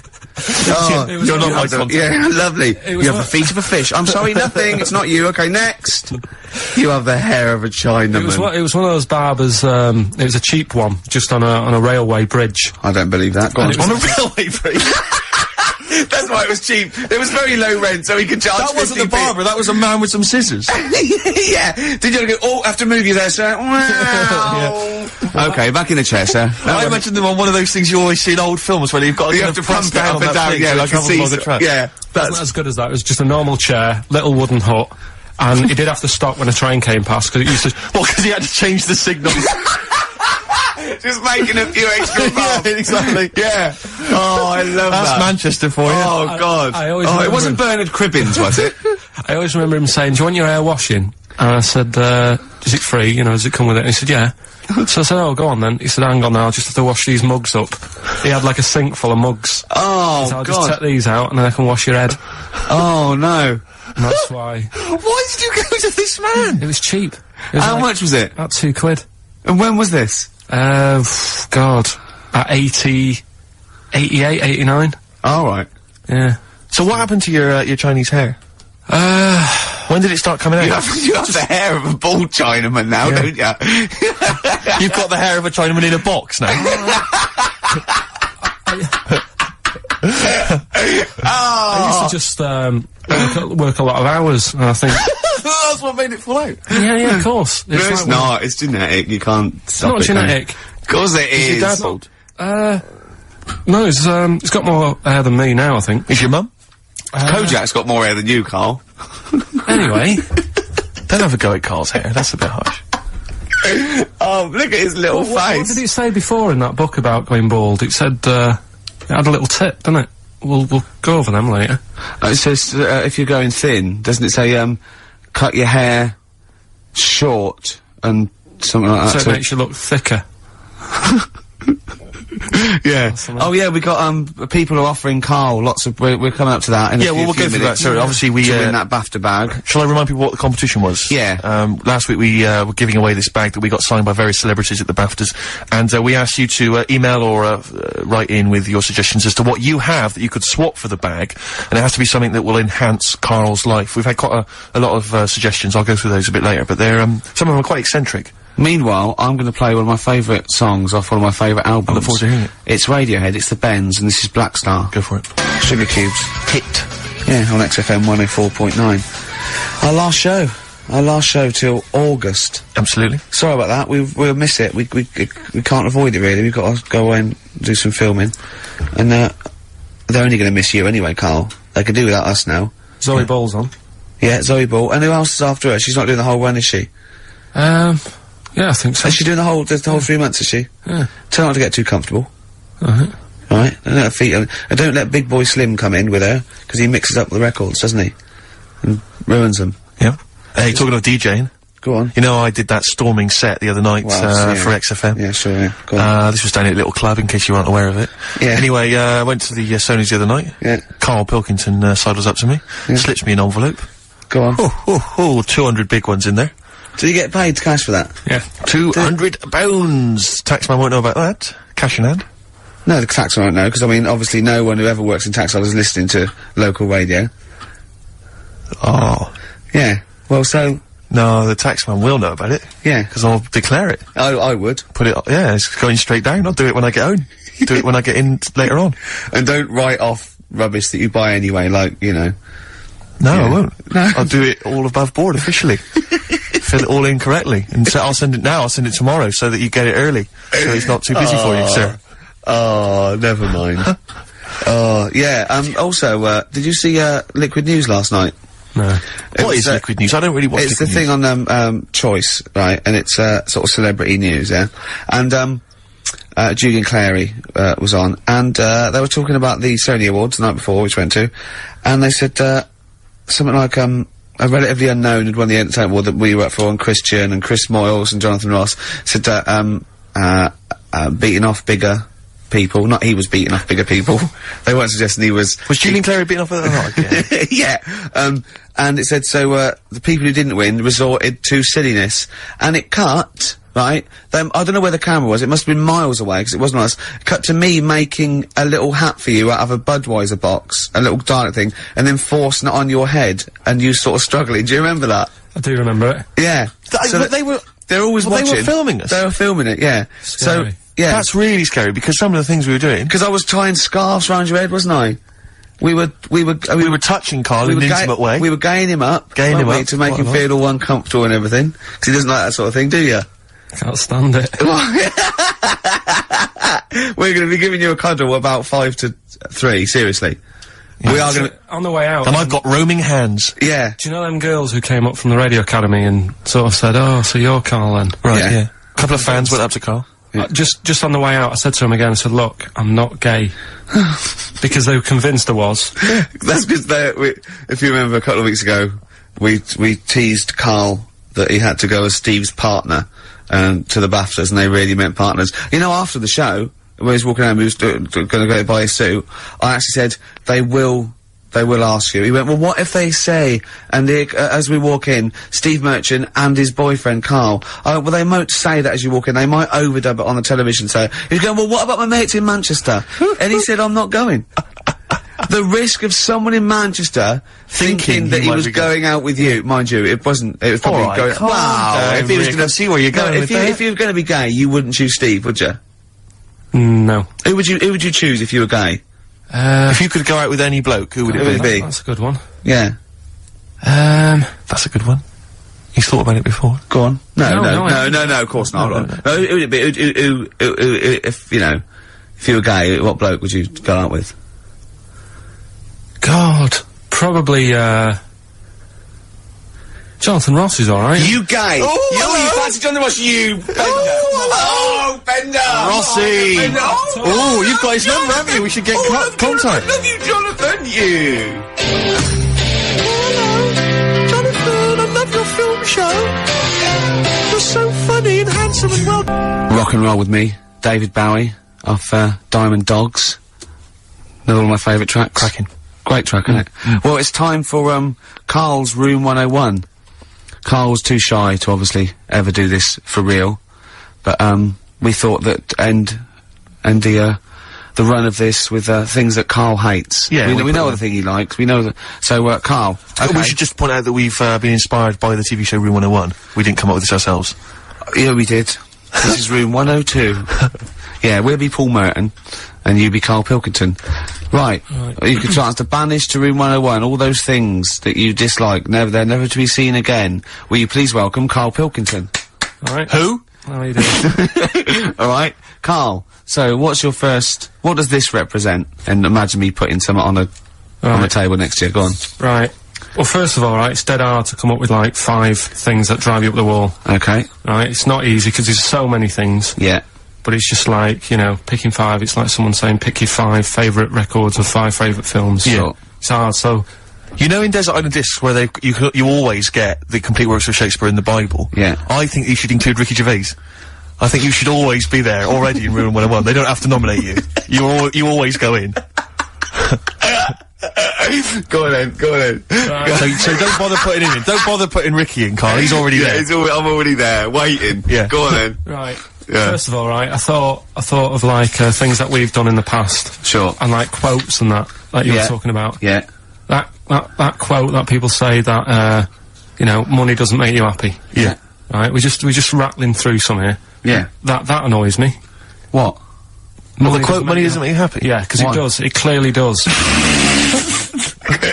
Right. Without it, life's pretty dull, isn't it? Yeah, good. Right, so okay. so that's like a little short thing, and you know, then that sort of makes you think about people with money. There was a programme on in the week, I don't know if you saw it, Steve, the one Posh Loaded. That was brilliant, wasn't it? That was a great show. So annoying. Oh yeah. There was a girl on there, right, who's from a rich family and that, and you know, it's not her fault she's from a rich family. No. It's like how posh people annoy people. That doesn't annoy me, because the way I sound is because of where I'm brought up and that. Yeah. And at the end of the day, if you sound posh, you sound posh. It's, you know, it doesn't change you as a person or whatever. Yeah, it's quite But this girl, right, did you see it, Steve? I did. You didn't see it, I did you, didn't Ricky, know. right? This girl goes shopping, she buys like 4 t-shirts and a crappy little handbag. Yeah. Spends about 1,300 quid. And she's just wasting it going, you know, the woman's saying, oh, you'll love these, you know, they're really in fashion. She said, oh, whatever, I'll probably only wear them once anyway. And it's just, that sort of thing annoys me. Yeah. You know, people with money, you know, who have grafted for it are good. But like, you know, people who just get money given to them from the rich parents trying to make the world. There was another point, right, where she's in a shoe shop, right, and, she's like, got these big boots and stuff. But part of the problem is, right, she's quite odd looking in that, right? But she's got a lot of money, so she makes herself look half decent. Yeah. Problem is, she's got fat ankles. She's got what? Fat ankles. Right. And they drive her up the wall, because no matter, I mean, it's one of them things, isn't it? It's almost like God has gone, yeah, you can have all the toffees and stuff you want, you can have, like, your nice t-shirts, but at the end of the day, love, you're stuck with these ankles, and you can see these... I love the idea of God saying, right, you can have all the toffees you want. Yeah. And you have nice handbags and that, but you're stuck with these ankles. Oh, God. And I really wanted to get a job in that shoe shop where she was going in, blowing her dad's money, and she was calling up her dad saying, oh, Daddy, is it alright if, you know, I'm just out shopping, I've just bought some shoes that have cost like £1,000, and I really wanted a job in that shoe shop. Just so I could sit there, and when she comes in, you go, oh, hello, love, whatever her name is. Lovely to see you here again. Got some lovely new shoes in. Look at these nice new boots, everyone's wearing them, Victoria Beckham. And, you know, all the it girls are wearing them. Yeah, try them on. Oh, you can't, because your ankles are so fat. You can't get into these. Never mind, here's some boots. She really annoyed me. And I'm not a nasty person. You're but not. She brought it out of me. Oh, I'm worried though, this idea of you getting a job in a shoe shop, I'm not know. sure you're qualified. I like all that's way round it. That some people go, oh, I'd like her to lose all her money or something. He'd like to actually bother go through getting the job in the shop. Yeah. And then just wait in there. You'd be too busy mucking around outside like, on some kind of trolley stuck in a little lake. Yeah. But interestingly in that show, I was watching that show, and at one point, you mentioned that her fat heels or her fat ankles. Yeah. She said, I'd like to have various changes to my body, you know, plastic surgery, I'd like to do this to my face, and da-da-da-da. And, her mum's there, and her mum's going, no, don't be so, no, you're my daughter, you're beautiful, da-da-da-da. No, you shouldn't, I'm not gonna let you have those, and da-da. She went, I'd love to have an operation on my fat ankles. Her mum went, yeah, I do agree with that. What kind of a mother does that? Oh, how bad can fat ankles be? I know. What were these ankles like? Well, tell us, Rick, you must know. No, do you know what I mean, They though? were like, if you said to a little kid, say a 4-year-old kid, draw a person, they'd draw her legs. Do you know where there's no sort of thin bit, and then it comes out a bit for your knees? Oh, yeah, and then goes just down to ankles. It was just like 2 logs. People go and say, I like your new flares. What do you mean flares? They're leggings. Cheeky. Awful, so, you know. So, okay, so you're putting in posh girls with fat ankles. Yeah. Okay, what's your next one on Room 101? Right, another quick one, really. Go on. People in supermarkets. Right. What, the people who serve? Yeah. It's mainly, these shops you get round in London that are like open 24 hours, right? Yeah. You'll go in and you'll buy you know, you don't do your main shop there, it's mainly just little bits in it, your carton of milk and, Sure. maybe a loaf, a couple of balm cakes and that. Yeah. And you go in there. Who still buys balm cakes? Right. Do they have them in London? Yeah. Do you ever ask? Would you be annoyed if I said balm cakes? We don't have those down here, they're rubbish. That's happened before when I asked for gravy, and they didn't know what gravy was. When did you ask for gravy? In a chippy. What do you mean? say? Have you got any gravy? Just because you up north you have chips and pie and gravy on it. And I didn't have a clue what I was talking about. Right, okay. So that annoys me, actually. Stick that on the list. But, You've got fishmen up north. but listen, right? You'll go We saw a sign in the north, right? It was a little shop, and the sign said, "We sell bread." And it was handwritten. It was like, there was probably like a rush with loads of people in turbans going, What's this bread you talk of? Yeah, little headscarves, little women running down with their little, But anyway, these shops, right? So you go in there, getting your stuff, and you'll go up to the till, and they don't say hello to you. They don't sort of smile. They just bleep the stuff through. They don't tell you how much it is. They just sort of expect you to look at the till to see how much it is. So you can get your hand in your pocket, give them the money, they'll give you the change, and they won't say goodbye. Yeah. So it's like they just can't be asked to have any sort of, hello, how are you doing? I don't want a big chat. I don't want to know what they're getting up to and what, you know, what the dad does for a living and all that. I just want, like, how are you doing? You know, you're well, right. Oh yeah, this bread's, you know, popular or whatever. Right, that'll be £5. You need to keep abreast of which bread you're selling well. Oh, Mother's Pride, that's a good choice. It's 70% of our stock is worth. So that really, even though, you know, it is a 24-hour I'll be honest, I would err on the side of silence. Not rudeness. I hate rudeness if they do that, but I would rather, I'd start to go, £1.50 please, and that'd be fine for me. Any more. What about hello and goodbye, have a good day? Not in an American It doesn't way. bother me. I prefer people who say have a nice day and don't mean it to people who don't say it at all and don't mean it, to be honest. I don't worry about that mock sincerity, because I think it... No, it but does it's the just job. normal, isn't it? It's I'm saying, I like people who say, I don't care, they say, oh, nice to see you, come again, have a nice day. It doesn't bother me. But a chat, I hate people who think they're the life and soul when you're going through. I mean, like, nuts. you know, if you go through a door, you hold it open, you go, there you go. You know what I mean? You expect a thank you.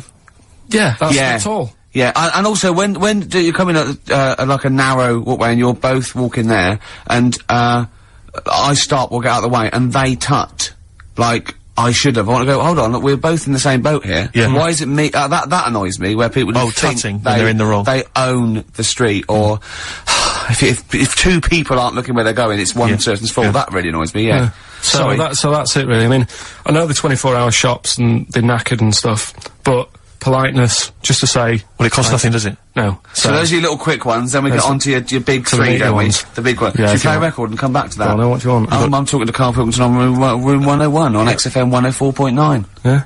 What do you want? The order. Oh, excellent. Do you know what I mean? It's mad. We were shouting at you then. How loud are those headphones? Pretty loud, but I'm always wearing headphones, so... Yeah, but look what I'm doing. This is an old radio trick. You put one earphone over your ear and the other one off so you can hear people in the room. Hives on XFM 104.9. What did you want to say? Doesn't matter, Carl. It doesn't. The point is, it could have been important. It could have been a fire, anything. When we shout anything, you jump. Yeah. Do you know what I mean? Come on, Carl. Get with the programme, alright? Hey? Right, what other things you want to put Yes, in 101? Other than us. Spiders. Right, go on. I know Ricky will be agreeing with this. All spiders, yeah? I mean, not all spiders, because there's some spiders that are on the planet that don't do any harm. They clean up stuff, don't they? What, they got little brushes. Do you mean like janitors spiders? yeah. No, there's some that, you know, Hong Kong leggy. just get on with stuff, but I'm talking about the spiders that are deadly. And spiders that are massive. I mean, Johnny's mate, Ricky's mate, Johnny, I mean. Yeah. He was talking about how, he was in Australia. Yeah. And he was sharing a room with a mate or whatever. And his mate was having a shower. And said, Johnny, just come in here a minute. And he went in, and there was a spider on the side of the bath that he said was the size of your hand. 2 hands width. It's sort of like a size track, just like 8 inches across. That big, right? And the daft thing with that one is that can't kill you. It's massive. It's got no purpose. It's a huntsman. Yeah, but what? Something you said it does, right? If you sort of walk around it and it thinks you're going to try and trap it, it hisses at you and jumps at you and jumps on you. and it sort of clings on. That's terrifying. You'd be sort of running around trying to get it off, and it's just gripping on like the old stag beetle thing again. Yeah. It's clinging onto you. But there is no. What I don't understand is why is that spider that big?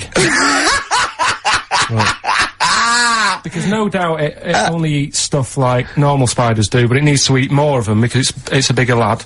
Right? Yeah. And it doesn't actually do anything. It's not like I just don't Doesn't get try, doesn't paint, doesn't do anything. it's just getting in the way, and it's one of those things that are so big you couldn't kill it, because can you imagine like the mess that would make something that size if you stamped on it? Yeah. Which I'm not, again, I'm not a fan of. Yeah. But I don't get that. And then there was a programme on a few weeks ago on BBC about spiders, and there was this one, right, it was going, there's so many spiders in the world, and apparently there's so many of them they can't give them all names. Right? What they're saying is, once one dies out, they'll actually introduce another one. Because there's so many different breeds of them that it's impossible to sort of make a book and list them all. Right. Well, It's like the a book would be queue. infinitely long. Well, yeah. Yeah. It's like a queue. They're not trying to name it individually, are they? No. That's their problem. No, Yeah, seriously. yeah. Just keep it down to the Ziggy. species. Go on. This is true, this. Go on then, yeah. So they'll sort of go gives a spider, the Black Widow, right? Black Widow, they've all died, so who's next? And they'll say, here's a redback. Yeah. And that's how they introduce them. So this programme was going on about this. Right? Oh, how they do it. No, they do it. Okay. Your point Okay, being. alright. Right, so anyway, there's this little one, right, in Australia, and it shows you some kids being dead happy and playing around in the sun, loving it, all healthy and that, and, love being in the sun. They're playing around the pool, and, there's a couple of them there playing swing ball and that, dead happy, not a care in the world. And, like, one of them goes, I'll go swimming, because I've been playing swing ball for an hour, got a bit of a sweat. Sure. Go for a little, breaststroke or whatever. And, they get in the pool, and they can't wait to have a swim about, and then it pans to the bottom of the pool. Yeah. And there's this little spider just sat there dead still. Right? Sat at the bottom of the pool holding its breath. Holding its breath! Okay. Cheeks going up red, eyes bulging. yeah. Oh, 8 pairs of goggles on. One goes by with a snorkel. You should have thought of this. 4 pairs of flippers. Yeah. Oh. It's sat there in the deep end, right? And then it pans back to the kids having a good time, chucking a ball to each other. Yeah. I can see what's going to happen here. And it pans back. It's not going to join in the game, is it? No.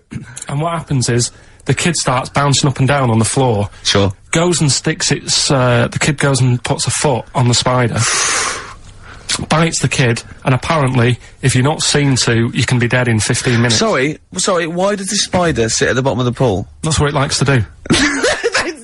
Animals don't do things they like to do. Animals do things for a reason. Waiting for a kid to come along, so... No! It doesn't make any sense. It doesn't make any sense. Well, that's what it does. It doesn't go out to murder kids. That's not what it does. No, there must be a reason. I mean, if you just stopped when you watch these programs and don't get involved with the music and the odd, why does it sit at the bottom of the pool? There must be it either goes there for protection, food, to cool. It does it for a reason. It doesn't go there to wind up swimmers. Yeah. There must be a reason. This is it. If anyone's watching, please, if you're watching that program, I don't know about this spider. What's the name of the spider? I'm not sure. Okay. Well, it did say- 08700 800 123. Is it the Duncan Goodhue? Is it for? I mean, I don't know, maybe it does go into other things like ponds and that, and maybe it does the same for ducks if a duck stands on it. But why? The duck stands on it! Why? Oh, I love your brain. Probably because eventually, a kid can get, saved if it's seen to in 15 minutes, but a duck is just gonna, wander around and go, God, I don't feel well and what have you. What good is that to the spider? Because... No, I'm saying it might kill it if it might protect itself, but it must be in the pond for a reason in the first place, or the swimming pool. It must be down there for a reason. It must have another agenda, evolutionary-wise. It can't just do it. Could it be in training for the Olympics? Unless it is just cooling. Like those, because on one of the other programmes that's a bit mental, Oh yeah, that one, yeah. The one with the lizards. Did I tell you? Well, let's not get into lizards. This could take... Okay, no, go on, quickly. No, this is a good one. It was a programme, BBC programme again, on how insects and animals help each other out. Yeah. Right? They were saying how, you might think they're an insect, but they think like humans do. Yeah. And they all help each other out. Right? And there was this lizard that is running about in the desert, right? And it's going, God, it's roasting. And what it does, it makes a little hole in the sand, and it goes under the ground and it cools down, right? Yeah. And then you see one of the locals, I think it was in Egypt or something, and the Egypt bloke comes walking along. Egypt bloke. And, Is he walking like an Egypt bloke? Walk like an Egypt bloke. and what he does, right, he's looking out for these holes in the ground. Sure. And he sticks his hand in. Yeah. And Why does he want the lizard? he makes shoes and stuff out of it. Okay. Right? And you see Cobblers. walking around, he's got about 12 of these things in a basket on his back, and they're Yeah. all looking really fed up. Well, yeah. And it's dead hot, and they can't be bothered trying to escape, and they look really fed up. And this bloke's laughing, you know, he's collecting loads. I love how he watches this, like, because they sort of editorialise it and make it into, like, some Exactly. sort of, like, evil play. Yeah. But then it was saying how this deadly scorpion that man is scared of is mates with the lizard. And the reason is that the scorpion goes into the hole, right? It can't dig its own hole because its arms are that big and it's awkward for it to dig a proper hole. Sure. So what it does, it goes into the little den that the lizard's made, right? And whilst the lizard's having a kip, the scorpion says, "Tell you what, I'll do you a deal. You have a kip, I'll walk up and down this hole here and sort of scare away any people." So the lizard's like, "Yeah, alright then, fair enough." Because the scorpion wants a little hole to keep out the sun, the lizard wants a kip, they've done themselves a little deal, the Egyptian bloke comes walking along, sticks his hand in the hole, Yeah. he thinks he's just gonna get a lizard, scorpion stings him, he runs off, drops the basket, all the lizards go running off. I love the fact that that is what always happens. Yeah. They filmed that just by Yeah, chance, and that's exactly. what always happens. I like the fact that the Egyptian bloke has done this every day. He does it. He goes, "Well, okay, I've got all these lizards. I'll just go to this hole again. Yeah. Because I haven't got that lizard yet. Yeah. This will be fine." No, I it's, I just think... And you know, when the lizard and the scorpion make that deal, and he says you have a kip, Yeah. and the other one does it, do they talk in Egypt or? I mean, they talk how Egypt do they bloke. how do they discuss? They talk Egypt bloke or this? English bloke. What language do they use, Carl? No, it's the international language of love. But spiders is what you're putting in Room 101. Spiders. Let's go back to that. That's Spiders. So spiders So that. basically, spiders that have got the poison to kill a man. Because Rick, I know, because Okay. but Rick, I know what you're. about the ones that are just too big for their own good? Those I are the. don't understand that either. But Rick, you're scared of all spiders, aren't you? Or Yeah. even the little tiny ones you I find. don't in your like house? any spiders. Yeah. Is your husband afraid of them as well? Oh dear. Playing here. What are we playing here? Oh, this is Cat Stevens. Silent Sunlight. It's beautiful off Catch Bullet 4 at its peak in the 70s. Oh, Cat Stevens. Silent Sunlight. Yep. Carl just had a funny phone call, didn't you? From someone who's telling you all about the little brown, it's called, is it? Little brown, yeah. That's the Yeah. name of the spider that sits in the bottom of the pool. He said it doesn't hold its breath. It's got an air bubble. I didn't think it did hold its breath, to be honest. And then, as you know, Steve was opening a letter we got, and it's a football song, and it's They Don't Like It Up by the Leatherhead Gimpers. But it's the fact we keep getting sent homemade singles. Wow, that's good, isn't it? Oh, there's another one there.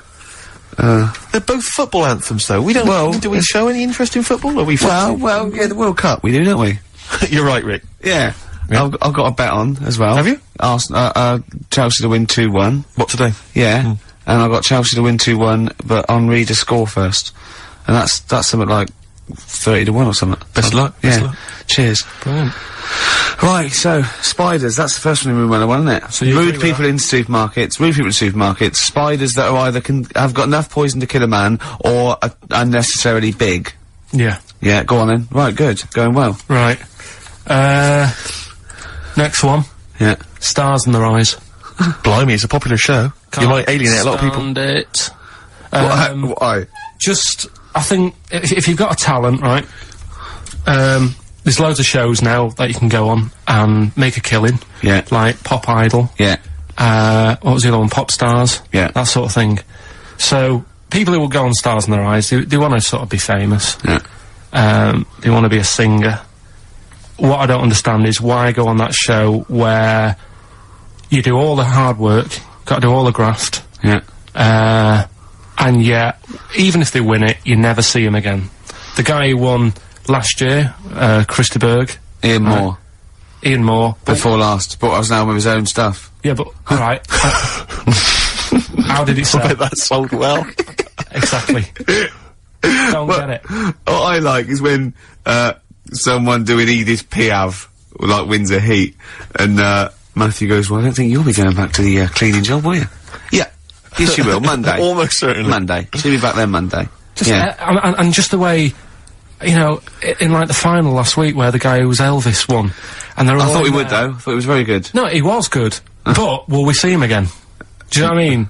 What is his job? I don't know. He'll be carrying on doing that. There's going to be no change to his life whatsoever. He's very good at what he does, but he's wasting his time on Stars in the Rise.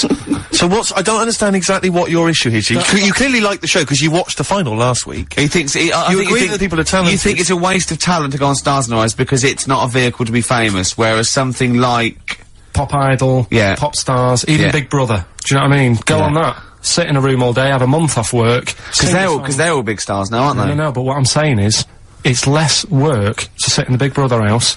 Now and again, just sing a song, and people go, oh, isn't he a good singer? You come out after having a month's rest or whatever it is you're having there. Yeah. You come out and there's loads of record companies, like, waiting for you to come out and give you a deal. And what happens then? When you get a deal, when you cut a record, what happens to that record then? Then it's either sells or it doesn't. And actually, what happened to it?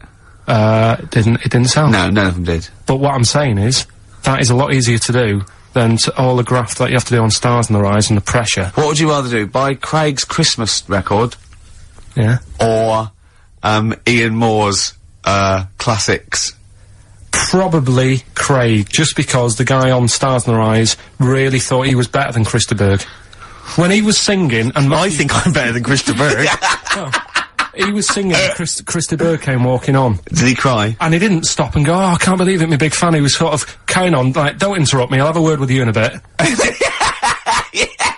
You think you should show the man he's actually making a little bit of living off? Yeah. Emulating. A bit of respect. A bit more respect. And the most annoying thing... I imagine them arguing, resting each other's floor saying, I'm Chris de Burgh, no, I'm Chris de Burgh. Like two ventriloquist dummies, just having a fight in the dressing room afterwards. But the most annoying thing of all with Stars in the Rise, people who go on and do people like, say like, I think last year, someone went on and did Lamal. Now, if you wanna, because the whole idea is with Stars in the Rise, you get work off the back of that show by, like, companies, don't you, saying, Yeah. who will we book? Yeah. So you could get the real Lamal for about 30 quid.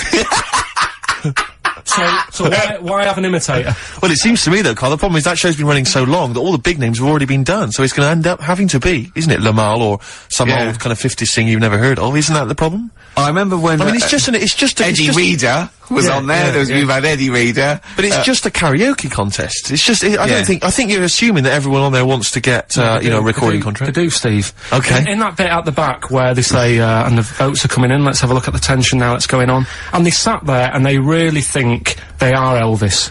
And they are Luther Vandross.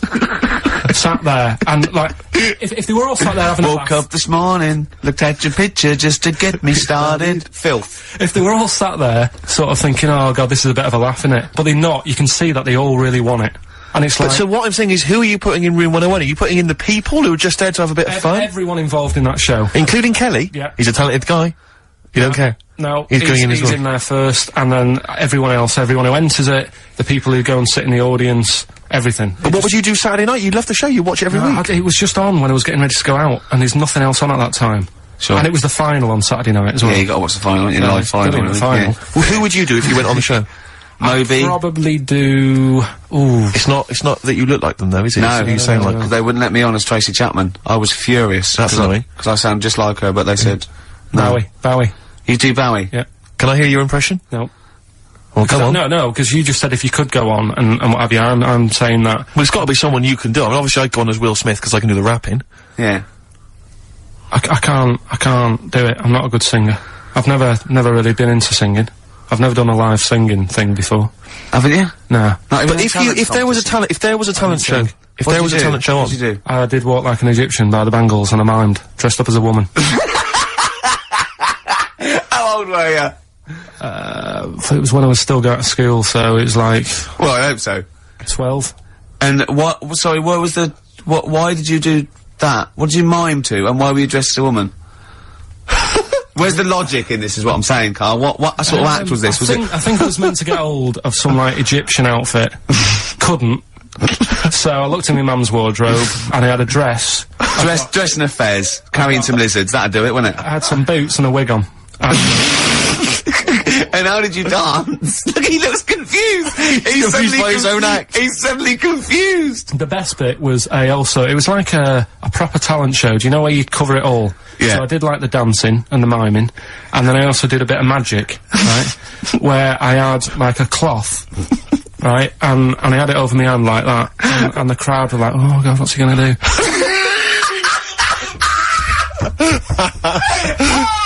Of course they were. Go on, and what was the trick? They weren't saying that! The crowd going, oh, what's the great That's one chorus. Ooh, what's he gonna do? Oh, what's the great Pilkington gonna do? So what I did was, I was stood there teasing them, and Teasing the audience? yeah, Yeah. and I pulled I said, I'm gonna make a bird appear before your very eyes. Okay. And I pulled the tea towel off, and I just had hold of an egg. And I said, oh, it isn't born yet. They loved it. He's so proud of that! Look at his Did you come up with that yourself? Yeah. Did you have any help at all? No. So you did walk like an Egyptian and dress as a woman, then you did the egg trick. And then I was also playing like a janitor. Because when the next person was singing, I'd come on and all the electric went off. And I came on going, oh god, has anyone got 50p for the meter? Oh, you're quite a little showman, weren't you? And then, like, you know, the Did you win? audience chucked us some money. Yeah. And, Are you sure you weren't actually employed as the janitor? No, did you win? No, I think we came second. This really tarty girl who did Madonna, like a virgin. And I thought, yeah, right. Like you are. She's a right ropey little woman. But, So great! Okay, brilliant. so Spider Stars in our eyes, we better play a track, hadn't we? Indeed, yeah. Bit of Tom McRae. This was a track we played a while back. I enjoyed it.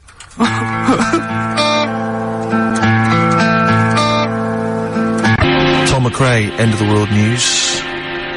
Yeah, I love that one. I hope you're enjoying the music. We're loving it, aren't we? Indeed. Still to come, we've got another entry to Room 101, Carl's final entry, and then that giveaway, the famous giveaway with Enhance Carl's Life. Can I have some adverts though first, Carl? Because I'm getting a bit fed up with adverts for a little while. Valued One Boy, Once Around the Block. Classic, a retro cut. Getting a bit sad now, Steve. 20 minutes. Indeed. You're right. I've got so much to say. I've got so much to leave people with about Carl. All the things he's done. Looking back, Carl, do you remember when I put up the waste paper bin on your head? Classic. classic time, yeah. Yeah, do you remember that? What did I do to you today? Well, you tried to bring the same memories flooding back to me by putting the same grotty bin on my head. But the annoying thing was, last time I did it, it was quite a new bin. Yeah. Did it today, it's rank, all sorts of stuff on What it. else did I do when I saw you go around the corner down there? Go on. I went to get the paperwork and that you need to produce the show. Yeah. And, came round the corner. Ricky was sort of hiding. And I was concentrating, reading stuff. And he goes, I don't imagine it was as soft and gentle as that. I imagine it was more like... Exactly. Like that. And I tell you what, I nearly exploded because he sort of hopped on one leg, right? And it was he sort of, I don't know why I'm doing this, but he sort of was walking down and we're looking down, and I went, and he hopped like that, and his legs. Rest assured, listeners, that if you were here, it's not any funnier than it is if you were listening at home. It's only amusing to Ricky. Oh! it makes you feel really refreshed. He was going on and having a heart attack like that, and I was nearly having a heart attack laughing, and he went, I feel good now. He said, I can see why people skydive. He said that would be good for people that were ill. Oh, Carl. They've made me feel How am I gonna live without Carl for 14 weeks? Oh, you'll find other people to irritate. Oh dear. Okay, so right, well, we got this final entry in Room 101, but we've also had so many emails and letters about this competition. People trying to bribe you with things. They've been great. Can you read a few of them all? Absolutely, yeah. Well, obviously, this is people trying to win this bag that we got signed at the BAFTAs. We got Graham Norton, Angus Dayton, Alan Davis, Jamie Theakston, Paul Whitehouse, Baxendale, Helen, Steve Filmich and McFadden, Peter Davis and Simon Pegg, Steve Wright, all different people signing the big bag. Do you know what I think though? I don't think people want that. I think they want to contribute to Carl's existence. Well, this is I what- really genuinely think that Carl was sort of you know, you've only been there, how long have we been doing this now with you, sort of like, you know, in the area? 3 months? Yeah. I think you've touched people's lives, Carl. I don't think I've ever met, well, I haven't met you, but I think your soul comes across as like a cross between, I'd put it, it's like a cross between a cat and Rain Man. But we've had quite a few which are sort of, which obviously want to kind of further your education. Obviously, when we're off air, this is something we're worried that's just going to dry up, you know, and we've tried hard to educate you. So, lots of books, lots of people suggesting books, the Giant Book of Mysteries. And I mean, if you chose this one, Carl, it tells you, how 3,000 Japanese soldiers literally vanished overnight. Real-life accounts of vampires. The man who planned his own crucifixion. The famous Ghostbuster, Harry Price. And lots of, things about spontaneous combustion. Is this the one about the woman with the hairball? That's not got the one with the hairball in there. I'll have to dig that one out for you. These sort of books are the thing that I'm after. This is what interesting is. I've brought in one as well. It's a friend who works with Jane, my girlfriend, called Liz, and she wants to put this forward. And this is Trade Secrets, everything you will ever need to know about everything. And it's just like little tips. You know what I mean? But there's so many things competing with that. You see, there's another guy who sent in, he wants to give you a video entitled Making Love, Parts 1 and 2, an instructional guide. I imagine you'd enjoy that, Carl? Nah. No? Nothing they can teach you? Nah. Sure. The Reader's Digest book of strange stories and amazing facts again, other stuff here. Why cats have 9 lives, Carl? Well, hang on a minute. Why meteors are likely to destroy Earth in the next 100 years? You're wasting your time. Okay. In this Trade Secrets book, Yep. listen to this for a tip. Make a necklace from electrical wire. That's a good idea. But don't plug it in. Doesn't say that. What about this then, Carl? Because, obviously we're concerned that you didn't get your GCSEs, or you didn't get as many as you'd have hoped. There's a guy here, this is Victoria, and she's saying she's more than willing to give you all of her awards and certificates. She's got 6 GCSEs, 6 A's and 4, she's got many GCSEs, in fact, 6 A's, 4 B's, 3 A-levels, and a master's degree in philosophy. She's willing to give you those certificates. She says you will be the proud owner of qualifications. As the owner of qualifications, she has found that anything she says is invariably believed, and that she's popular and very happy. She's willing to give you those qualifications. That's pretty impressive. You can claim they're your own. You have to change your name to Victoria, but other than that, I can see no problems. And you have to put a dress on and a fez. It's nice. More like an Egyptian. But you see, there's lots of educational ones. Then there's other things which perhaps less useful to you. This is, doesn't say who it's from, but, I think it's Ruth, and she's happy to give you a statue of an ostrich that she made when she was 7. What about that? Alright, you love birds, you love animals. Yeah, apparently statue. the legs fell off under the weight of the body, so now it's just a legless ostrich, but even so. Yeah. Even so. I've only got a small flat. Sure. Another woman here, she, this is I doubt if it's ostrich size. Yeah, it's just clogging up space, though, isn't it? This is Lauren. She's willing to give you some of her handmade blue tack animals. She makes animals out of blue tack. She can give you an elephant, a seahorse, a tortoise, a pig, a butterfly, fish, snail, even a stegosaurus, or anything you choose. See, I've got my art set on. You've got the books, you're excited by the books. Book. What about this, though? This is a Lego alarm clock with a little Lego man who's got a variety of hats. It says here, including biker's helmet and cap. 2, I think, of the village people. I don't know, Carl, if again people are picking certain things up. A clear stiletto mobile phone holder with pink fur on it, flashes pink and green. I think people know that you are not gay. listening. In this book, listen, right? In this book, little tips and stuff. There's one here about if your dog keeps nicking a remote control. Sure. The way to get it off it, ring the doorbell. Right, so you got to get off your chair, go and ring the doorbell, so the dog goes, what's that? And it drops the remote control, goes running to the door, you run back and pick it up. I love the idea of Carl doing that, and then the doorbell goes, and Carl drops it and goes, and it's the dog pressing the doorbell, and sits back down, and Carl going, oh no, not again. I mean, I really do want, can't I just have this? You excited by that, are you? It's brilliant. What about this one, though, that you mentioned? This is, a book which has got all those, urban legends and stories that you've read on the internet, and it tells you whether they're real or not. This has got the one in there, I know you're very excited about the one with the woman who stuck her head in the microwave. Yeah. Eh? Alright. Alright, so basically, she's saying here that whenever Ricky says, oh, it's not true, you can dispute that with your book? Yeah. What do you think then, Carl? Do you want to have a think about all these gifts? There's so much stuff, isn't there? Should we play a record and then come back? Can't. Have you found something you like in there? You're so undecided, Carl. I really like this book. Go on, what is it? What else you found? What tip? God, there's loads of stuff in here. Let's just pick one at random. Don't be too tidy. Leave some areas for helpful garden animals to hide in. So when you're cleaning your garden and that, you know, it might look a bit of a mess, but think about the animals that are walking about at night in the dark and stuff. Yeah. Just little things you don't think about. Yeah, because they're pointless. Yeah. Okay, then we'll just play a record. Oh, there's so many to decide on. Yeah. Alright, what are we playing, Steve? This is something from a little compilation that came free with a magazine called Comes With a Smile. It's a good little magazine. And this is by Matt Pond, PA. It's called Night's End. I suppose there's a little bit of New Country, which we don't play often, but there's some nice tracks floating about, and that's Matt Pond, PA, Night's Well, End. I'm getting very sad now. 10 minutes to go, and so much to cram in. Now, thing is, Carl's fallen in love with that book, but I feel a bit bad letting a friend sort of win when all these lovely people, these regular listeners, so I don't think you can have that. But I'll tell you what, I'll borrow that, or I'll buy it for you. So you can have that anyway. What have you That's found safe, in there? you're going home with that. You know, avoid washing up by boiling the bag food. See, I can see why you'd love that. Exactly. Is there anything out, what other things have you caught your eye though? Put that book down. Yeah, go on. Well, One of our regular listeners who actually wants the bag and wants to be part of your life. Come on. Well, Richard emailed in, right? And he's got a book, which is similar to the one I like there. Yeah. Which has got like 180 stories in it. I mean, most of them are like true, I think. Do you know I was telling you that story about the woman who put her head in the oven to dry her hair? Yeah.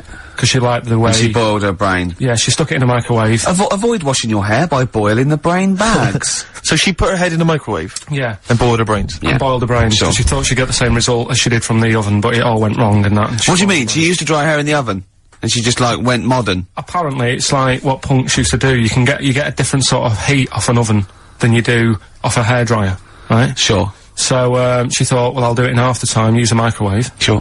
She She was busy, I she don't was late. understand how you can get your head in a microwave. It only works when the door closes. Yeah, but you jam the little thing, don't you? Well, don't say that. Don't say that. Don't tell. I don't think it's possible, but don't. Of course it is. Yeah, well, anyway, don't but do that. he remembers that story and said, I've got a book full of stuff like that. And, he sort of sums up a little story that's in the book about this girl who, she had long hair, right? And, she used to always mess around with it. And, she's sucking on it. Do you know, like how girls do with the long hair, they sort of mess around with it and stuff. Yeah. And she's sucking on it all the time. And she was doing this from the age of, like, 10. And then, I don't know, she's probably about 30-odd. And, she's doing this all the time. Guessing. And, she goes, oh, God, my belly's hurting today, Mum. And she goes, oh, what's wrong with you? She said, I don't know. You're 30. Yeah. So, so she goes to the doctors, and the doctors do an x-ray, and nothing's coming up, and it's like, I don't know what's wrong with you, you know, you're just being a bit moany about nothing. She's like, no, honestly. He's a very intolerant doctor. Yeah. She said, this is... Piss off. This is really hurting, I don't know what's up with it. So anyway, they found out some sort of system of, looking at what was going on. Yeah. And apparently... X-rays? No, it wasn't X-ray, because X-ray didn't show it up. Okay. It was something else. So, anyway, it's only gone and turned into, like, she's been sucking her hair for so many years Sure. that little bits had come off. Sure. She's got a giant air ball in her belly. Wow. Right? Yeah. Which was, like, huge, the size of a rat or something like that, right? The size of a... It's so interesting what he chose. The size of a rat. No. Well, the funny thing is, when they eventually got it out, Yeah. the mum was like, you know, oh God, it was terrible, and that's what she actually said. It looked like a dead rat. Oh. Right. And it was in her belly, and that's like what was causing all the pain. Sure. And apparently, your belly acids don't kill hairs because they're so fine it can't handle it. Yes. Right. So you reckon- go I for reckon that book, are you? that's the one I want, Who's the yeah. winner then? Who's the winner of the lovely BAFTA What's his bag? name there? Richard Scholar, is it or something? Yeah, Richard, Scular or Scowler Yeah. or something. So He's- he's the winner. So check it out. You're going to get that book coming to you. I'll borrow this book for you. I need an email within like 5 working days to sort of... So what's your email? It's carl.pilkington@xfm.co.uk. Okay, lovely. I want an email from this guy, and I won't be sending the bag out until I receive the goods. Okay, right, good. enough. Well, we've only got a few minutes. I want to play Suede and I want to end with the Smith track. So let's play this. What is it? Suede, Stay Together. Lovely track. My favourite Suede track of all time there. Well, oh, that's nearly it, Carl. Right, what's your last Room 101? Oh, God. It was, holidays. Holidays. You want to put holidays in room 101? People who were sort of annoying on holiday. Oh, yeah. Do you know when you go away? Oh, yeah. It's sort of touched on this before. Is this going to be the Scouse guy? Yeah. Go on. Oh, it's so long, though. I mean, It was a holiday when we went to Tunisia. And the scouser pissed you off. Surprise, surprise. Yeah. Yeah. But the annoying thing was, you know, when you go on, it was a cheap holiday, and, like, the lesson here is, you know, if you want a good holiday, you gotta, like, spend some money. Yeah. And we didn't on this one. We spent about, I don't know, 400 quid for 2 of us for, like, a month or something ridiculous. And we got there, and, you know, you get to the hotel and you go, we have made a mistake. You know, it's a ropey hotel. You know, you can tell, like, the blinds and stuff as you walk in, they're all dirty and stuff, and you think, well, let's make the most of it. You know, let's not get down about it. It's a holiday, it's for a rest. And you try and make the most of it, and we had to meet, you know, like, you have one of those things where you get to your destination and the rep says, right, you know, go and unpack your bags and that, go and sort yourself out in the room, and tomorrow morning we'll meet up at 10 o'clock, and I'll go through, you know, the best sort of place to go for camel rides, and, you know, the best deals I can get you, that sort of thing. Can anyone here walk like an Egyptian? So she says, right, tomorrow morning, meet 10 o'clock in the discotheque. So we get up and we have breakfast, and it wasn't a good breakfast. The kitchen was, like, bit horrible, the food wasn't good, and it was run by sort of midgets. What do you mean it was run? Not there's anything wrong with that. There was little fellas running around, and the annoying thing was, one of them sort of started to fancy my girlfriend. How did you manifest his affection for No, you're not saying there's anything wrong with midgets, though, are you? Just saying it was not strange at that there was Yeah, but even midgets shouldn't be cutting in on Karl Pilkington's territory. I know, no. But it's also that thing of, you know, they've got little fingers, and it sort of God, I'm ruins- so sorry. No, I'm not. It is a bit of a phobia of mine. Okay. Do you know what I mean? They are nice people and that. Sure. Oh, God. But the annoying thing is... So what was he doing then? How did he... I don't understand how he was chatting up your girlfriend. Was he crawling under the table so you couldn't see? He just kept... Whispering to her from underneath there. Stop it. Just so, you know. Wait, I don't want to get a complaint on our last show. There's not many midgets What's going to happen? Can we just finish this and start up again in a couple of months? Oh, yeah. So if you want to know more about the midget theme restaurants, then we'll talk you in 3 months. Yeah. It's just... It's just... No, that's fair enough, actually. Oh, You're yeah, absolutely no, right, sorry Karl. about That's your this. producer's head Listen, on. we'll see you in about a really, it's been a pleasure, truly, and thank you for everyone that wrote I've got you a couple of letters. presents. Have you really? Yeah. I've got you both a present, right? Oh. I got Ricky, do you know, like, we've done fables and Yeah. stuff? Right? Yeah. This is like Mr. Ben. Oh. This is brilliant. Yeah. Right, and it's like little fables that Mr. Ben goes on. Oh, fantastic. So I want you to learn something from that for when you come back. Okay, brilliant. That's lovely, I'll tell you one Karl. of the stories I read this morning. It's brilliant. In fact, when you've done with it, Yeah. give it me. Yeah. Because I haven't finished reading that. Okay. Thank you, Karl. And for Steve, a little, chat up lines. A little book of chat-up lines. That's That's fantastic. great, Karl. Well, we'll see you, in 3 months, but currently emailing Karl, cherish Karl Pilkington. He sits in a little room by himself, so keep him in touch, and we'll see you in, August. We're gonna leave you with something that, we all love. This is, There Is a Light That Never Goes Out by the Smiths. Very apt, I think. Goodbye. See you later.